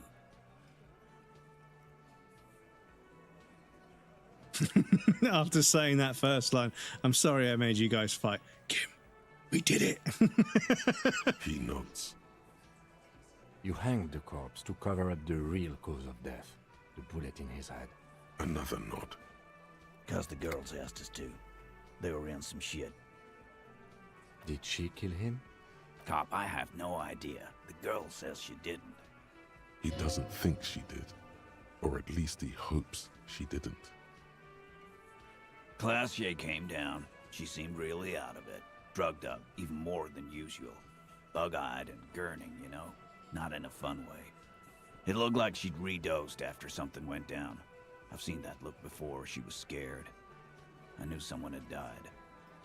I've done this job for 10 years. I've seen it before. It's the politician in the motel room with the dead hooker scenario. Only in reverse. Good analogy, boss. You don't get to talk yet, Shanky. You're still on the bench. And you keep taking it easy too, Angus. That's okay with the fat man, still wheezing there. He couldn't speak if he wanted to. We went upstairs. Sure as day the Merc was dead. There was a bullet hole through the window. Fucking dirty sheets and bottles everywhere. Tibbs patched the window.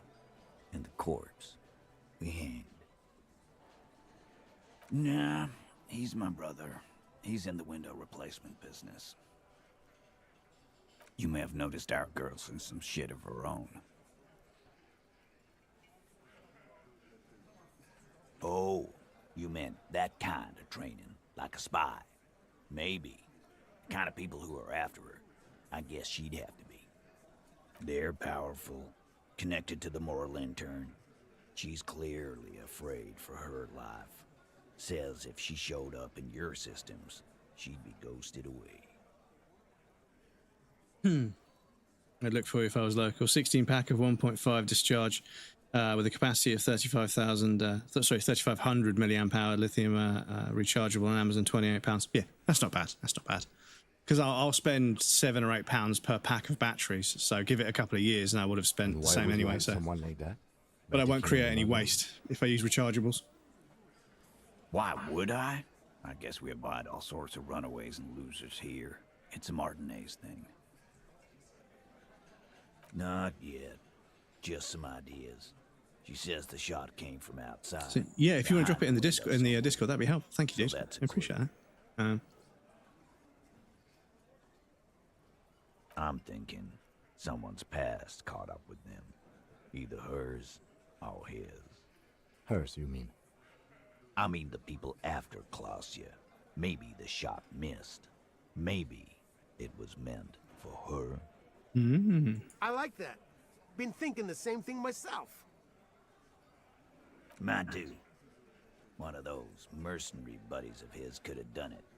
They got guns, training, years of bad blood, probably. Or... Thanks, Grill. I appreciate that, dude. Thank you. From Crenell. Tell you what I'd do. Check out the coast for vantage points. Maybe consult with a ballistics buddy of mine. That's what I'd do. If I wasn't too busy doing this clown dance with you. He's calm now, threw all that turmoil away, and became himself again. In a manner of speaking. We had help from another girl. It was her idea to hang him, and I liked it. For political reasons. It sent a good message. Fella, you think too much. He's off all right. You're gonna hurt your head. That's because we're right. A little too far there, but you're definitely right. That woman is just affiliated with the Hardy Boys. You don't know her, anyway. Nope. You're not getting to her. It's Klausya you want to talk to. You do that. Hey, Ka, before you go... Is he gonna punch us? Suddenly, the wind picks up outside. You hear it rattling the large windows in their frames.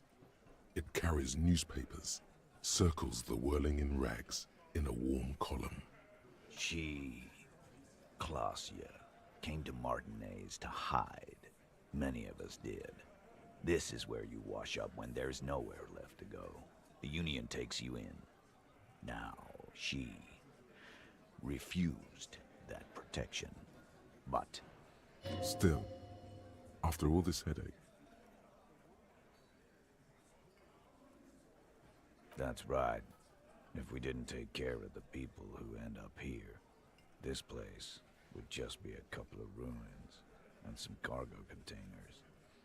We'll take that into account. Right, so that was a pretty significant series of events. Miss Claus, confront, okay.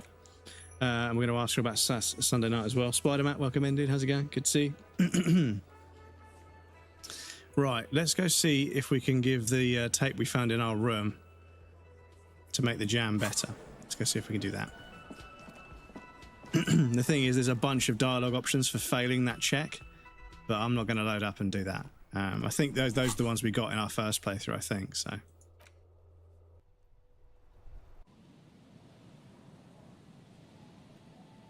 I know it's late, but, you know, they're absolute junkies. They'll be up. No offense, but they'll be up.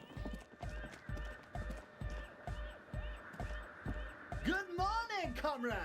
Yeah! Harder car! Yeah! It was awesome and scary. Very hardcore. Yuji's on third, Spider-Man. Who got second today? Was it? Yeah, it was Spooder Boobles. Oh. And Crow got first, of course. In fact, I couldn't control it at all. It sucks up all the air in the mix until it's the only thing left. Starts compressing itself and everything around it. Completely fills up the headspace. Extreme. Inside your chest, the heart beats still with the after effects of the sound. Imagine if you could harness that power, making it pulse.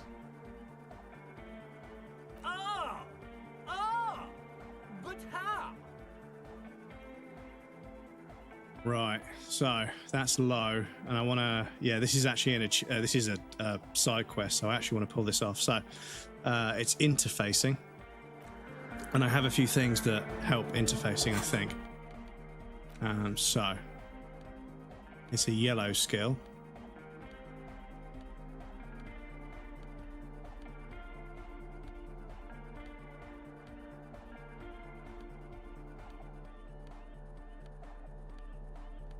So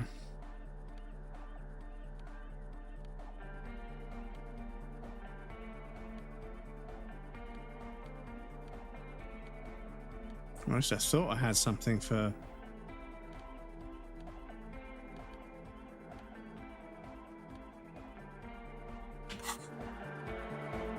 Good morning, comrade. interfacing. Yeah. Okay, so we might have to just whack a point in interfacing.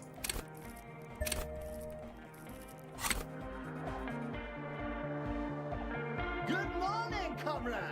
Yeah. Still pretty low.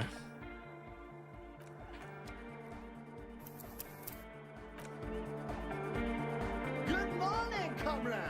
Yeah. Bzz, bzz, bzz, goes the track.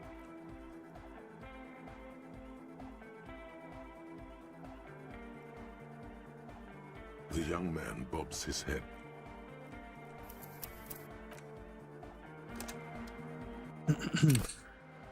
It's about any time now. Third. So you'll see. Yeah, so I think you're on 97 or 98. Yeah, I can't remember what your streak is, but yeah, it's going to be a lot. When I have vacation, I'm very otherwise. I am coming in after 2 hours after. Takes one former to know one.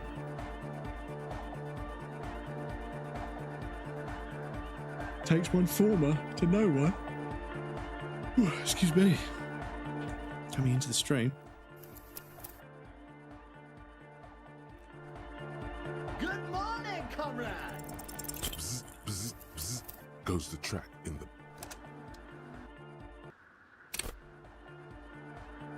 There it is, chat. Fucking 100 stream streak. And the thing is, like, stream streaks have only been a thing for a little while. So, Spider-Man, thank you, dude. That's fucking massive. Yeah. We get some claps in chat for Spider-Man for, like, coming to every stream 100 streams in a row. That is absolutely bonkers. Yeah, future breadcrumbs. See if you can find some way to record people's stream streaks and add them to a list of champions. Because, yeah, 100 stream streak is massive. Thank you, dude. I appreciate that. Yeah, future breadcrumbs. See if you can record that in some way. See if you can figure it into the layout in some way. Because, yeah, some of you are on like 30, 40, 50, and, 100 streams in a row, which is fucking crazy, crazy dedication. Like, I can't thank you guys enough. As a variety streamer that moves from game to game, some of you guys being here for 100 streams in a row is like absolutely heartwarming.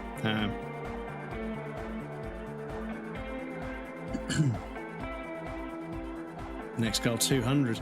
Surprised I can catch so many. Krill, you make it to a bunch of streams as well. Def Jam, you're on 5.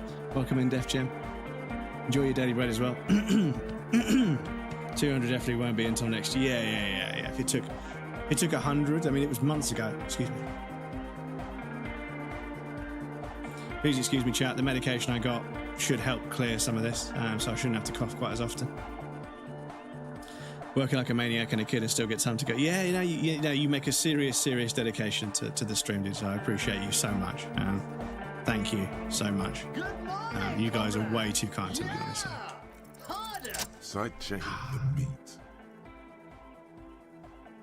Yes, thank you guys. Thank you guys to my diehards that are here for every stream. I appreciate you guys so fucking much, honestly. Like I say, as a smaller creator, it's fucking rough. And I love streaming. I'm going to keep doing it, but it's like in terms of like your pride and like your validation and everything else, like this platform just fucking hollows you out. It's so soul destroying at times. But I love streaming. I love streaming and hanging out with you guys. So I'm always going to do it. But yeah. But you guys that are here for like every stream, no matter what I'm playing, I appreciate you guys so much because it gives me the confidence to play new things and to do new things with the stream and to build a community, to keep building. So thank you. I appreciate you guys a lot. No problem. No problem, Churchill. Almost got 80k points for 100 for a stream streak. So 40k until I can redeem VIP. Yeah. I mean, to be honest, dude. With 100 stream streak. Hang on.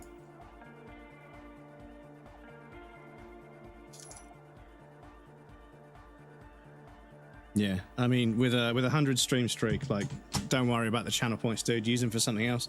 Been here all morning for the first part. Tune into your streak and then pass back out at the beginning. I see. Well, I hope you're okay, dude. Thanks. Yeah, no, Matt. Thank you for coming to 100 streams in a row. That's fucking bonkers, dude. Honestly, like I say, like you guys that are the diehards that are here basically every stream, or in this case, every stream. When I play loads of random games and I'm not always super like, you know, energetic and everything. Some of my streams are a bit low energy, and I feel like I should be doing better, but just physically not there some days. But you guys are still there. You guys are there for me, and I appreciate you guys so much for that, honestly. Yes, enjoy the VIP, dude. But yeah, 100 streams in a row is fucking massive. Thank you. It's listen, a nice little thing they added to select between which track it's compressing. Us small streams got to stick together. Yes, we do. Or the Yes, we do. input from the tape. Make it alternate between the signals. The compressor controls the gain based on the level of the signal on the aux side chain input. It will allow maintaining a loud sound without peaks that fill up all the headspace. Sidechaining it, you said?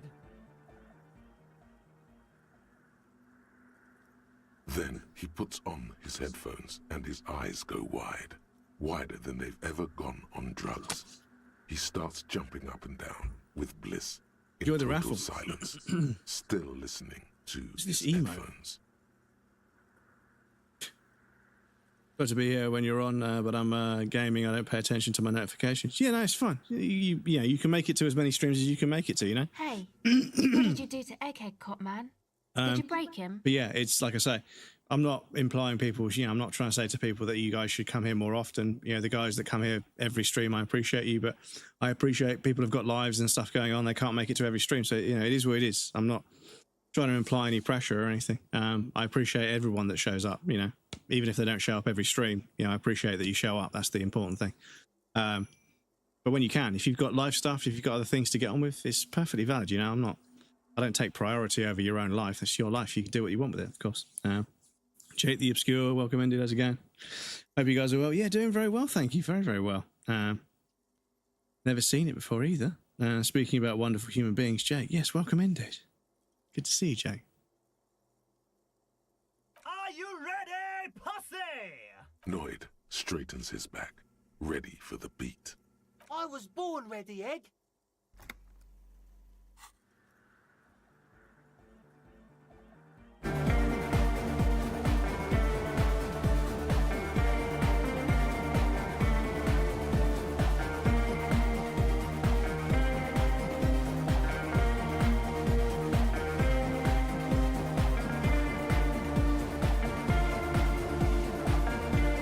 So much pressure.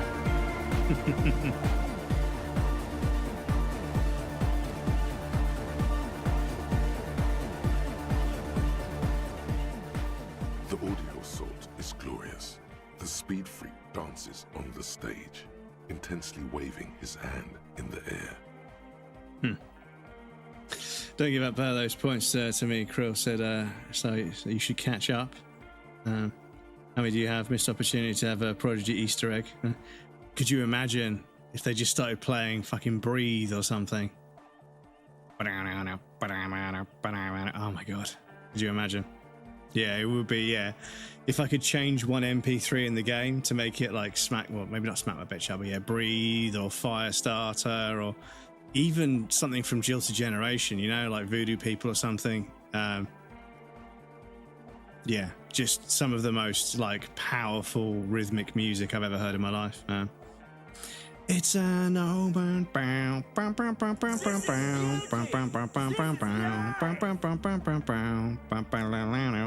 What in the world is going on?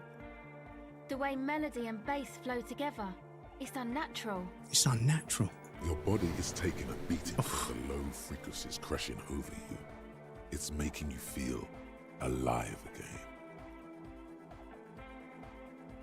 Introducing the ultimate sound! God damn it! This dance club idea might just work out. DeLorean Church! The place to be! Pump it! Pump it!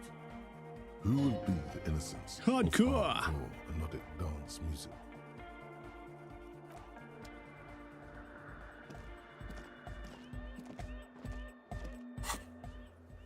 Right, yeah. So we're getting through. This is the thing. I want to do a playthrough where I do like pretty much every side mission, just in case one of them unlocks a trophy. But it genuinely really hasn't. Like this fucking, like we've got for Disco Elysium, we've got 15 out of 45 trophies. So we've still got 30 trophies to find somehow. So I don't know how we're going to do that, but I guess we'll find out in the end. But we're up to 4 skill points again, which is good. So, is it this person that has a check to do a dance? Oh, hey, man. It's good to see you. Yeah. No words, just dance. Yeah. So it's, what is it, 28%? Okay, maybe. Bye, officer. Let me see what this thought is. Cure Fits, I am dying. Welcome in, dude. I hope the fucking influenza's like just about going away. I hope you feel better soon, dude, because yeah, flu is not fun. It's not fun at all. Yeah, no, it's still bad. Ah, fuck, dude. Thoughts and prayers. Can we get some praise in chat for Cure Fits, please? Tell Cure to get good. Nah, influenza's fucking disgusting, dudes. Because I used to work in the office. I used to get a flu jab for free. They're hardcore. I used to get a flu jab for free with work, and then when I started working from home, I stopped getting them, and then I got flu one year, and oh my god, I have never been clinging to life and just so fucked up from head to toe. My digestive system, going to the toilet, my fucking lungs, my head, everything was so fucked. And I was like, damn, this is fucking no wonder we get immunized against this shit. This is fucking horrible. And then after the flu, I got what's called reactive arthritis, where I got arthritis in my bones and everything and my joints after having the flu. So I had like stiff and sore, like bruised joints. My bones hurt for like a week afterwards. I was like, damn, that fucking sucks, man. I'm never doing that again. Touch wood. I hope you get better soon. What's the flu jab? They inject you with a weak version of the current strain that's like deliberately been weakened so your body can build antibodies to kill it. But because your body has built the antibodies, it makes them a lot more readily if you do get the actual flu, which means you fight it off before it has a chance to affect you. Is usually what I think that's what an immunization is. Whereas a vaccination is where you have something put into your system that fights it off without making the antibodies for it. It just makes something else that stops it. I can't remember, but yeah. Flu vaccine, yeah.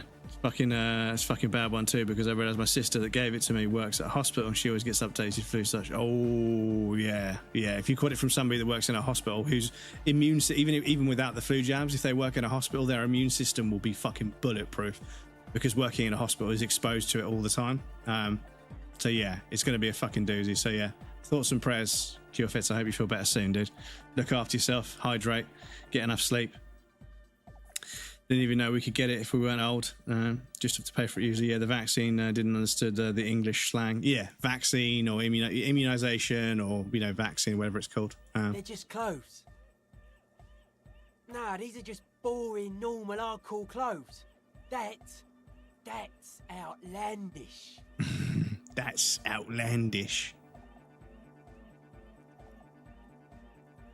I can see that. And you've partied very hard for a very long time, haven't you? It looks like you're trying to hang yourself with it. So large, too. So many different patterns. It's crazy, man. I like it. You suddenly realize the patience and respect this speed freak has shown you is partly because of your style. He's probably not like that with everyone. Respect to the man!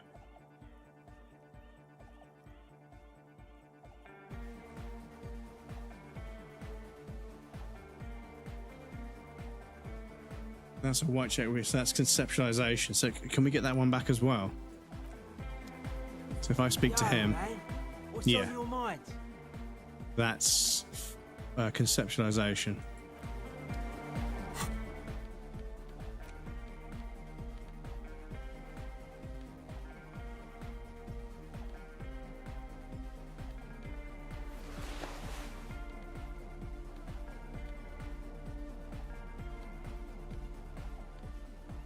I got 2 of the same shirts.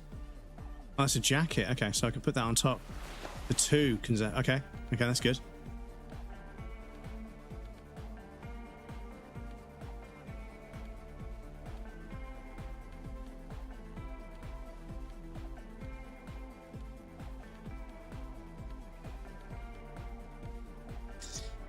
Right, any more for conceptualization? No, that's logic and authority.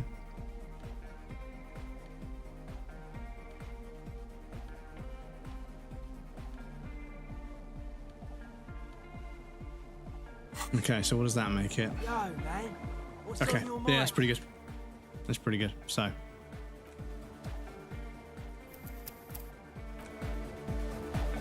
Yo, man. What's on your mind? Aggressive, monotonous, but also somehow sacred, primitive, yet futuristic, like a machine, man. Nothing exists but the here and now. All are one purpose. All you've managed is a list. The parts don't form a whole.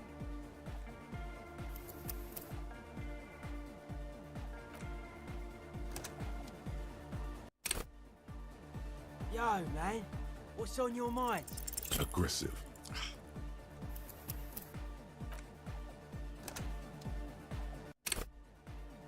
Yo, man. What's on your mind? Aggressive. come on, game. Just let me have it. Yo, man. What's on your mind? Dedicated, hyperactive, excuse me, unified. You will have to add something of your own to understand this list of loosely formed qualities called hardcore. You need your own entry. Make it. Future breadcrumbs. See if you can find the green sort of like paint splotch and blur effect and the sound effect of the skill check you're happening and you actually winning and getting it, and then see if you can make a redeem around that, because that'd be quite interesting. Test your limits. Surpass them. Dance till you drop. Dance till you die, if you must. This is for your posse. They got to keep it up. They got to move. You are the major might enforcer. Hard people, hard republic, hard cell, hard party, hard riot, hard government, core membership, core secretary, core teachings, core fighters. This is taking place in Revachol, hardcore rising. It could only happen here in the bottom of the geopolitical abyss. There are warhorns of today. Will be given a fresh start. That sounds pretty cool. Long live the world that gave shape to the hardcore, too hardcore to complete itself. True heir to the DeLorean values, 3.5 centuries, and the gift still keeps on giving. Oh, there's a lot here. I've lost the money. I've got the place. I've got the money. I've got the place. You've got the figure. You've got the face. Let's get together. We're jumping all over the world. Truly erect myself as a machine of modern party in a final showdown between flesh and spirit. I am the law. You know, this feels unfair. There's a party everywhere. You don't seem to have anything to add to the court. Yeah, I am the law is a trophy. It's a trophy. Start the war. Hit the floor. We need more. Army of hardcore. Yeah. Okay. -2 interfacing. Fuck grammar. Right, cool. Means, yeah, we've got very few tasks left to do. But all that dialogue has probably made it quite late at night. Kim might call it a day soon. But I think we're all good. We spoke to those two. We spoke to him. I'll just double check if the radio computer lady has got... what about... parentheses equals get result and name non-sides. Oh yeah, they were talking about dice, weren't they? Yes, what is it? Oh. Godly, form a theory of the 2mm hole in the world. -10 pale unknown. Okay, so I need to learn about the pale somehow. Before I can do that check.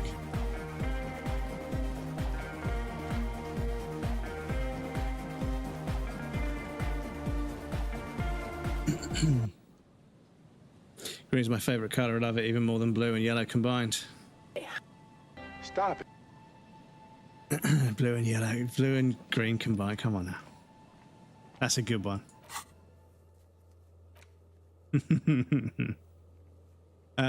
So yeah, we want to be. Oh yeah, I haven't done that fucking check at the backyard wall, have I? Yeah, I think Kim's going to call it at some point. It's getting pretty late. It's getting a bit late. Nope, no.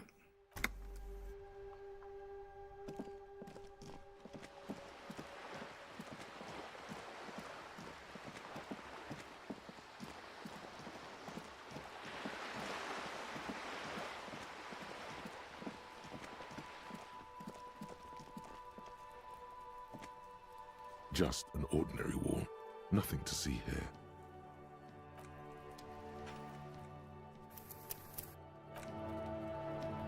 Just an ordinary wall. Nothing here. It's got to be there. It's like 50 something. It's almost even. Well, it is even. Just an ordinary wall. Yeah, it's Nothing slightly to tipped see in my here. favor as well. So it's got to. Because there you go. You see it. Finally. This wall is sublime. Look at it. The shadows. The colors. All the other walls on all the other houses must make a pilgrimage in adoration of this, the uncontested pinnacle of wallcraft, color peeled from the very face of God. O Wall Father.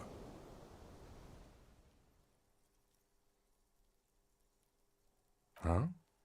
He sounds tired of it all. You already have the heavy fuel oil to use as paint. It's red. And Cindy the Skull has a paintbrush. This is on. Mm-hmm. Sure. If you must. Right, let's go get the paintbrush from Cindy the Skull. We can do that through. Yeah, before I get distracted. But yeah, it's almost time for our communist meeting. I think Kim. I was about to say I think Krill will go home at that point, but no, not Krill. Kim will go home, and then we're free to attend the communist meeting. Hello again. Talk about the book. officers. Have you come to admire my mural? What for?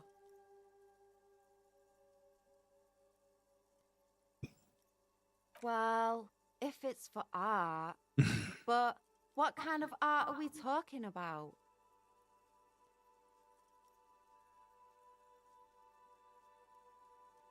Sounds like you're just about to live out your self-pity, not make a statement. I can't have shit art on my conscience.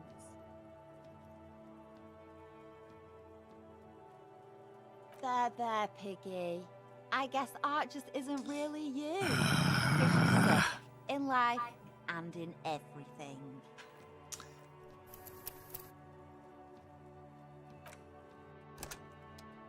Hang on. Just an ordinary wall. Nothing because you see it. All the other. Oh, wall. Huh? He said, you already have. Mm-hmm.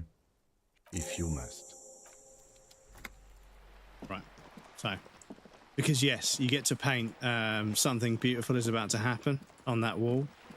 And I don't know whether it's a trigger for Cindy to paint this on the floor after you get shot by the mercenaries.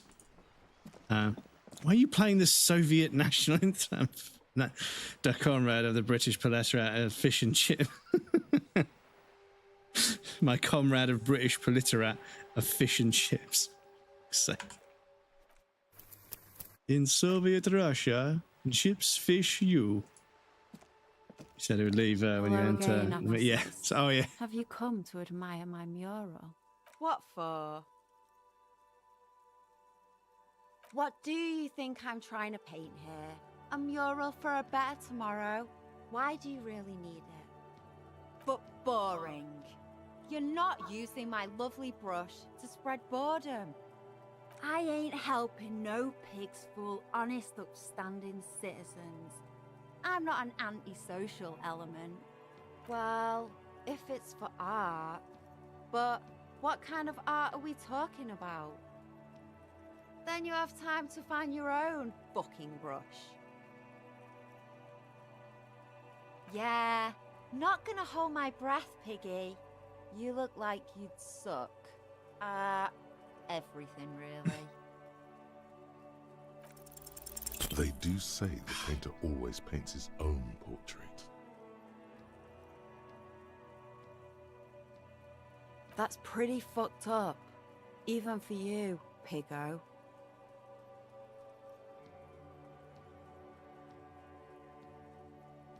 Stop quivering like Jello. Then you won't get fucked. But that would mean he doesn't say every pathetic thing that pops in his head. That's the game calling me out for fucking constantly choosing every dialogue option. It's fucking wickedly clever, dudes. You're a real sad sack. You know that? Go ahead then. Art it up. Just try not to hurt yourself. And no self-portraits. Sure, anytime.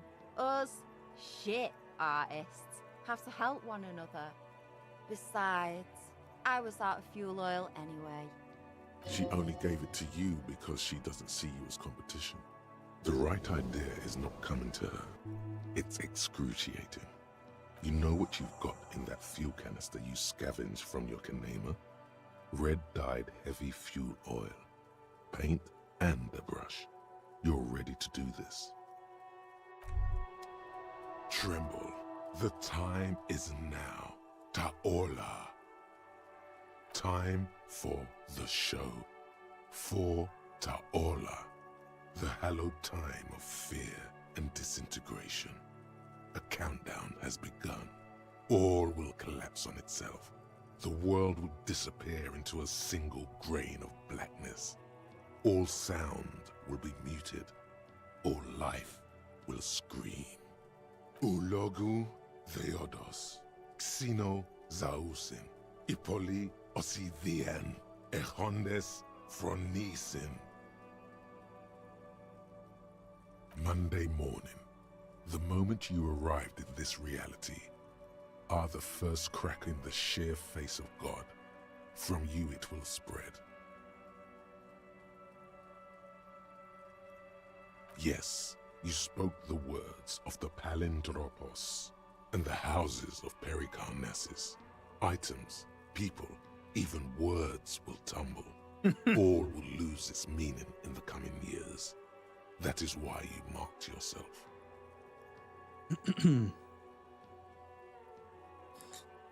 As you said, you were able to the meeting. Soviet Russia, Christmas steals the Grinch and put him in the gulag. To be fair, Soviet anthem is very catchy. It is very catchy, but I suppose, you know, it had to be for the propaganda. You know, I kind of sound like the main dude as you play with his throat being fucked. Yeah, Half-Light and the narrator, yeah. You know, you should, see if you can do some voice acting, you know. So you've got a really raspy, horrible voice. But yeah, like you can tell the guy who does the voice. I don't know what happened to his voice, but yeah, he's got a very, very deep, gravelly voice, and I don't quite know if that can be achieved naturally. I think it's usually to do with something else, but yeah. It's totally also a coping mechanism. The face of the woman fractures. There will be herd killing. We all become vapor. Talking to some buddies, and one of them said you should do a bunch of voiceovers while you still have it, and I just went, in a world. In a world where raspy-voiced men talk about things. Add even more, but yeah, use the fuel oil to paint the wall.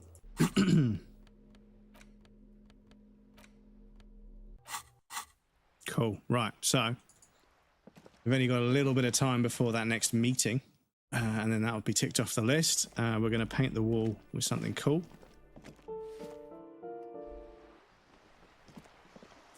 Suppose we could go speak to Joyce and see if anything changes.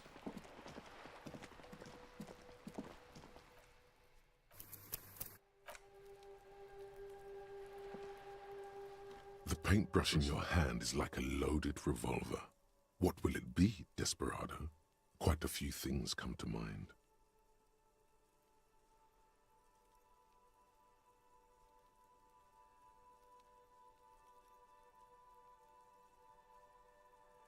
I love you, Kuno. Mother of all walls. What shadow lies there beneath the bright gleam? Draw a 3,500-year-old pictogram of a human being.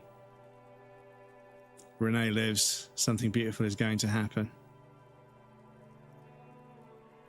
Because, yeah, I kind of... Yeah, I the thing is, I did something beautiful is going to happen last time, so I might do Mother of Walls this time.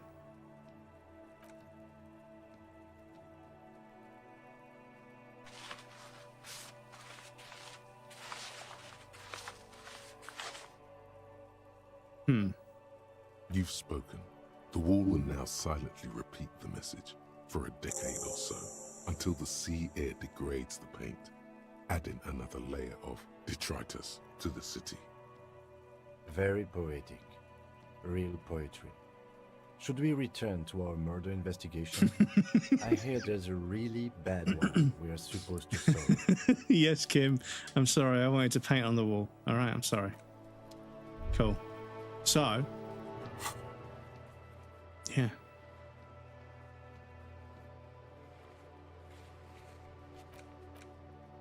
That done.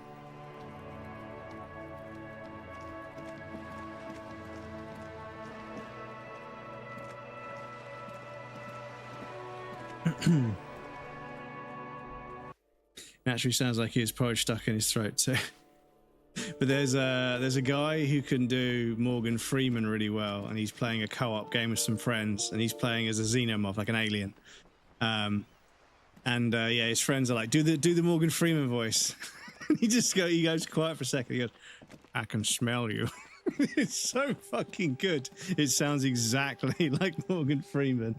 Hang on, I want to find the clip just for clarity.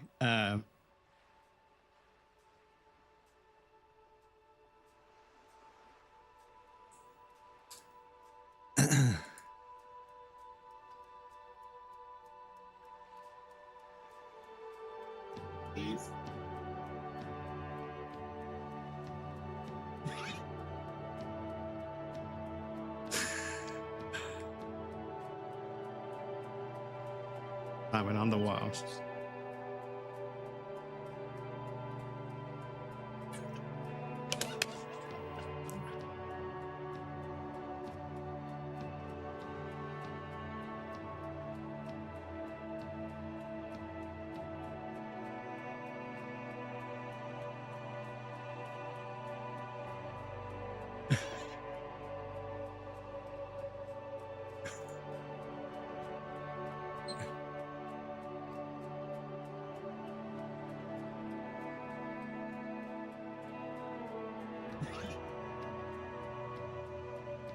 Future breadcrumbs, see if you can get that sound as a redeem. Come on, man. It needs to be part of the stream. Excuse me. But yes, apologies, chat. We do have an ad break coming up, so to pop you guys over on the BRB screen in just a moment. Have you seen Jay Farrow? He sounds an amazing Eddie Murphy. There's a few comedians that can do it. Hold on, Crumbs. I did the Inner World recording and sent it to Krill. If you want to hear it too, it's a very good recording. Yeah, if you stick it in the Discord, oh my goodness, I need a break. Excuse me. Oh, I need to go clear my throat properly. Yeah, drop it in the Discord. Because yeah, Jamie Foxx can do a lot of impressions. Like, he was speaking to Morgan Freeman once. He's like, you get your hands off of me, and Morgan Freeman can't keep a straight face because it's exactly the same as his act. Because it was him that did that scene, and Jamie Foxx is obviously like recalling it. But yeah, him talking Morgan Freeman, the interview with Morgan Freeman and Jamie Foxx when one of them's interviewing the other one. I can't remember which way around it was. That's a good interview. Like, I laughed a lot during that interview. Anyway, I'm going to pop you guys over on the BRB screen. There'll be a raff and some clips. You guys know the drill. I'll be right back, and then we'll carry on. I'm going to get another drink. Try and clear my throat properly. But yes, I'll be back shortly, and then we'll carry on.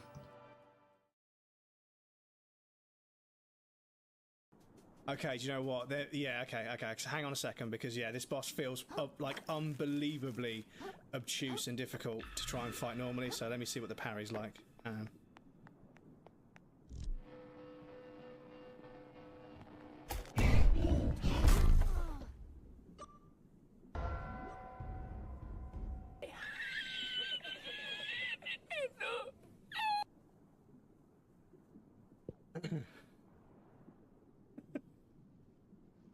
Fuck you, game. Bail the dread. You shall haunt me no longer. Worth it for the. It was worth summoning for the. It was worth summoning for the voice acting. So thank you for pointing that out to me, Kyo. Eat off there. And then do this business in here. Oh shit! Fucking hell. Fucking hell. Excuse me. I never get ads. Brave browser. Oh, okay. Thanks for not contributing to my ad revenue. I'm just kidding. I am kidding. I'm kidding. Avoid ads as much as you can. Do you know the other way you could avoid it? I'm just kidding. I was about to go into a spiel, but no, I won't. I won't. You mean Twitch's ad revenue? Yeah, I suppose. Yeah, that's kind of true. That is kind of true. Who cares? Fucking giant butterfly themed fucking blender.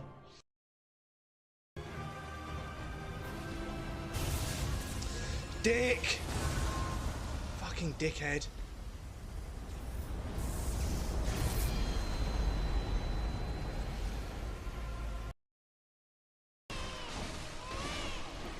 Woo!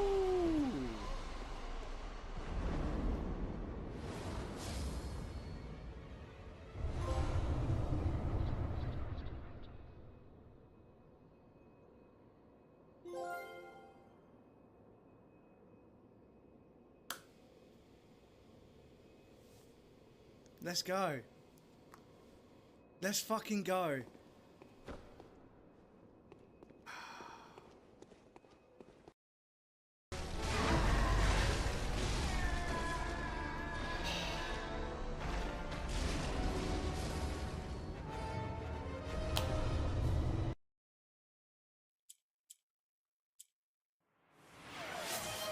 Twitch. Excuse me. Twitch just donated £100 to Movember Europe. Thank you very much, Twitch. I appreciate that. No wand required. Your good is on fire. You're the givest giver to ever inspire. Thank you so much for the donation. I appreciate that. Generator, hello. Great Generator. Great name. Silly Viv, hello. Yes, Twitch. Thank you so much for the donation. I appreciate that. That's very kind of you. That gets us up to £500 already, and we've still got multiple streams left in the month. So thank you so much for your donation. I appreciate that. It's very kind of you. Welcome in. But yeah, in Breath of the Wild, I say the same thing to everybody. It's like, just go and get lost in the game. Just get lost in the game. I promise you, that map is so charming, and there's so many cute little places in that game. Just wander around it and enjoy the view and take it in and get lost. Don't worry about where you're going. Just get lost. And you will find something, be it an enemy to attack or a little valley with a little side quest. You will find something. So yeah, just go with the flow and get lost and see where you end up. Because I think that if you just subconsciously just move through the game and just, you know, don't really have any sense of real direction that you're heading for a long-term goal, you enjoy the moment-to-moment gameplay so much more, because you're not treating everything as a building block to a goal you've been assigned. Everything has its own significance in the given moment. Welcome back, everybody. Thank you for your patience. I appreciate that. I'll put it in music. Let's put it in music. Yes, your voice is amazing. Yeah, no, I'll have to listen to that after stream. Enjoy your daily bread, Jake. Oh, they're not here yet.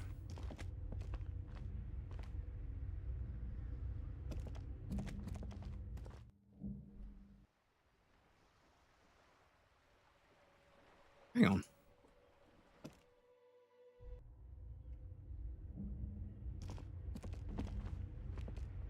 Oh, for a second there, I thought I'd gained 20 real just by going into the room. I was like, is that some communist signaling that I gained 20 just by being in the room? Anyway, so what have we got left? deserves more. You should offer her any and all that you have one day if you meet her in person. One odd task to give yourself, but here we are. Gonna speak to class one final time. And speak to, get the whole story from Titus, confront class, and then we're probably going to go back and speak to Titus after that. Okay, cool. Right, we've just got to wait a minute until that opens up, and then, literally only do the inner world part. If I try to do more, I just cough. It's 1 second recording. You gain 20 vodka shots when entering the Communist Party meeting. Not quite, but yeah. Speaking of strange things to drink, the shop only had Iron Brew Zero, so it's not proper Iron Brew. And even the proper Iron Brew that they have now is not the proper Iron Brew that had way too much sugar in it. Like, they took loads of sugar out of Iron Brew and it tastes the same. It was like, damn, what the fuck were they doing before? But let me try this.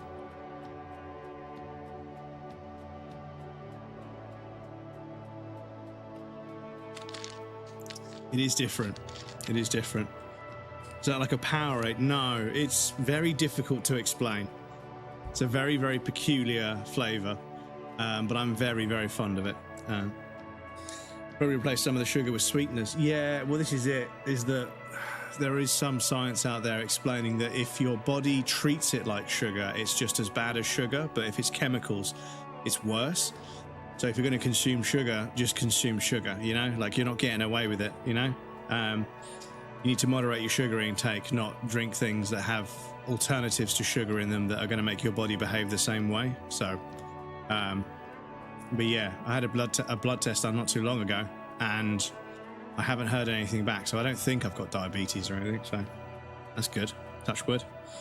Sweeteners are worse for you, but yeah, exactly, this is it, is that, yeah, Spartanine, and there's a bunch of other variables as well. And, yeah. Yes? What about me? No. Your brain sends the signal to your lips. Yeah, you can't. They refuse the order. The eyebrow, it's like you're locked down. The lieutenant relaxes his eyebrow, and you seem to regain control of yourself. What do you mean? I have no idea what you're talking about. The lieutenant's conceptualization skills must be rather rudimentary. The lieutenant is a police officer of the old school. His concerns are material and extrinsic. But this isn't an old school case.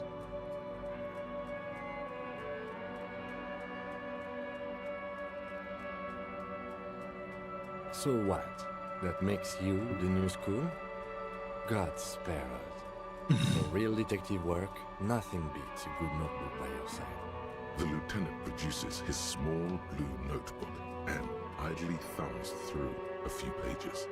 That's where his conversations with himself take place. We all have our different mediums. His is written. You're super lucid, yet psychedelic. You don't need office supplies to connect to your nervous system. You're special. Good. Let's change the subject.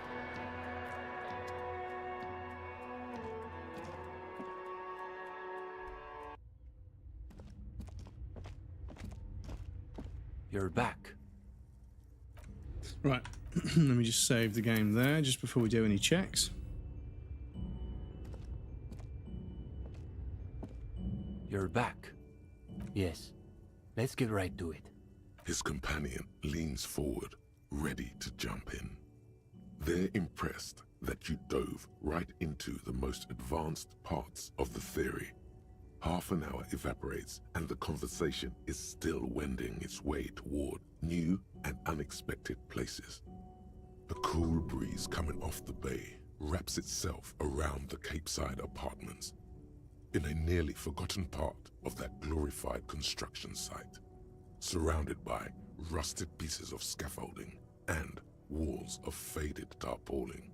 A detective of the RCM debates the intricacies of an abstruse theory with a pair of university students. Which is what we're doing, yeah.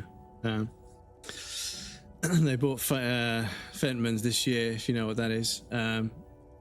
They're like Trocadero. So yeah, Fentanyl. I know I've had Fentimans before, because they do a Curiosity Cola that's quite nice. Need to get my blood tested too. I see if I'm missing or need something, since I just can't lose weight despite eating healthy or going on long bike rides and hikes. Yeah, it's a difficult one. Obviously, as you age, your metabolism slows. But yeah, if you can't, yeah, like if it's been a while and you haven't lost any weight, then yeah, it's a bit concerning. But yeah, always smoking and eating very healthy. Cancer ain't even the top 10. Yeah, it's crazy how much, like, because you get like 87-year-old men that have been smoking since they were 12 years old, and they smoke like 50 a day. How are you not dead? You know, it's crazy. But you need to bike uphill. I was doing that in Denmark. Everything's flat. Yeah, I suppose everything's flat, isn't it? AG Bar, the brewery that owns the Iron Brew, bought it. Ah, so that's part of Fentman's as well. Okay. I wonder if there's a Fentman's Iron Brew on the horizon. It'd be kind of interesting. It's been months, so yeah, I can't lose stomach fat either. Yeah, I mean, I've gained a bunch of weight since being unwell. But like I said to the doctor today, I was like, yeah, I tell you what, once I sleep through the night, the fat will come off. Like when I sleep through the night, I won't be as exhausted, I won't be as hungry, and my body won't cling on to every calorie, and I'll lose the weight. No.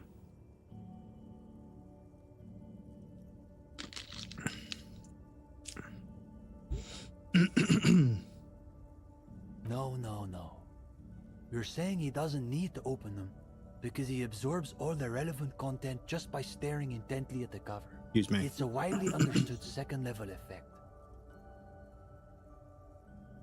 We've tried it ourselves, but thus far we haven't been able to absorb more than the preface and table of contents. Now the breeze has subsided. All is still except for the last bits of steam rising from the coffee pot. Well, on that note, I think we can call it an evening. No, wait. Can this really be the end? You feel like you've just gotten to the real stuff. Yes. One of our better discussions lately, on the whole. What do you mean, is that it? You've done the reading, we talked about it. What more do you expect from so I can keep track? So, yeah. So, like, your weight on the scale, how much your body weighs and how much body fat you have, it's like a scale isn't always the best way of doing it, because your body weight can naturally fluctuate because of water retention, because of, you know, all sorts of other stuff. So, like, weighing yourself in the morning, every morning at the same time, is one of the only ways I've ever found that I can get an accurate read. But even then, you know, sometimes your body's retaining water over days, or at least, you know, you're hydrated for. So it's yeah, the weight on the scales and how much body fat you have, they're not as linked as we think they are. But yeah, scales are a good way to keep track if you start to deviate quite a lot. But yeah, it's important to remember that your body can fluctuate up and down a certain amount anyway. And unfortunately, it's difficult to tell whether the reading you're seeing, because some people will lose weight, but then their body will retain water to the same amount, and then it looks like they haven't lost weight, and they lose hope. So it's a difficult one, because the weight on the scale isn't always a representation of how much body fat you're carrying relative to your body's weight. Your body fat percentage is a different calculation, which is a bit more complicated, but by all means, get a scale so you can keep track. But just remember that, yeah, it's not as accurate as you'd like. You'd think that just standing on a scale will tell you how much fat you're carrying, but no. Your body itself changes weight on its own. Not just body fat, but yeah. Stomach fat is so... Well, stomach fat is where you put it on first. This is the thing. The fat comes off in the order it went. It comes off in the reverse order to what it went on. So you tend to build fat stores on your stomach first, and then your body starts putting it elsewhere. I know I'm okay because I don't really have any fat on my hands or legs. I'm pretty, you know, like still quite muscular on my shoulders, arms and legs. It's just my torso. There's a layer of fat on my chest and stomach that is, and also it's starting to go to the sides a little bit, which is also where I store it. But it'll come off in that order. So my sides will thin out, then my chest will thin out, and then my stomach will thin out. So this is why stomach fat's difficult to shift, because you can't choose which body fat, because if you could choose which body fat to get rid of, it'd be great, because you could just get fat in all the places you want it and then not in the others. But it tends to go on in an order: stomach, chest, lower back, and then legs, and then I think arms after that. which is why you don't tend to see people with fat arms unless they're quite obese. But people can have big legs and big torsos and big stomachs and everything, and big asses, before that. But yeah, that's generally how it works, is it comes off in the reverse order that it went on. So you'll be losing fat elsewhere that you didn't know was there because you weren't paying attention to it, but your stomach doesn't go anywhere, so it gets really sort of disheartening. But actually, you just got to keep going. Stress, well, so I think, Krill, you and I probably have the same issue where stress causes inflammation and also a chemical reaction within the body that tends to make the torso inflamed. So you get like barrel chested, where like your body is like really inflamed, but your arms and legs are normal. And that's obviously difficult because then the normal muscular structure and then the layer of fat on top of that, on top of an inflamed gut, looks like you've got a huge beer belly, even though you haven't. So yes, the inflammation, lack of sleep and stress is what causes my whole torso to inflame, just to become so bloated and horrible. So yes, that's what happens for me. I can't talk about anyone else, obviously, but that's what I've found personally. I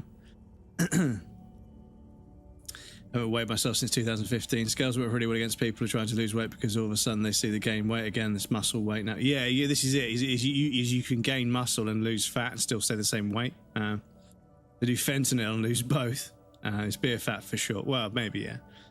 Cora got that big. It's only the front, not even the sides. I mean, you are a dad. You just got a classic dad bod, so big asses, yeah, for sure, and bloated. But no, this is the thing. Like, I didn't understand why my stomach was still bulging out.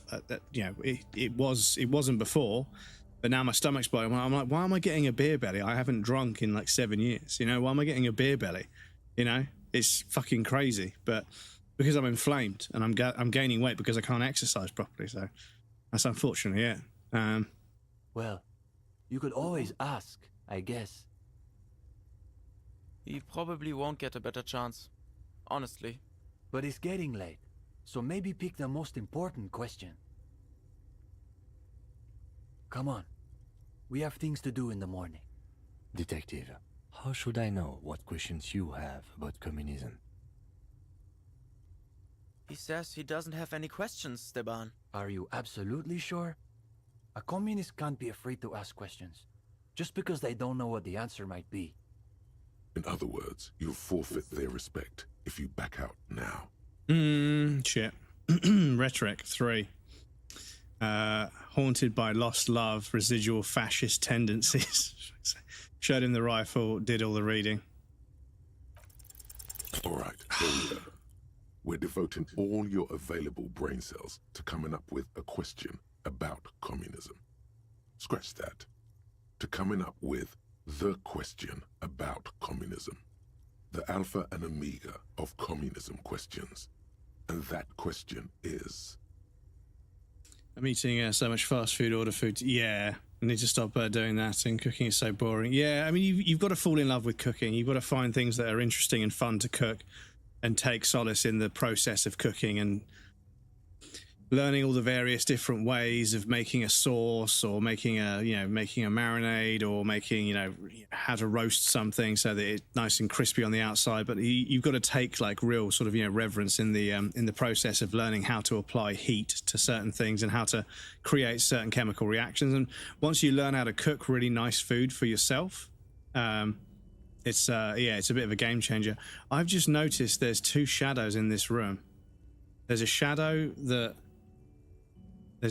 here, but there's also some dynamic shadows here that don't line up. So I don't know if that's supposed to be the case, but yeah. Maybe in another life, but not this one. Face it, this is the question that's been simmering inside you all along. No. This was supposed to take your mind off the other thing. Sure, you spent some time getting lost in your theoretical labyrinths, but this has been the beast at the center this whole time. The young man gives you a slightly confused look, as though he's sure you asked something else and he simply misheard. No, he heard you crystal clear. Somehow, it sounded even worse out loud. You only said what everyone else was thinking. Look around. Do you see any women here? He wants to know if women are bourgeois, Stepan. Yes, I heard him. Give me a moment. What makes you ask that question above any other? Maybe your problem is that you think it's their job to handle you. You ask that question because you're still under the influence of ideology. That's natural. You're like a fish that's only now discovering that her whole life has been dictated by the movements of sea currents. Got the same problem. I've never ever been drinking alcohol. I'm getting the classic beer gut too. Something is fishy. Every day is taco day, easy to make. So yeah, I would suggest reading into the inflammation that cortisol causes, because yeah, being stressed and not sleeping. So not sleeping will cause you to have more cortisol. More cortisol will cause inflammation of the gut. Inflammation of the gut can slow and sometimes manipulate digestion. And that can lead to lots and lots of food being kept in the digestive system too long, which is not good for it, which obviously it bloats you out because you're full of stuff. But also it means that your body might store fat, and it stores fat on the stomach first and foremost. So yeah, it's a difficult one. Chicken and rice easier. Patience. I don't eat sauces. Excuse me. How can you? So every kind of food that you eat is completely dry. That sounds fucking unhinged to me, dude. You've got to have sauce, man. Sauce makes food so much better. Pack of minced beef in the pan with Santa Maria taco mix, and there you go. Just got to cut the salad. Tacos are very easy to make. Knowing when they stop selling big packs of Santa Maria, pan or slow cooker, I guess. One of them still good 500 grams of meat. Only minced meat and salad is quite elite. Usually do 1 packet of taco mix in, throw a jar of salsa in as well, cook it down until it's almost dry again. Yeah, you boil off all of the, you broil or fry off all of the moisture. Cortisol is, yeah, that's why. That's why. With some tortillas, like the whole wheat tortillas, something can be quite filling. Yeah, whole wheat is obviously going to fill you up quite a lot because of the carbs and everything. Sauce makes you fat. No, well, everything makes you fat if you eat too much of it. If you even eaten Swedish food, it's only brown sauce or béarnaise sometimes, not every food. Yeah, I don't know. I love making a sauce to go with food, because you've got like your protein, you've got your veg, and you've got your carbohydrate, and then you've got a sauce. So you've got like 4 variables, right? You could have chicken, you could have beef, you could have pork, you could have fish, salmon, whatever. You could have potatoes, you could have rice, you could have, some sort of lentils or whatever, something that's got some good carbs in it, some good protein as well.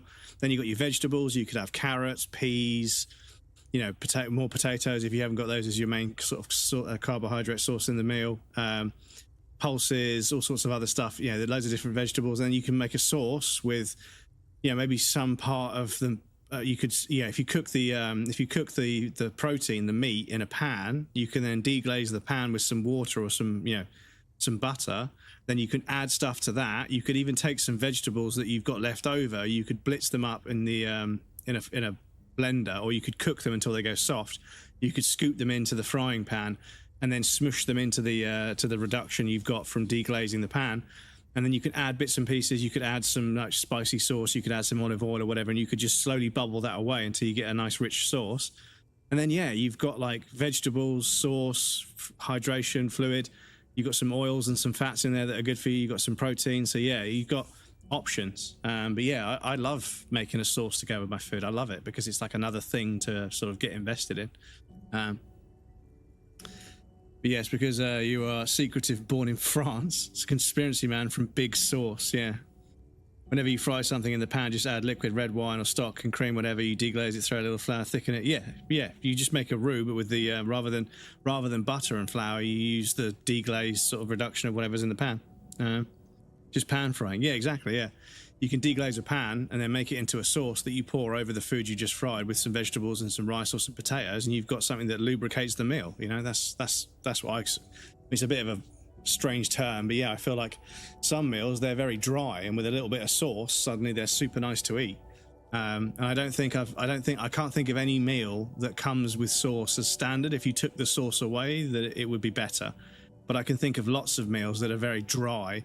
You add a bit of sauce to them, it instantly makes them better. So I'm a big believer in the sauce, chat, even if I don't have any of it myself, so to speak. That's what ideology is. It's like there are these invisible forces I do everywhere, work for Big pushing Sauce, and exactly. guiding you this way Big and that, Sauce. and you don't even know they're there. No, Big Sauce. They're going to sell you sauce. What is it? It's a source of sauce. But what goes into the sauce? Sauce. Who knows?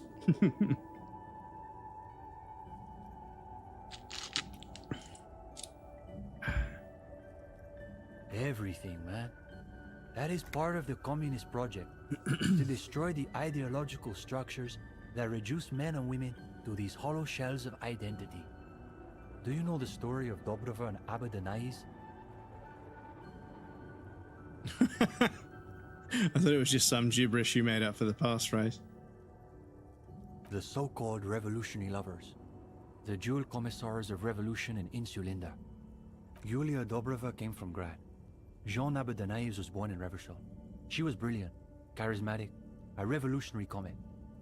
He was her partner and stabilizer, the planet who kept her in orbit. What became of them, though? There seems to be a blank paragraph in the history books. It's from them we get the notion of dual leadership, the Decomptage, Revachol's truly great contribution to revolutionary thought. I believe it even persists in some form in the RCM, even to this day. They died on their own terms, like real revolutionaries. There's a lot to say for that. I had no idea its origins went all the way back to the revolution itself, but it makes sense in a way. There's more to it than that. People still make their own choices. It's a matter of being aware of what's influencing them. What's the sauce? There's a saying in Sweden that sauce makes you fat. Took that to heart as a kid and never ate it. Well, I mean, fat makes you fat, you know. It's like when someone says, do I look fat in this? No, your fat makes you look fat. Regardless of... it's a really brutalist response. Well, not brutalist, that's an architecture, but it's a brutal response. Like, do these genes make me look fat? No, your fat makes you look fat. The genes are just a passenger in this. It's like, damn. It's a pretty savage response. But yeah, this was it. For such a long time, in the UK, like I say, I can't speak about the rest of the world, but in the UK, there was this huge like campaign against fat. Like they said that saturated fat was going to kill you, and all kinds of fat are bad, and there's too much fat in this and too much fat in this. But the reality is that sugar is actually the bad one. We should have been taught that sugar is bad for us and we should avoid sugar. There's loads of fats that are actually really good for you, as long as you eat them in moderation. And I know that you can have sugar in moderation, but sugar needs to be moderated even more heavily than fat, in my opinion. So yeah, I'm trying to sort of slowly brainwash myself into seeking out more natural fats as a treat than seeking out sugar. I've definitely grown up in a country and been sort of, you know, brainwashed into being like against fats like butter and oil and everything, when actually they're pretty good for you as long as you're not a fucking idiot, you don't drink oil or anything, you know. But like, yeah, sugar is the one that I didn't really pay attention to, and because of that I'm really bad with sugar. I need to curb my sugar intake, but to do so I'm going to have to try and change the way I look at food, and rather than looking at sugar as an energy source and my body being like, yeah, more sugar, I need to find more healthy fats that can power me for longer, so I eat less often, I don't snack as much, and hopefully don't do my fucking arteries in or get a fucking, you know, cholesterol. I've had my cholesterol tested a few times, and I'm not sleeping very well, so my cholesterol is up a bit, but it's not up by much, so I'm not doing too badly, but, you know. Butter is literally made from cream. Well, it's dairy, but yeah. It's like saying Big Mac is lasagna. Big Mac is lasagna. Never ate it. It's because Scandinavian sauces are just pure cream. It's butter, then it's just a thick cream. It's brown sauce. Butter is literally made from cream. Do I look fat in this? Sometimes I answer yes. What the fuck? When we tell her answer, like, no.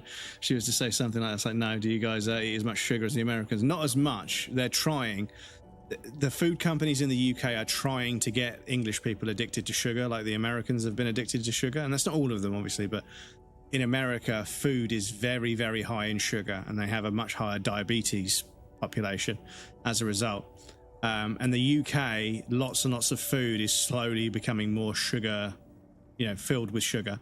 And it's difficult to find foods that are nice to eat, that aren't in some way full of sugar, because they'll add sugar to something and then they'll add salt so it doesn't taste too sweet, and it's like, what the fuck are you doing?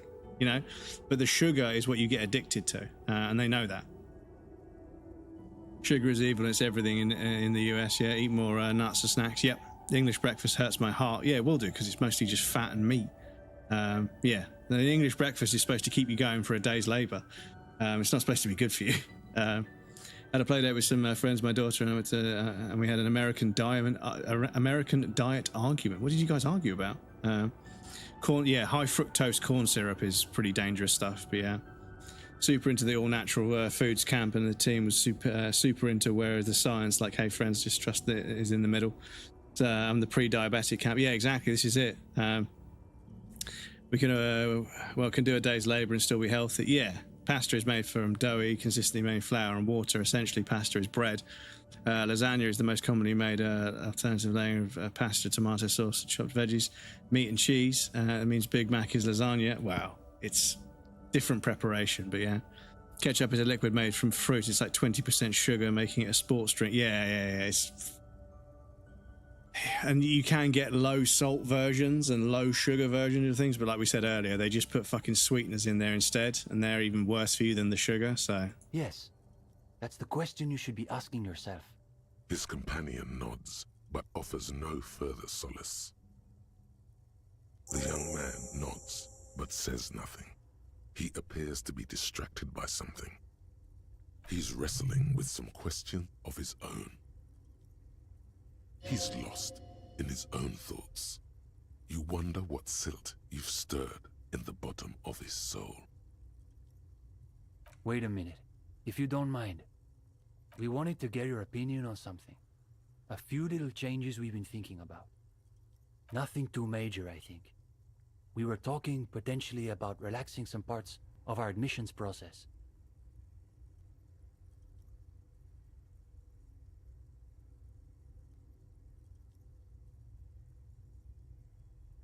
That's interesting. I thought people loved group interviews. No. I thought so too, but perhaps we overdid it, just a little. Just stand up, say your name, and tell us a little bit about yourself. No! Yeah, like, I think there was a thread somewhere. There was a thread somewhere where people had collated all of the subtly unhinged things you can say. Like, you know, like, hi, I'm so-and-so. And since being dismissed from a mental hospital, or since being dismissed from the institution, I've been working on reintegrating into society. And then you sit down and everyone's like, wait, what? What do you mean, since you were dismissed from the facility and you're looking to reintegrate into society? Like, you say something that seems fairly sort of normal to begin with until people think about it for a second, but by that time you sat down. And yeah, there were. I wish I could recall some of them, but this long COVID brain fog thing, my memory's fucked. But yeah, loads of people were like saying something that sounds initially harmless, but then actually when you give it a moment, just a second's thought, it's like, hang on, what the fuck? There was another. But yeah, if I could find the thread, I'll pop it in the Discord. But yeah, putting up some posters around town. Hi, I'm so and so, and I really hope this place doesn't burn down as well. Though some of us maintain that advertising is an unacceptably bourgeois tactic. Unacceptably bourgeois tactic. As a noted art cop, you definitely have an opinion on this.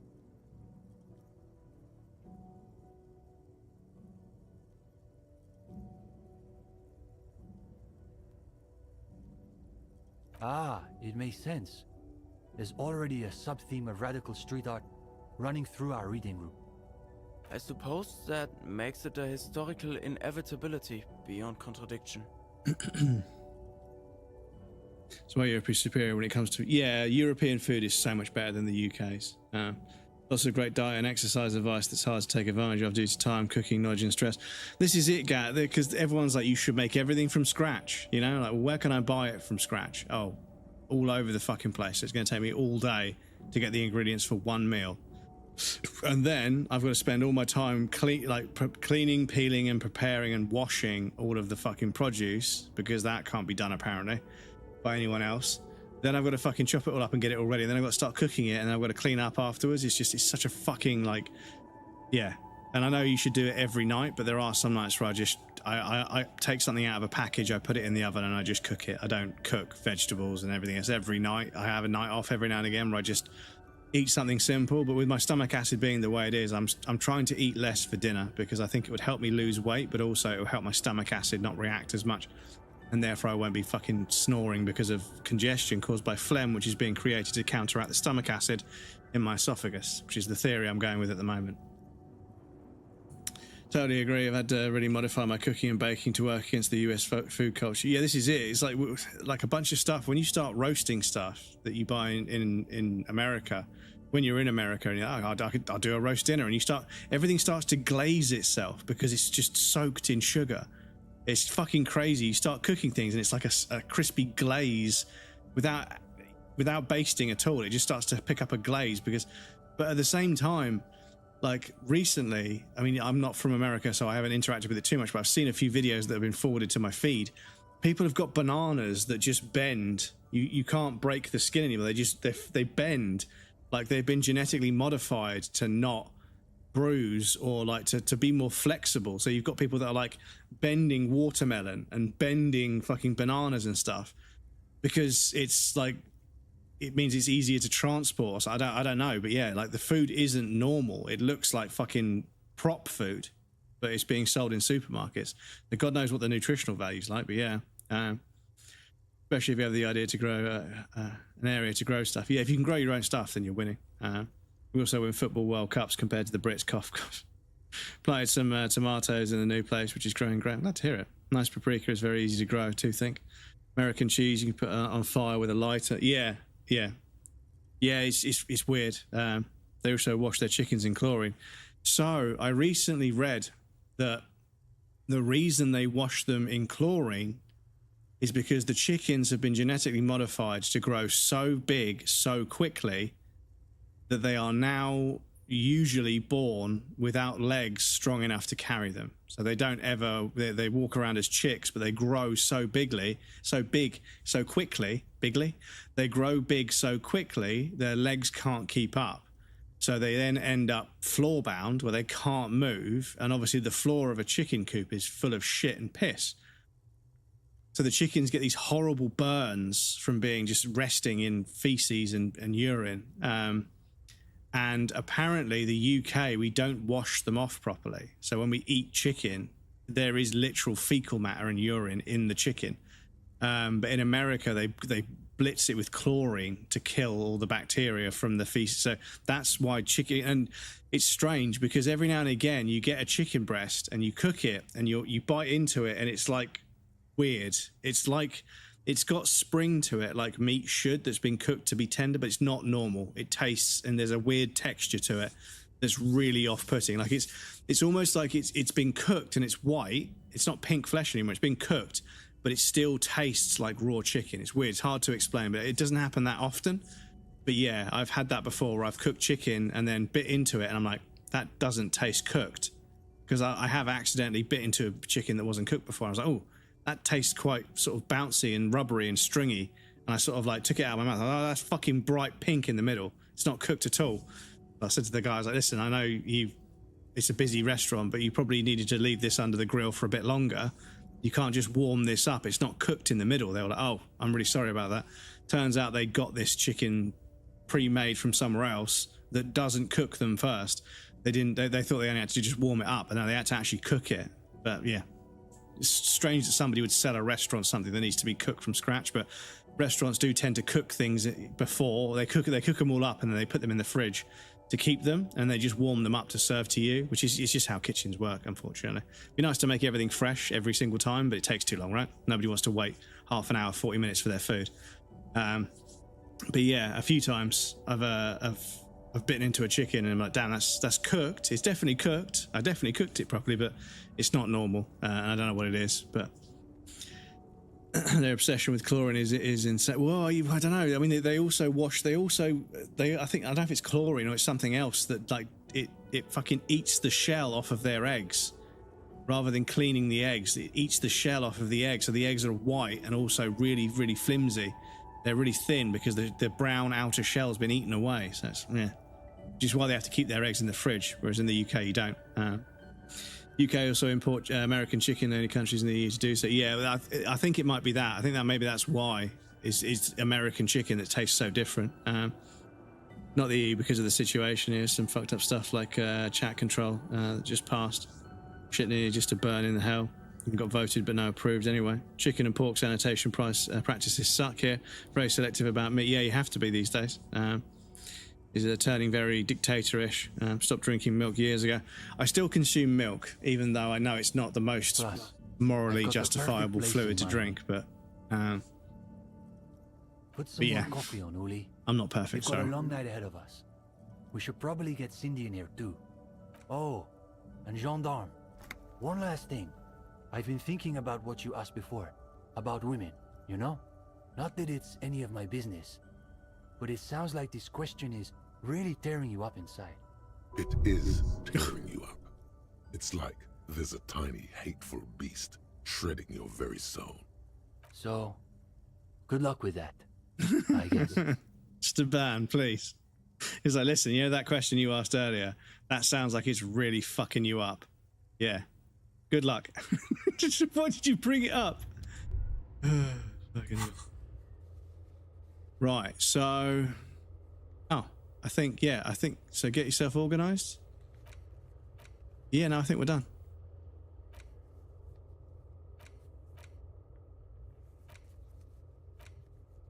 Yeah, I think we're done. The gendarme returns. Right, is Kim going to say enough is enough?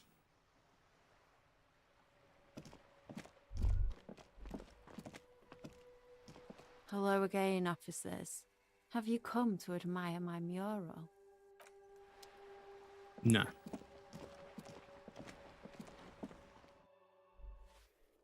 Actually quite worried about Nintendo. They're going to start releasing their games digitally instead of physical cartridges. Yeah, I mean, Sony has already sort of, made that statement. And like I mentioned earlier, it sucks. I know it sucks, but some people are saying like, oh yeah, if I own a game physically, they can't take it away from me when they can. They can turn the server off that allows the game to authenticate and start. Like they can take games away physically as well, I'm afraid. You're back. Good. What can I help you with? I fear I've told you all. Yeah. Is there anything else I can help you with? Oh.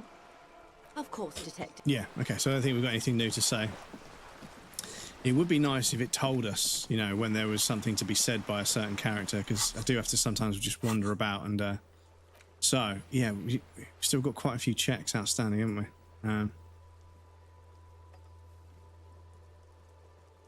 Oh yeah, we ain't going to do that one, are we?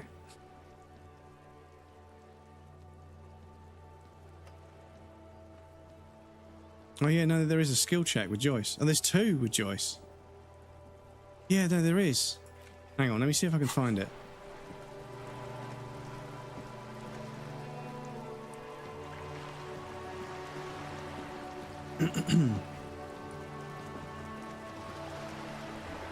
Soviet Parliament 2.0. We had a council in Europe that worked better than the former French Communist Party members founded the EU. Isn't going to go away from physical releases, the only thing keeping them alive as a company.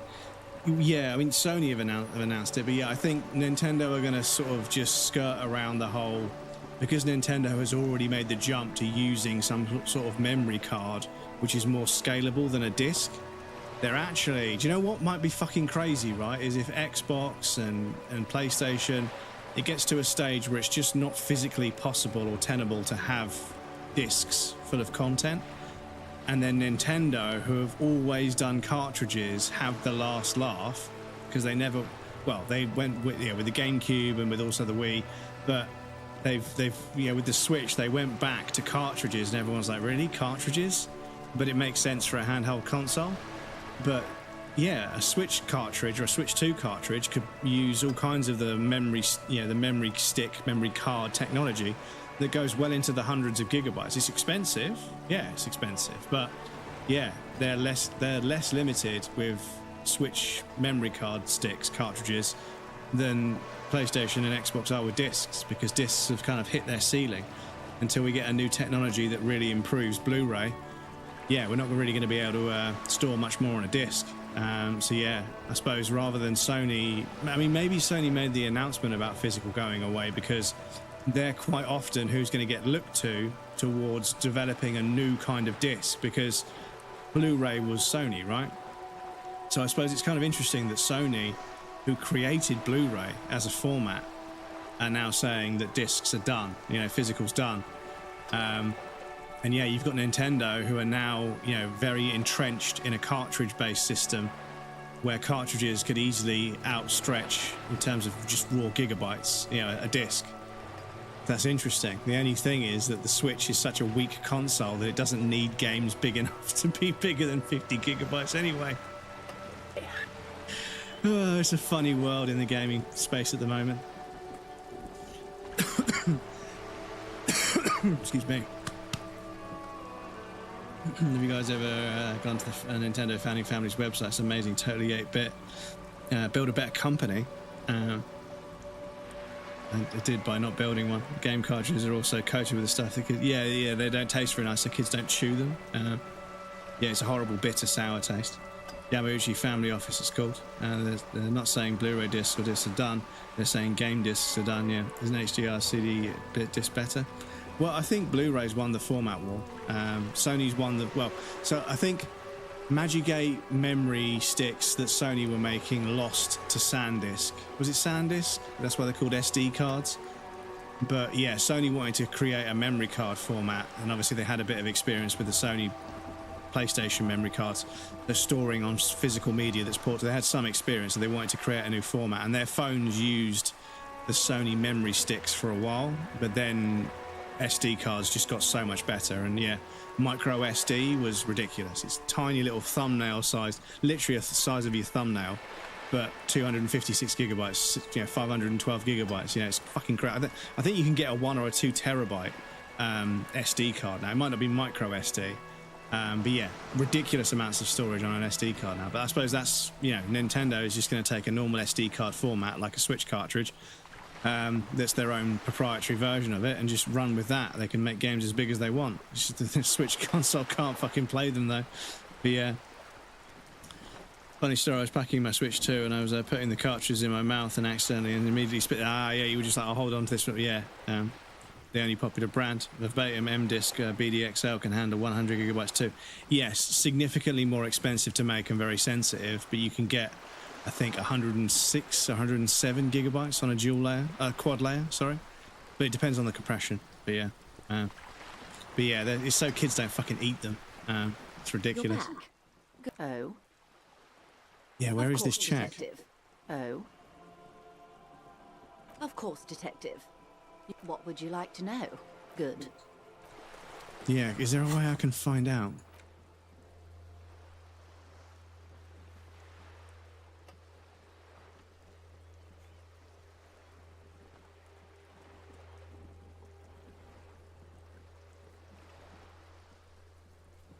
Box of sunglasses, formidable. Okay.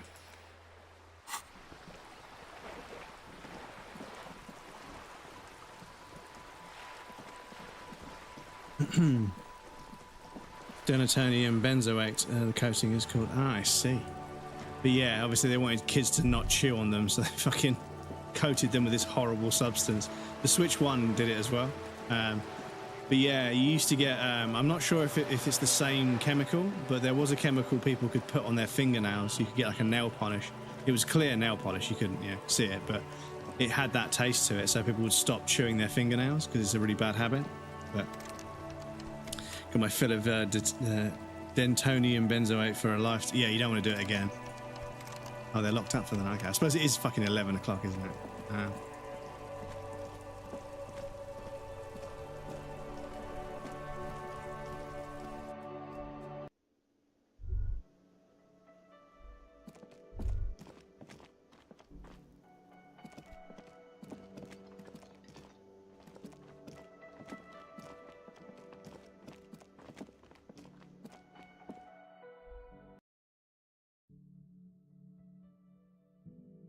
Right, can we go and speak to Class again?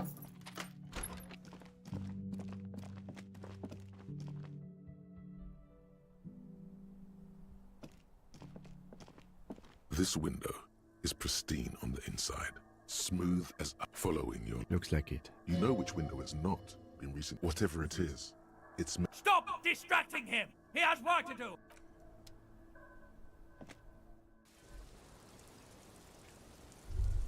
Ah, Class is not here.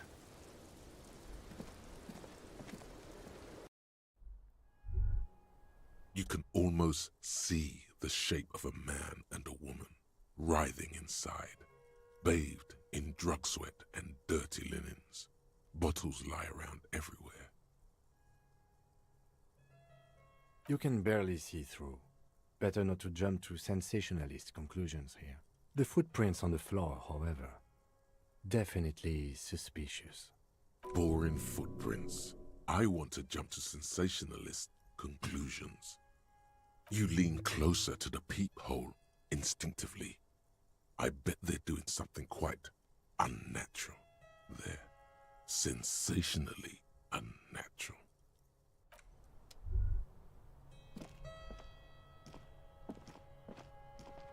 You clearly see footprints in the downy carpet of dust covering the workshop floor.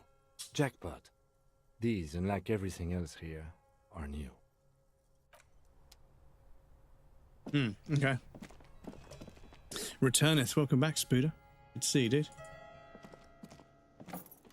Excuse me for a moment, chat. Let me just refresh and make sure everything is still connected. Because you never know. You never quite know what's going on.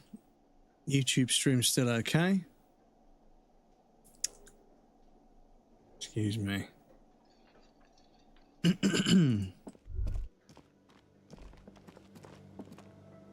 Right, so yeah, maybe it's because it's too late, but Hi again, Gendarme. Bye-bye, Gendarme. right, okay. So I suppose at this stage, it's probably best if I just travel back to the shack to sleep for the night. And Kim might say to me, it's late, so I'm going home, which is perfectly fine. It is gone 11 in the game.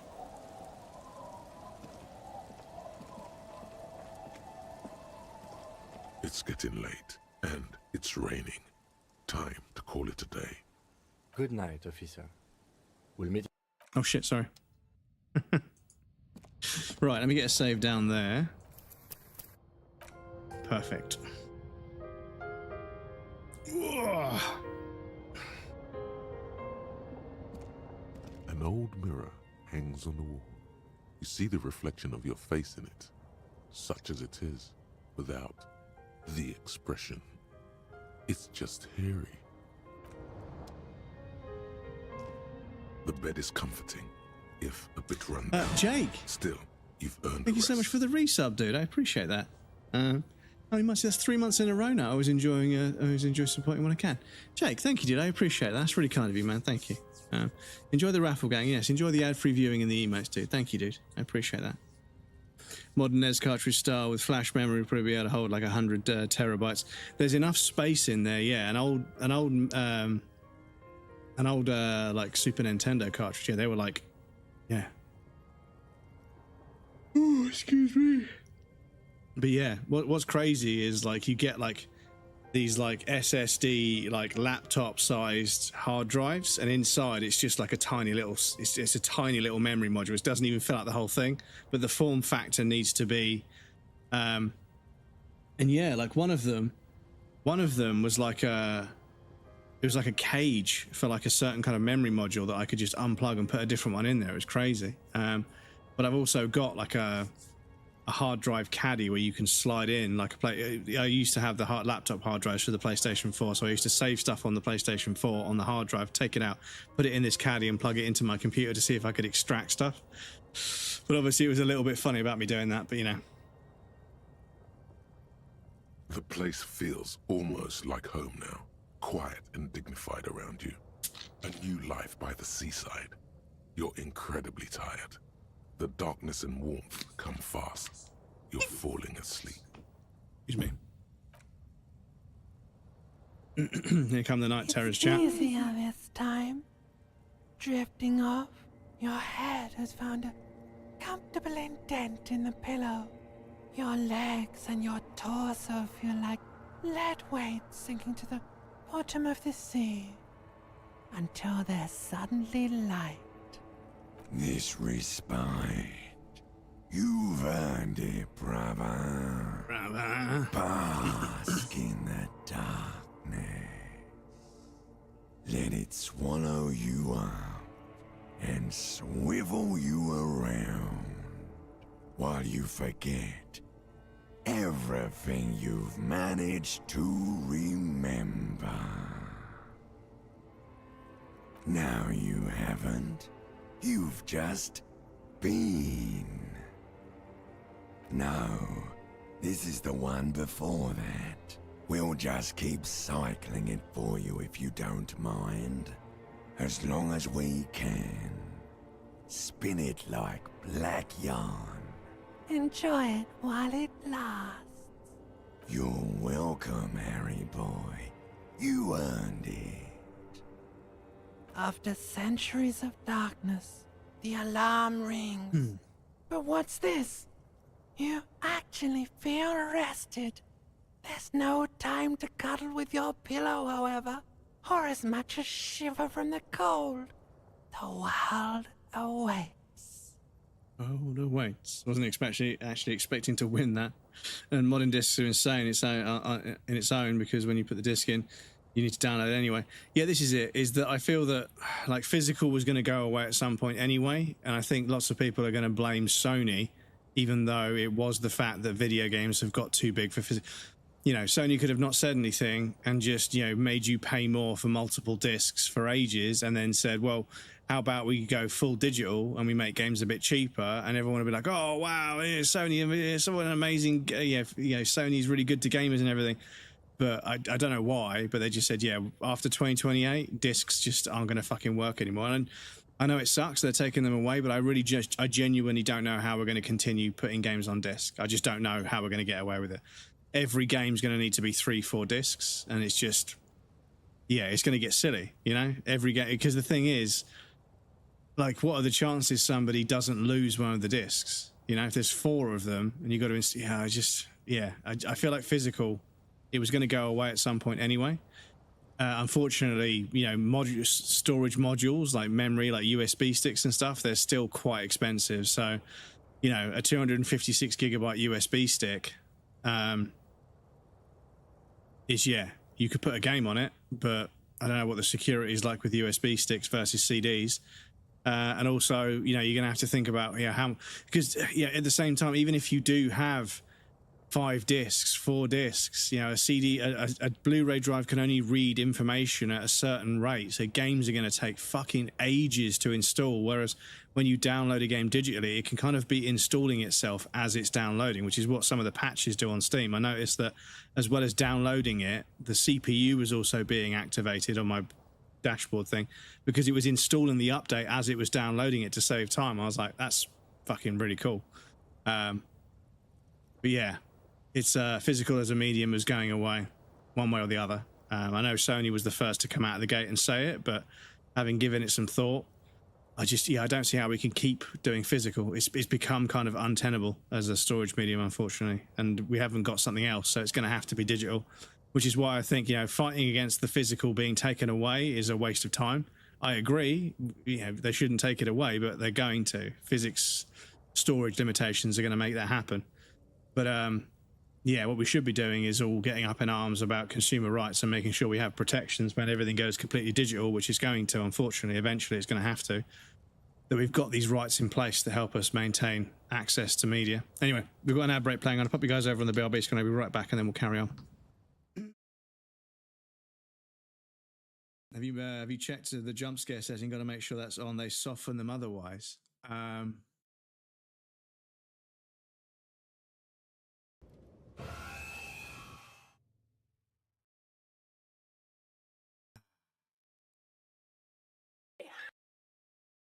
Stop.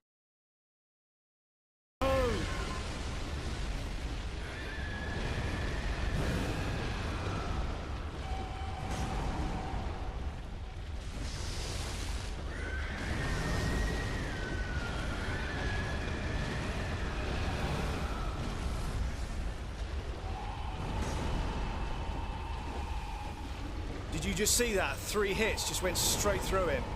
Nothing but air. Ridiculous.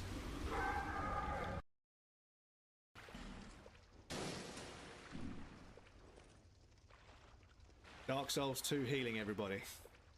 Wait for it. Wait for it. Wait for it. Not yet. Not yet. Hold tight. Hold tight.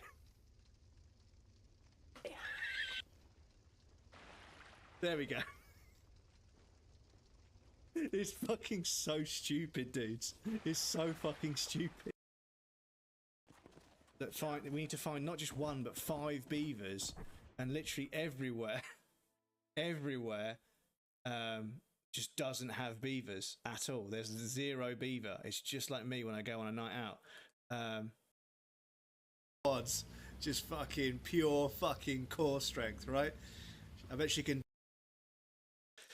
And it's very, very powerful that I wanted to amass as much money and guns and loot and everything. I wanted to have all the best loot. I wanted to have a bunch of money. I wanted to have all the guns. I wanted to upgrade all the guns. I wanted to have all the best stuff. And then I realized Arthur Morgan was going to die. And it made me realize that none of that shit actually matters. And that, hands down, is one of the most significant things a game has made me feel for a very long time. I suddenly didn't give a fuck about the money.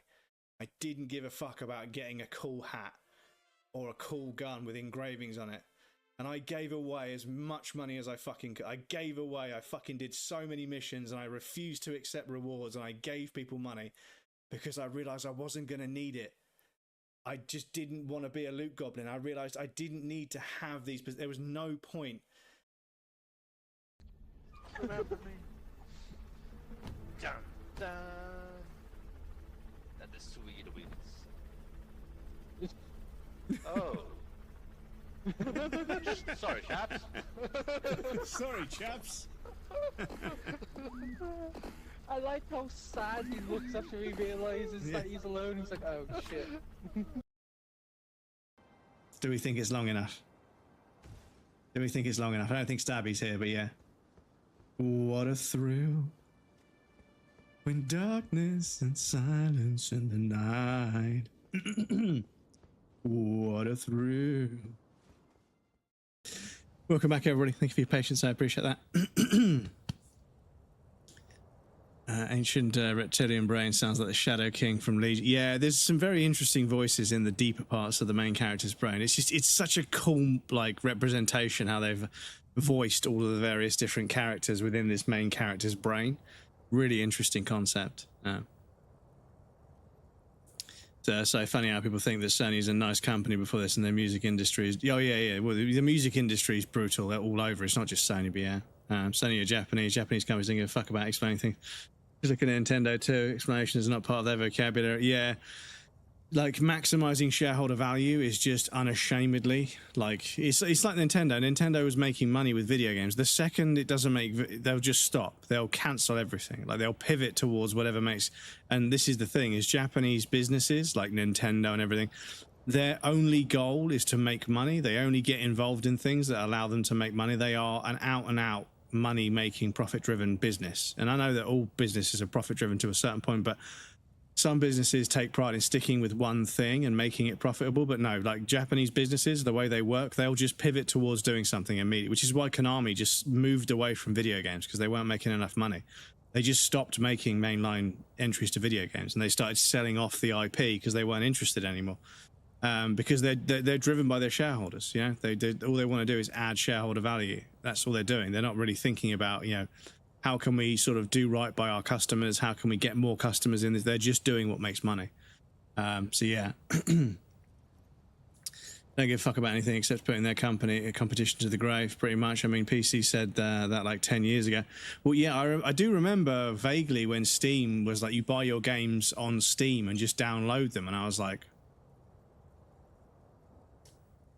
okay, so I don't get Half-Life 2 on disc.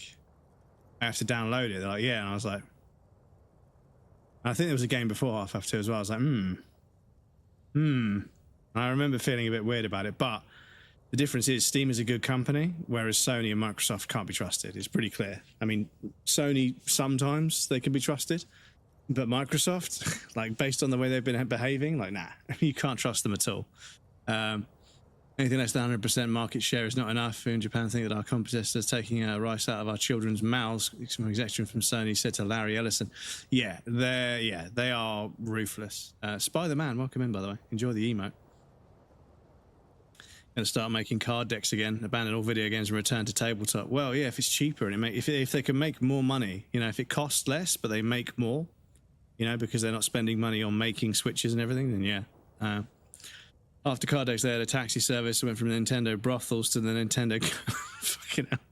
Imagine being a Nintendo girl, the new Playboy bunny. Fucking hell! Fuck! Did the fuck Microsoft actually play? Because I don't think I heard it. But yeah, fuck Microsoft. Fuck Microsoft. Oh, you heard it. Okay, good. But yeah, I might try and get. But you yapped. Okay, sorry. But yeah, I might try and get that Morgan Freeman impression where he's like, "I can smell you." It's just so good. If I can make it exclamation point smell, then yeah. I can smell you.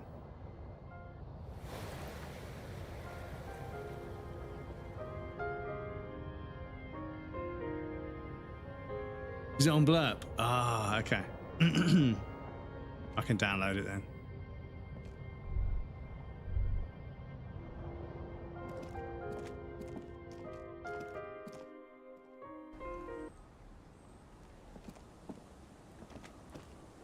Good morning. Yes? Right, so, yeah, let's go speak to class and see if we can figure out, because I don't know whether we can we just go on the boat and fucking travel across to wherever? Can we go across there? Ah. Creep anything like that leads down to a school of fish. Swimming in the cup. Okay, so we need the boat to be finished, I think. Aye, the sea's gonna calm down soon. I can feel it. The wind is turning southeast. What's on your mind, officer? Oh? Who? Well, how can I assist you then, officer? Oh. That's good to know, I guess. Quite the sign. An eyesore, too. Situation calls for a funeral, if you ask me. You never know, officer. Some things might have a soul. But I get it. Rational guy like you probably has a lot on his plate anyway. So what can I do for you? Right, okay, so we can't go across there yet. So I think we have to speak to class and do the bullet trajectory visual calculus thing. And then we get, you know, the inkling that we need to go over to that island, and then we go from there. Cool. So we'll do that at the end of the game. That we're just waiting for. That one we need to do over there. Offer the figurines to Dolores Day. That's one I'm not 100% on. I just want to double check if we do that, because I thought when we went to sleep just then, I thought that would be the dream sequence where we do that.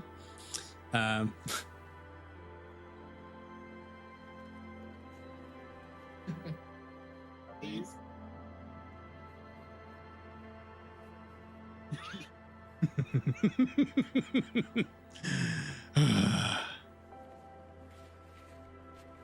Excuse me.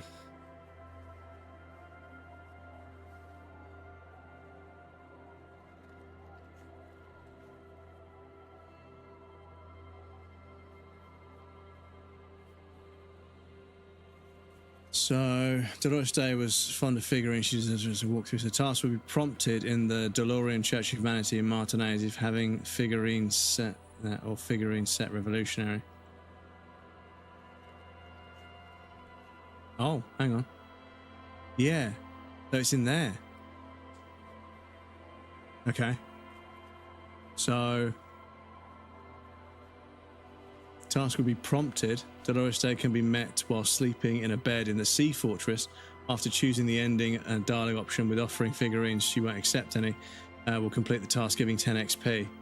Figurines won't win her back. Heard Dolores, but thought to DeLorean and back. The future theme started playing in my head.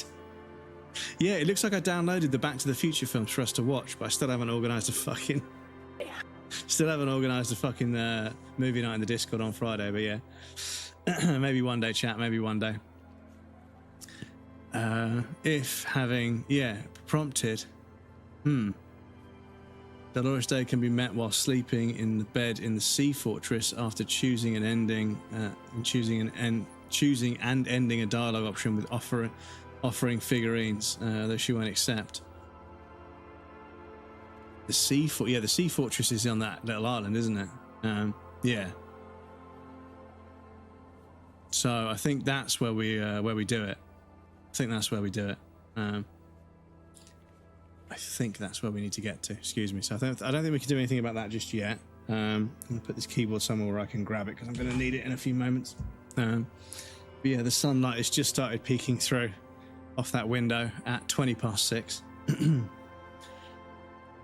Thinking about that like months ago, but say we really should do a football. Yeah. No, I'm going to be watching the football. What I'm going to do is after I finish stream, I might play Battlefield for an hour or two. And then 10 o'clock, I'll probably watch the football. And if I'm sitting here watching the football, then I'll probably be, in Discord with you guys, of course. So can't do anything about that. We can go and speak to Class and speak to Titus because they'll be there now, I think. So we should be all right there. Might have to lower that blind ever so slightly. But yeah, I'll see if it's a problem or not. So let's. Let me fast travel to the church and interact with that window, with the stained glass window, because I think there was an option. Let me check.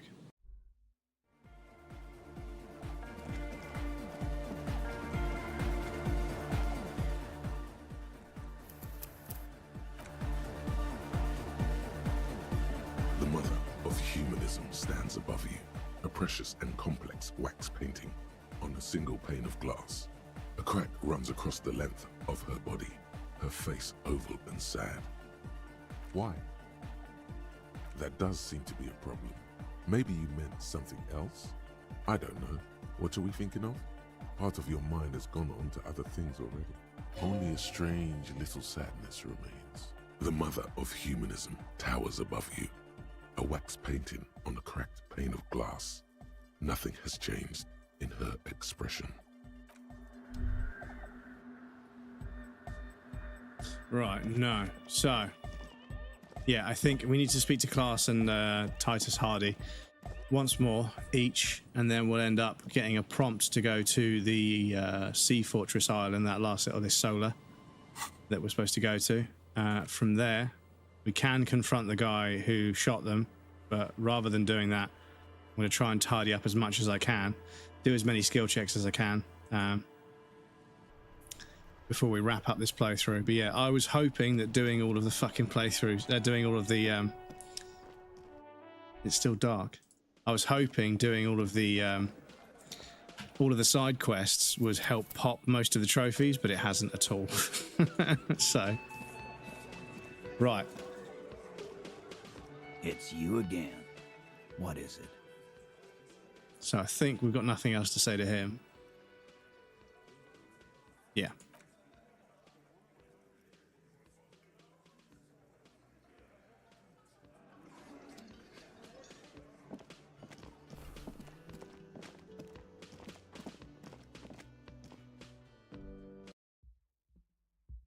It's Class. I suppose we could have checked when we were outside, actually.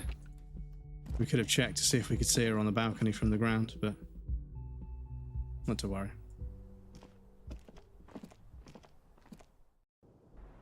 There we go. Right, save the game first, just in case there's any checks that we need to sort of work around.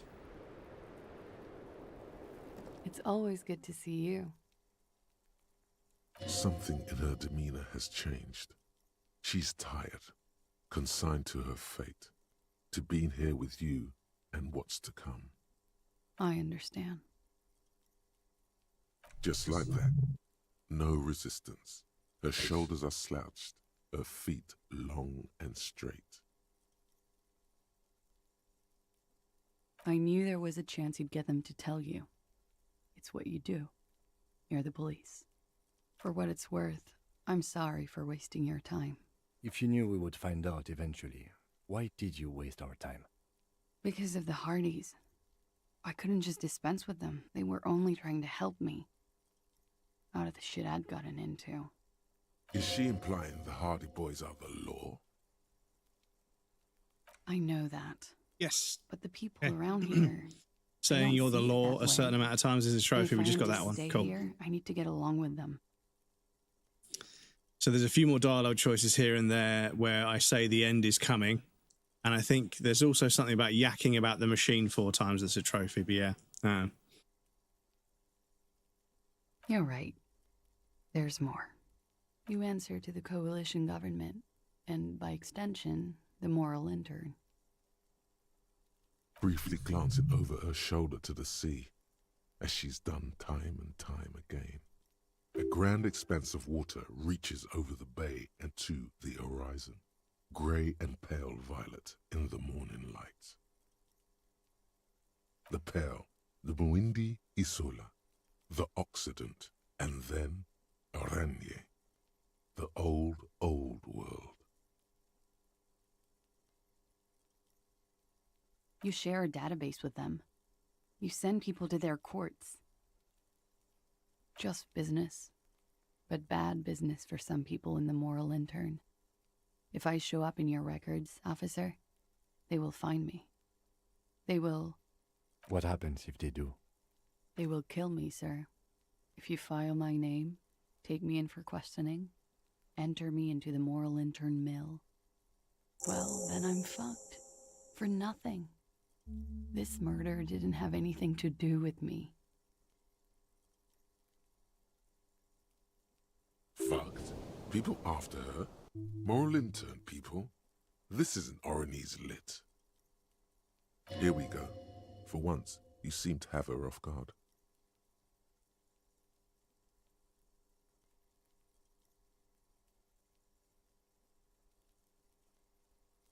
I did. I also had a side job selling insurance that I was really good at. Got picked up by a bank. Competitive intelligence, they called it. After that, I sort of, transitioned out of the whole culture scene. It's not nice, but it's not illegal. Not here in Ravishol, or even in Oranje. What exactly did you do? Industrial espionage. I joined a business collective with the intention of betraying them. I did my job well enough to be asked to do it again.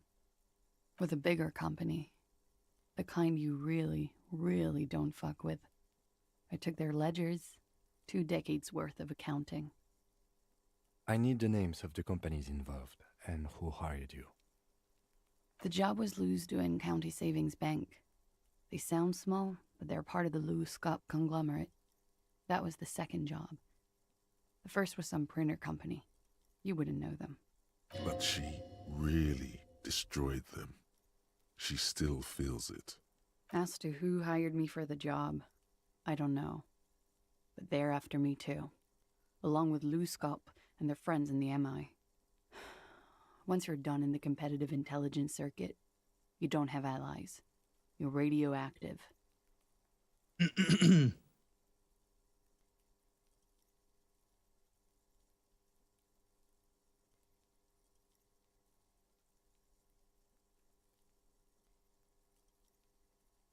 Sure, I'm not a war criminal, but it was bad. People lost their jobs.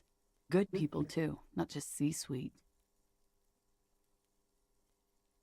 A lot of people got hurt, but that's just more of my shit you shouldn't have to deal with. You're solving a murder. That can wait. Look into her eyes. There's more. One of them killed themselves because of me.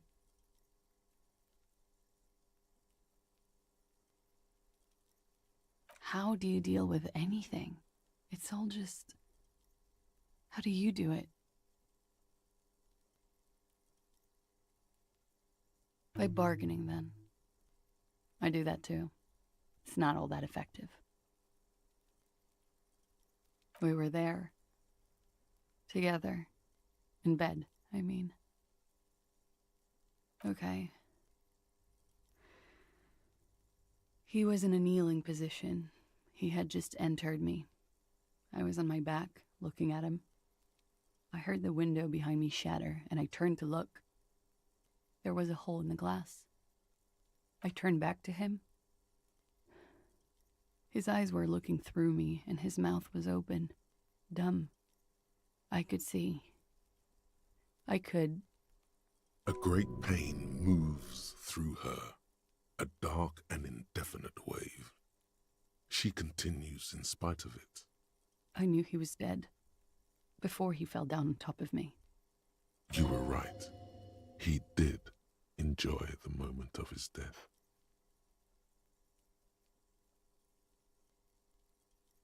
He was heavy. I pushed him off and he fell to the floor. There. He only had his boots on. I bit the pillow, not to scream, then ran downstairs. I waited for the second shot to come. For me. I thought there would be one. It never came. She's forgotten about her cigarette. The butt has burned right down to her fingernails. Oh.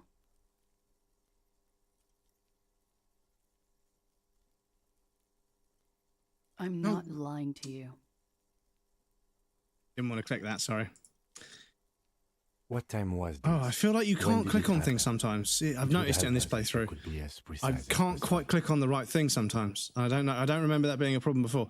I think they've patched this game a few times since I played it last, and I think they've broken some stuff. The lighting has had some weird issues to it, and also like the alignment of the contact boxes for certain things hasn't been quite as good. 11:30 to 12:15. I don't know the exact time. But yeah, I don't remember misclicking things very much at all in the first playthrough. But it's okay. Were you inebriated? Not as much as usual. He'd done a line, plus other things. I was drinking. Wait. Titus said she was gurning her jaw off, much more than usual. Oh, yeah. I did one of his lines, just to clear my head. Good thinking. Clear your head. You should clear your head. Get into his mindset. Did you hear or see the shooter in the course of this? No. Nothing. I was trapped. I was stuck in my room downstairs. I got some clothes on and crawled back up, drew the blinds. Blood was coming from his mouth. Not a lot. Just a little. He was still on the floor, slouched. I couldn't be there with him anymore. So I ran down and out of my room, into the hallway, down the stairs. I knew there would be people there. Run, woman. Run past them and out into the streets where it's dark and people move. To the lorries at the intersection, as far as you can.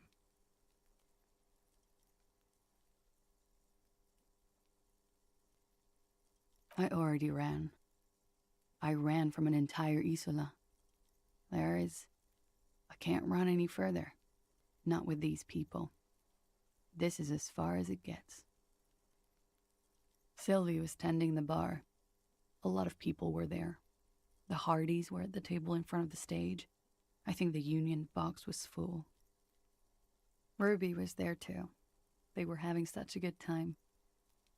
I sat down and they all welcomed me. I didn't even have to say anything. Ruby knew something was wrong. Ruby? Ruby. You know, the leader. The leader? Of what? Hardy Boys. The Hardy Boys. Well, nominally, yes. Ruby's the one they go to when things happen, like things they need taken care of. She's the organizer. The 8th Hardy. This Ruby, in her phrasing, is entrusted with great power. She trusts her. So do the others. So Ruby is the 8th Hardy, who's the drug trafficker. Who's the person that drives that lorry? Would you say she is the 8th Hardy boy? Why not? Well, Ruby said let's talk upstairs. I showed her the room. I've known these people since December. They know my situation, that I can't leave a paper trail. Ruby was the first one I told. She said she'd take care of this. It's what she does, you know. take care of things. I helped her get the body to the bathroom. We used a belt to pull him up under the shower, to keep him upright. To mislead you, they were tampering with the body. To produce lividity, matching a hanging? Yes. We completely missed the tampering. Looks like you got there in time. What was this, 20 minutes after death? About 20, yes. Ruby explained it would make the blood...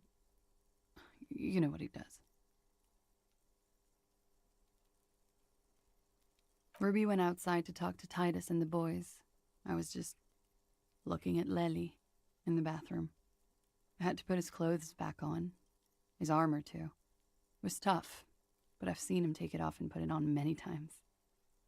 It took Ruby maybe half an hour to come back with Titus. I'd gotten him ready by then. They carried him out. I knew what they were going to do. Make it look like a hanging. Ruby said they would. Ruby said to wait here. She also said I wouldn't see her for a while. That we should lay low or something. So I did.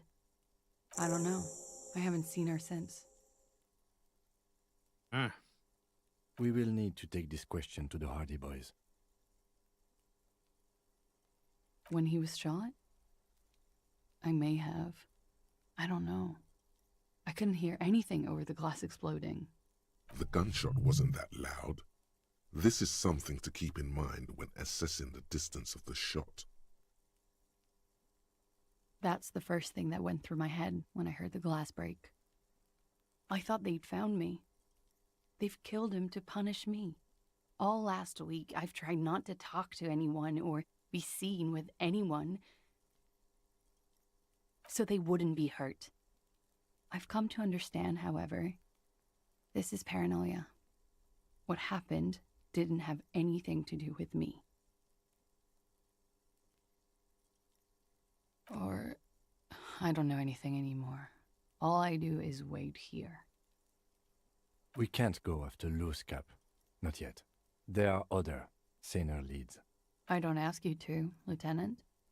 If there's one thing I know, it's that you'll get nothing from there.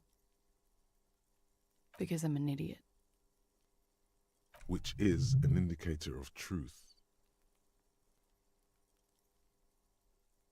I'm not going to disagree.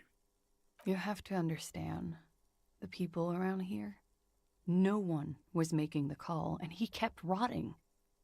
And then they picked his clothes off, and that little fucker threw stones at him. Her jaw is clenched. Her throat moves. It takes all her strength not to cave in and sob. Once. Just one time. He kept throwing stones at him for 3 days. I could hear the thud. Thud. So I called you. I hope with all my heart it's not the last thing I do in Ravishol. Oh God. That was a lie too. Who made the call then? Don't be paranoid, man. It's unbecoming of a police officer. And it makes you sweat. Last week, Angus and Titus's brother, I think he's called Tibbs, took care of it. Ah, so Angus is Titus's brother as well as Tibbs. Okay. You should have another look at that window after this. Reconstruct the scene. It's right there. Yes, you see the glass sparkling out of the corner of your eye. What? Why would I put myself through this? Insanity. Get myself cornered like this. He wouldn't have died if it weren't for me. I know that. But I would never hurt him. All kinds of crazy things happen when drugs are involved. Sweet, sweet drugs. It could have been a desire murder. Maybe an act of jealousy. Now you guys suddenly have theories pouring out, when they're obviously just stabs in the dark.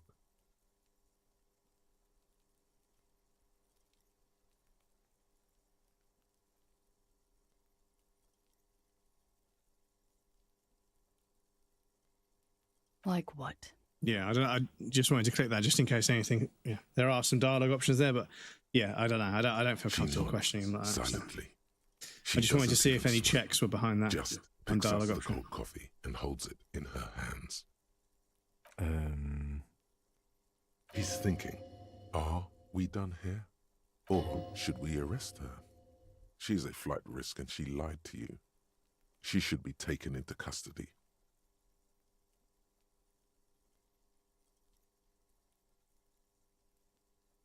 Fuck, man. Like... Okay, I mean... What is that? Drama, okay. As you look back, you think, so love did do him in, after all. If it weren't for her, he would not have been there. The shot would not have connected with his soft palate. She's silent, holding on to her coffee mug. No vapor rises from it. It's cold. Remember this silence. The lady is dangerous. People suffer around her. It appears this one has not been entirely corrupted. This may help. This may help the others see. Yeah. I'd like to think he didn't love me. Or that it was chemically induced and not real. Easier that way. I don't know.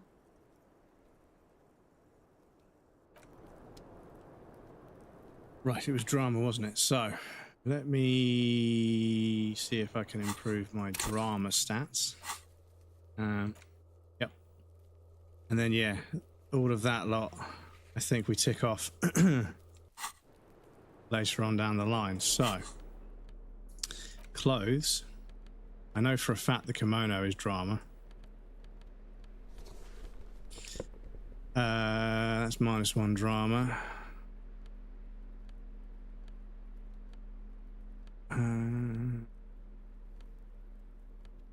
We're going to need visual calculus later. Drama.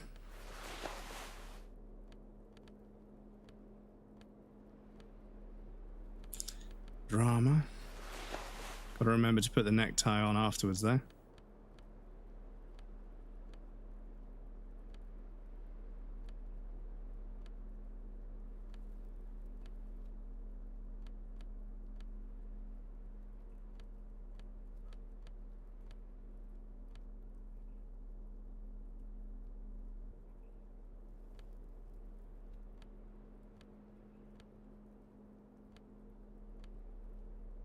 We have some trousers that improve drama. Or are we already wearing them? Okay. So now... Hello, officer? Very high, okay. I'm going to save anyway because the game can screw you. Yeah, I want to see what happens if we get this check.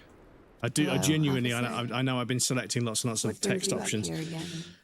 I'm not genuinely not trying to sort of go through this like, you know, as like my own choices. I'm trying to just try and cover as much of the dialogue as possible because I want to make sure I get the opportunities to click on the things like saying I'm a superstar, saying I'm the law, and talking about the machine 4 times because they're trophies. But yeah, I just want to see what this check is. Who? What? Dear God, you've been lied to. She could have killed her lover and lied to everyone. She's not candid at all. She's smoke and mirrors and willow-wisps. Yeah, I don't like this idea of sort of accusing her of doing it. She probably didn't give you her real name either. Why would she? Arrest her immediately before she further entangles you in her web of lies. Take it easy. Don't overcompensate with this course correction. Ask questions first. See?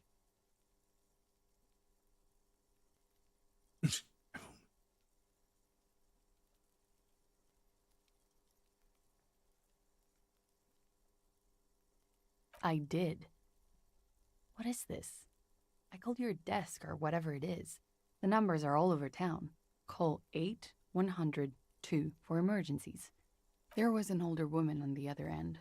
It sounded like she was smoking. She took my complaint. She coughed. That is the emergencies desk number. Anyone could know that, sire, by looking around and calling the desk. I don't believe a single word she says. What time did you make the call? Thursday night. It was late, sometime after 12. It checks out.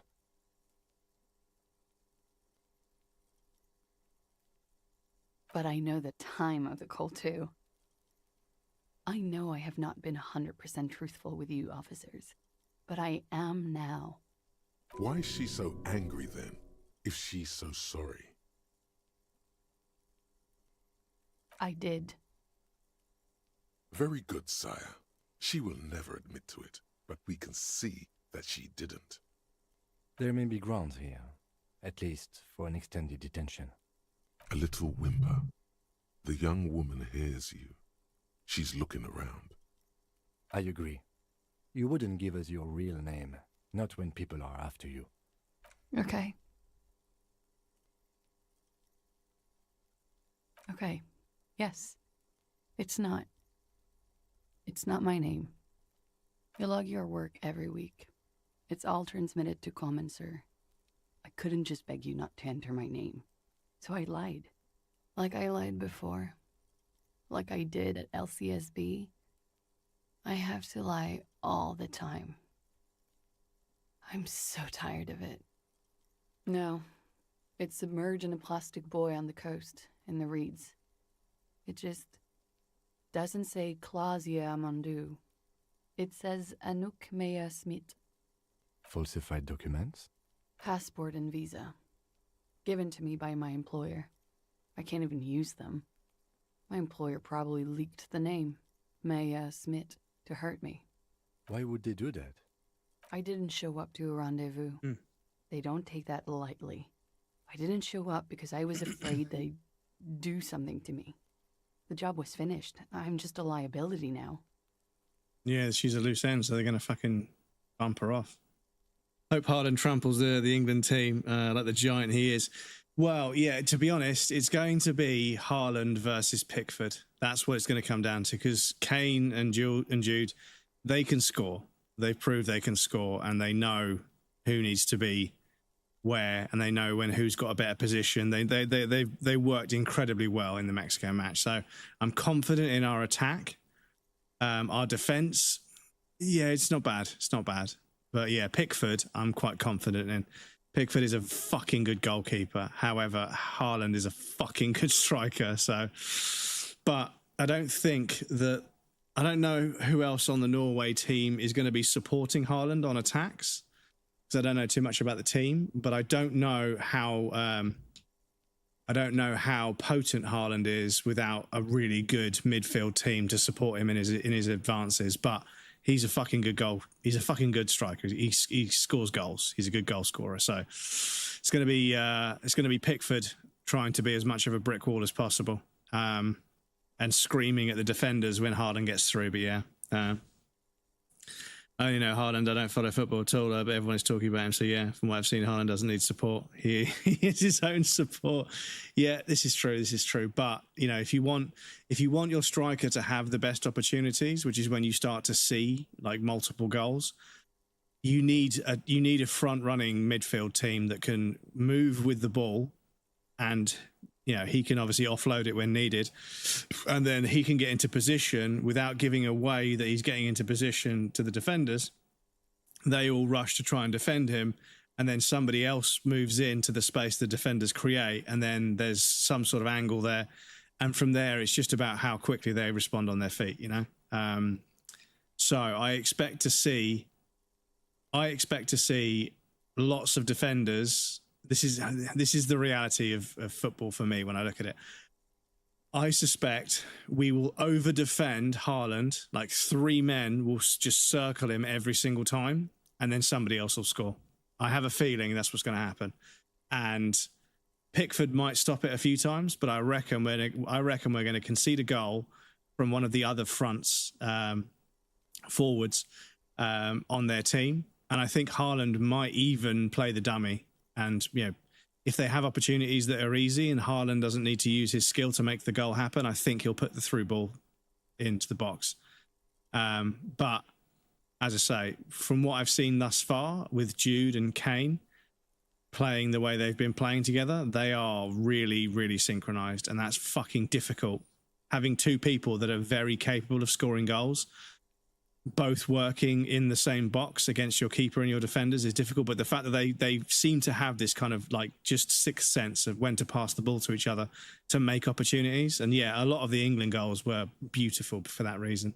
So yes, I'm looking forward to it. However, what I'm not enjoying is the fact that I think the USA or someone else has got involved again. And even though the American striker who trod on someone's ankle, and it was accidental, but it was a pretty fucking brutal accident. It was a pretty brutal accident. You know, he could have broken the kid's ankle. So maybe a red card was a bit strong. Maybe a yellow would have done it, but he got a red card and then he got his fucking suspension. His one match suspension got lifted so that America could play against Belgium. I think they lost to Belgium anyway.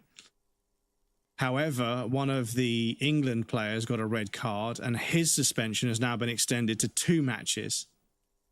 And I think that means that we won't have one of our players against one of our main players against one of the stronger teams we're facing after Holland if we get through. After, who's it? Is it Norway that Haaland is representing? Is it? Not Holland, but it's Haaland, sorry. I even bet on the match. Just know that Reddit loves Haaland because he was funny. Yeah, he's got a personality. When you Google Haaland, Google added the animation with some rowing Vikings on the bottom of the page. It's hilarious. Norway, yeah, so Norway.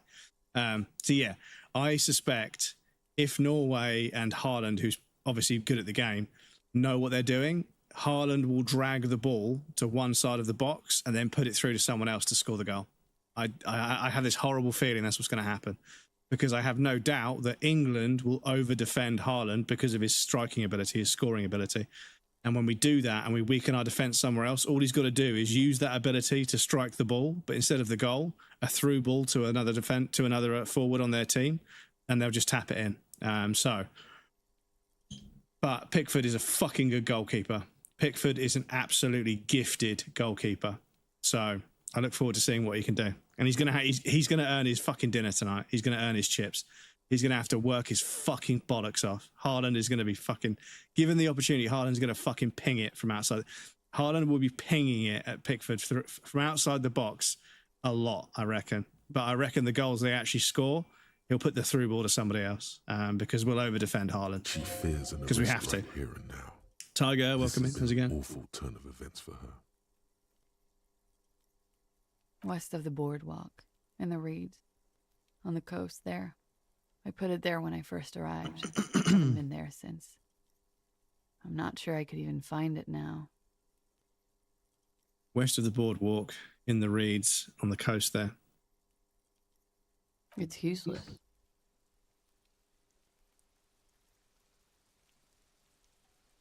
The lieutenant makes a note of it. You're welcome to it. It's in the reeds northwest of here, past a Bergen sewage pipe, right near the waterline. It's Katarzyna Alazie. Could it mean Glazia is an acronym for Katarzyna Alazie? It was a sentimental thing. I want it to be more me here this time. So I used my nickname. How is everyone? Pretty good, dude. Pretty good. Yeah. Not looking forward to a very difficult match of football, but, you know. A nickname? We shall see. Who gave you this nickname, Glazia? But yeah, if Kane and Jude can get in the box and score early on, and then we just defend to save our lives, I think we might be all right. But yeah, I don't think Haaland is such a physical striker. They're not like a small, agile striker that can be bullied off of the ball. He's fucking big and quick and good at scoring goals, which makes him an absolute fucking nightmare to defend because he can't be pushed around. You can't body him off the ball. You can't get in his way. He's just going to run straight through you. He can get those high balls, so he can head the ball in just as well as he can kick it in. And yeah, he's kind of at the prime of his performance right now because he's been playing with a major club against other major clubs, so he's been sharpening his tool set for a while now. So yeah, he's a formidable threat to England tonight. So we'll see what happens. A million years ago. Cough, dying of cough.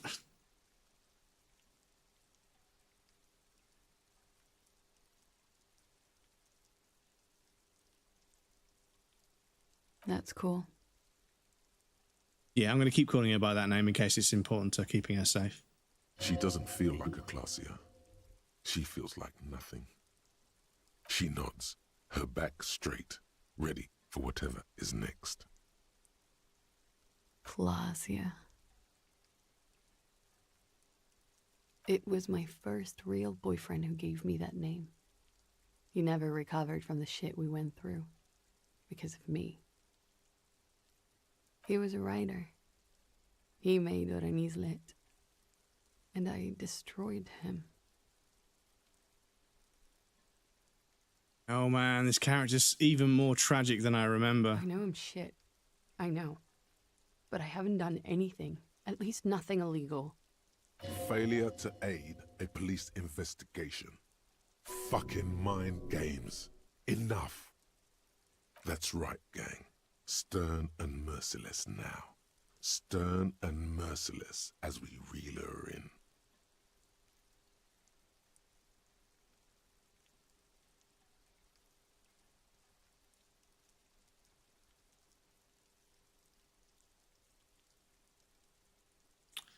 See, all of these fucking options are really horrible, dudes. Please understand, I don't want to choose some of these dialogue options, but for the sake of exhausting as much dialogue tree as possible, I have to, because there might be an opportunity for me to say something that then adds up to some sort of trophy, but yeah.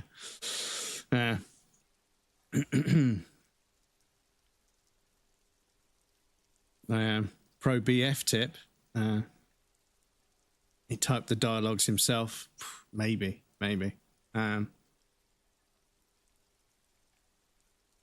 Time critical. I mean, the body was 7 days old, so. The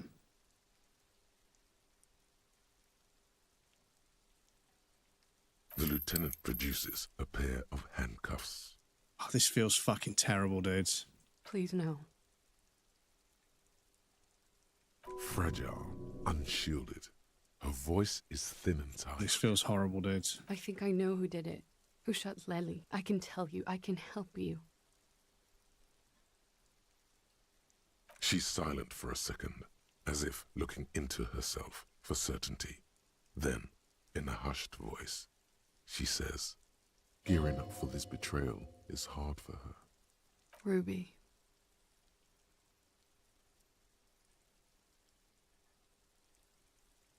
She has this thing for me, ever since I met her and the boys downstairs. She's been pretty frank about what she wants. What she's saying is... sex? And more. I made the mistake of confiding in her. I told her I was on the run. She started protecting me. It became an unhealthy relationship. When I started spending time with Lely, she told me to end it. Said there would be shit if I didn't. It was not a good meeting. We stopped talking after that, but... I don't understand. What exactly in your relationship made you think she is romantically interested in you? She said she's in love with me. She even asked me to run away with her when I told her I'm a fugitive. She started developing notions about our relationship. And you led her on? A little. I was flattered, you know? But then I had to let her off, and it was not easy. I came to regret being friendly with her. We maybe kissed, nothing more. Yes, but what was their relationship outside this unequal power dynamic? We spent a lot of time together, listening to the radio and such. She had great milieus, and she was good company. I was sorry it had to end. What was that question about? She's feeding her friend to the wolves here. It also has startlingly little to do with arresting her, you suddenly realize. He is taking us off topic, but yeah, I don't want to arrest her anyway, to be honest. This is just an assumption. I know what it sounds like. That's why I didn't want to tell you before. But she knew what had happened when I came downstairs. Somehow, she knew Lely was dead. She wasn't surprised at all. When we came up here, she was calm as a stone, too. She cleaned it all up like she had a plan. Yes, she did. That is a little strange. People don't usually keep things together under stress like that.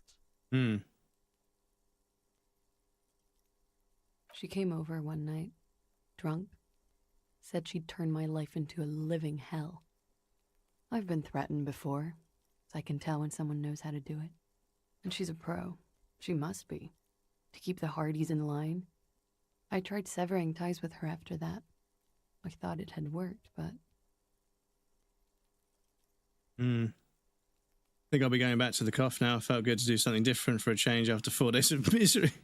I hope you feel better soon, dude. Some of that I know, it fear fucking is sucks. still with her. She exhales sharply. Yeah, influenza's a fucking battle. What are you talking about? She's afraid you'll arrest her.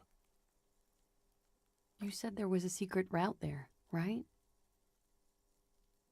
She could have come up through there, then taken this shot, right here, where I stand. It was too dark outside. I wouldn't have seen her. You'd hear the gunshot. Then slipped back downstairs without anyone noticing. That is possible. Interesting theory. Did she know that door exists? Had you been out there with her? Yes. She's been up here many times. She used to come to drink on the roof when,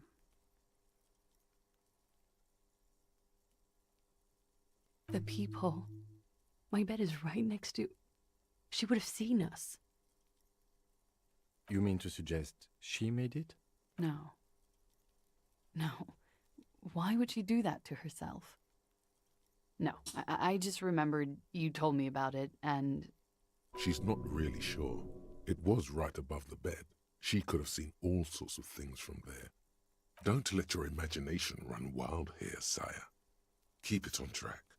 I like the way that Drama always replies. He always refers to us as sire, which is very dramatic, of course. Okay. It's just, yeah. And what? Yeah, you've only been on the couch. Arrest the liar now. Why? She told us some pretty interesting things there. Don't arrest her. Push her a bit more, but then let her off. That Ruby theory was solid.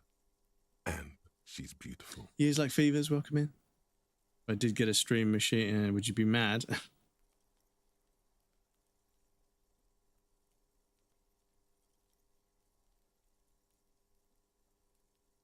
Her.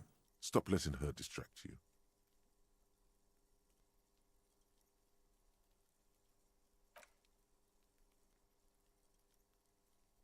Thank you. Thank you. You won't regret it. Something tells you, you will. She slowly lights another cigarette and steadies her breath, as if in the presence of some tiger. You are. This is not the end of this.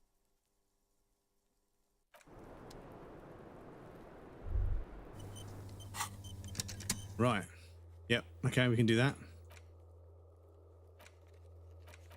Cool. Need to ask class about Sunday. Yeah, have we not done that yet? When Kim's not around. Ah. Okay. Oh, okay, yeah, shit, I should have done that. Ah, shit, I should have done that before we went to sleep last night. Okay. Hopefully I can still... I mean, I've got save points along the way, so hopefully I can still access that.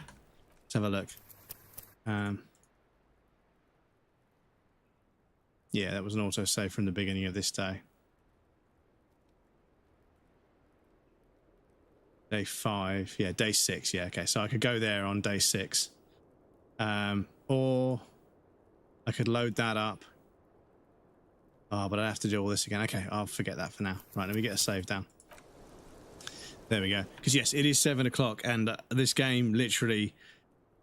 I could play this game for another 5-6 hours. I could. I genuinely could, but I need to make some dinner, and I want to do a few bits and pieces before the football match later. But yeah, I could literally fucking just keep playing this game. Like even though this is my second playthrough, and I said to myself, there was a bunch of dialogue you missed by just letting checks go and by not asking strange questions and not going down weird dialogue choices. But I've done that this playthrough. Some of them have been a bit uncomfortable, I must admit. And to clarify, I have made some choices in the game that I don't agree with personally, but I just wanted to try and open up the skill tree, the dialogue tree, to see if there was anything that we could learn. And this conversation here, where I definitely don't want to arrest her. I think she is a victim in all of this to a certain degree. She has been misleading, but under the circumstances, I can understand why she's been misleading. but whack a snooze on that just for a minute. But yeah, I can understand why she's been misleading. There's stuff that's going to seem quite incriminating, and would cloud our judgment and also potentially make us arrest her even quicker. But because of this, it's led us to learn more about the case than before. Like she's opened up and talked a lot more about what happened and who it was. Like I know that there's some guy on the other island that shot them with a sniper rifle. I know that's what happened. Sorry to spoil it, but yeah, now I know a lot more about the motive behind that, because I don't think he told us he was being paid by it. He was quite standoffish and stonewalled us a lot. So anyway, YouTube we can't raid out, so I'm gonna have to end the YouTube video there. Thank you for everyone that watches the YouTubes and stuff. Sorry about all the yapping. I apologize, but it is a YouTube video, so you can fast forward it if you want. Next stream will be Monday, 5 p.m. UK time. We will ask a few more questions of class once Kim is away. And we'll make our way to the island, hopefully, at some point, and we can investigate that guy who's the sniper. Hopefully, we can speak to Dolores Day enough of the figures and get the trophy for that. And then, yeah, we've pretty much done, like, almost every side mission in one playthrough, which I'm quite happy that's what the playthrough I've done for YouTube is 100% is, me doing every side quest, getting all the dialogue, so I know a lot more about the game than my first playthrough, so I'm quite happy with doing that. I know it's a little bit cringe, me sort of saving and loading back up to redo checks and stuff, but I want to make sure I get as much done in one playthrough as possible, because I don't want to miss anything. And obviously the next playthrough will be structured with a guide, and we may also do a playthrough where you guys in the chat on Twitch can use the plugin to vote for things and to choose dialogue options. It's going to be completely cursed, but I will put on the fucking top of the stream that, chat is choosing the dialogue, not me. But yes, YouTube, thank you for watching. Don't forget to like and subscribe. I'll see you guys next time.